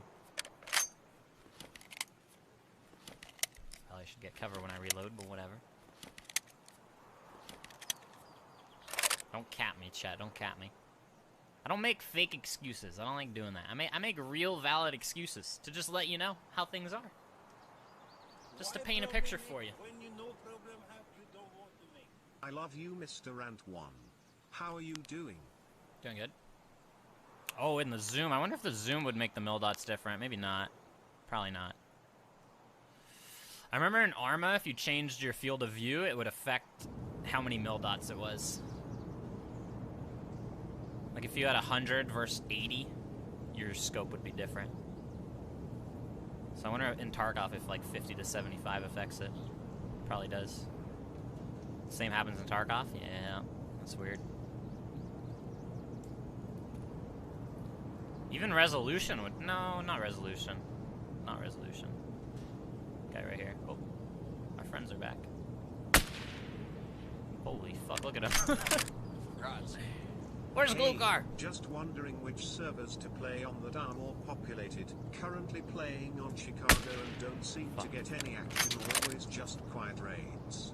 Any suggestions? I mean, whatever cities are the most popular in the world, they're probably gonna have people. Right? Like the most dense areas, like New York. Shit like that.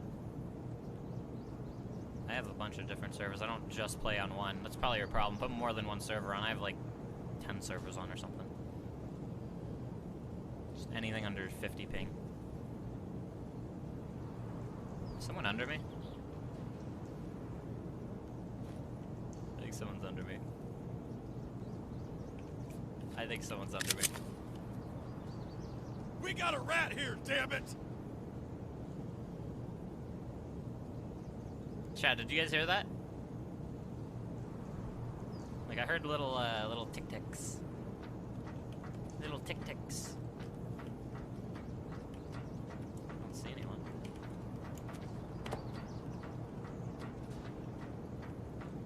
Huh. Maybe it's the wind. Could just be the wind. I would have got shot by him if he was there. Look at all my bullets from reloading. They kind of bug out sometimes when you do this, though. Like, I can't pick them up. Sometimes you can, sometimes you can't. I don't know, chat. Should we push in? There's this guy. Let's try to get as many as possible. I saw blood, but no kill. I don't know. I feel like the scope, though... I feel just like it's not that precise. The Valde's way better. I just think... I don't know how to explain it. The mill dots are too spaced. They're way too spaced. I should probably zero. It's a zeroing scope.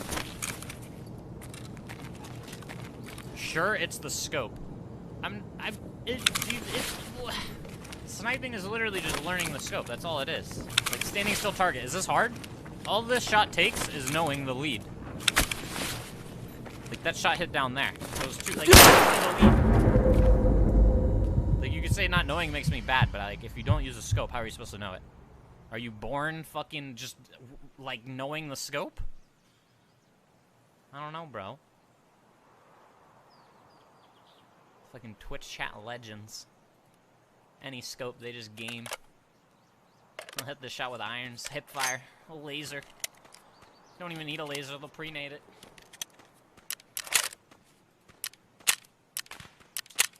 I think I gotta get over there.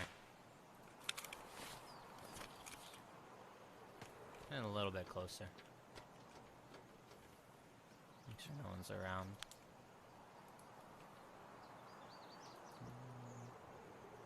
I haven't really looked at anything else but over there. I have like super tunnel vision.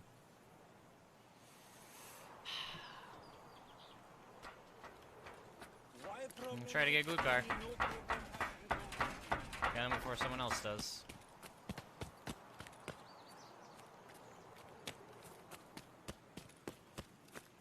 Pistol versus scab boss. I don't know about that one. That's gonna be a rough one. You are bad, but it's part of the process of learning. True. Very true. I'll admit I'm bad with a scope. But don't fucking yell at me about it. Be polite. Put a smiley face at the end of your message. That way I know you're happy. And you're smiling.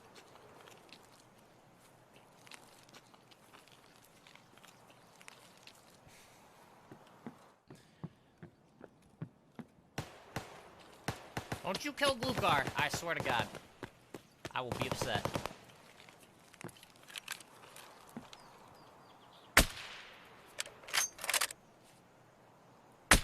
Oh, bad shot. That one went. Guys just running in place.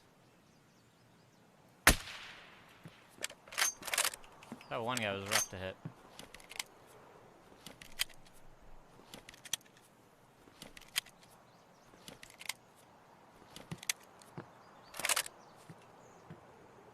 Shooting at someone though.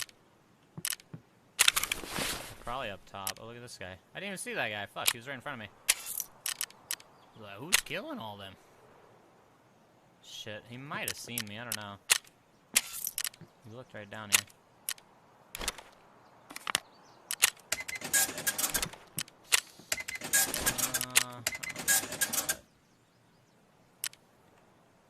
That's been looking at me.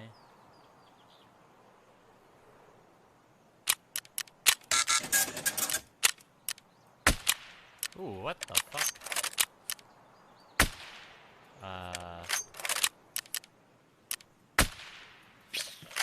So the first shot I did at the top of his helmet in case of drop.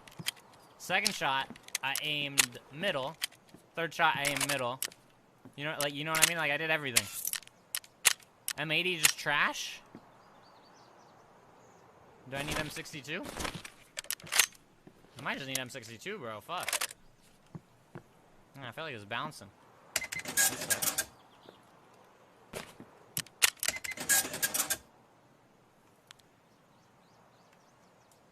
See, there's the player. That was the player. It was a bear. I don't know why he stood still like that. I didn't want to shoot because he was doing the zigzag, but he stood still.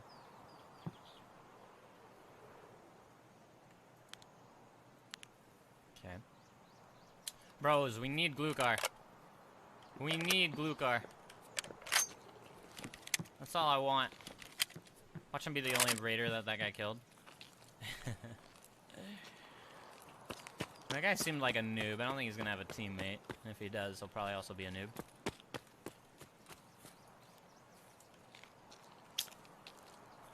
like to not get close, but we're not seeing anything.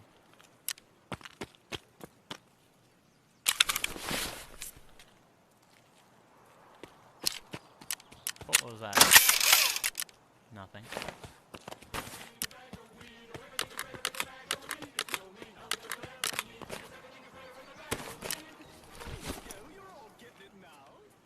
Don't do drugs.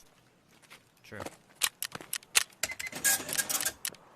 Yeah, better get off one of these dudes.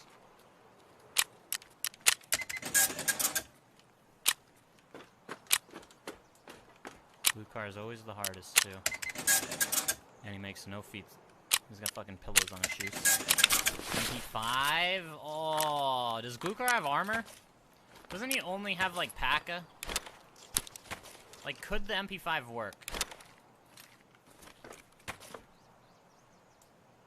I feel like the MP5 is my good gun here. I need full auto, bro. He wears the tac tech. Okay, headshots. These are high flush damage, and he has buff flush damage. This thing looks really good. Probably get a better gun off one of these dudes. This guy has an M4.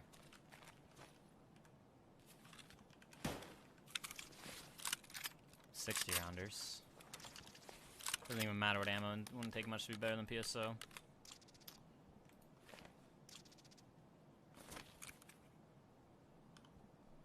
I'll find this dude.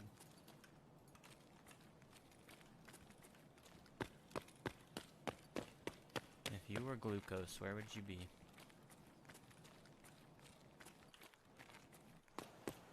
Oh.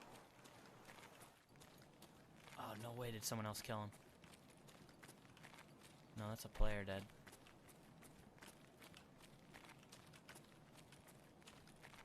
Be careful of that bunker.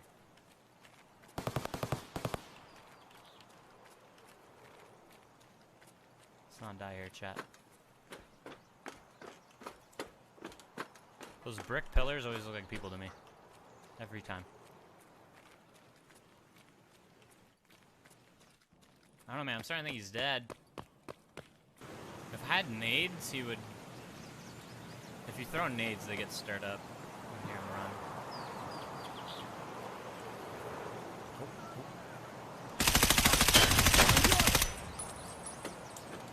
That hipfire was horrible. Recoil was crazy.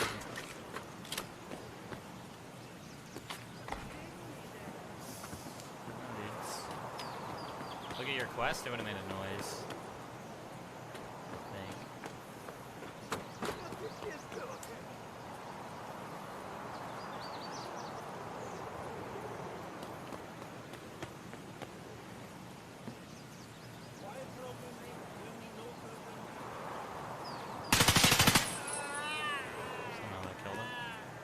These are normal scabs. I don't know, it kind of feels like he's dead.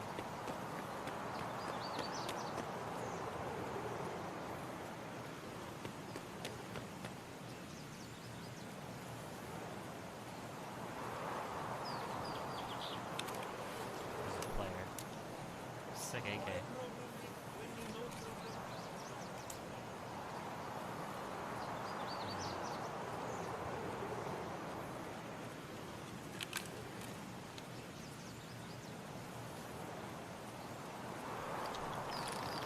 Disappointing if we didn't get him. Someone else got him. Oh, is he dead up there? He's dead up there. I hope I got him. I don't think I did, though. Oh, shit, he's dead right there, chat. Let's loot him, though. You'll see his buff muscles. Got a Val. A lot of good loot, but this is a terrifying place to loot. Looking at me. He's right here. I don't think I killed him. This sucks. Who knows? Maybe I did. Did I kill this guy, chat? He was right where we were shooting. I gotta check. But I think it would have made a noise. An 818. This is a sick vest. I think it's a level 4. Maybe a level 5. ASH. Gotta take that guy.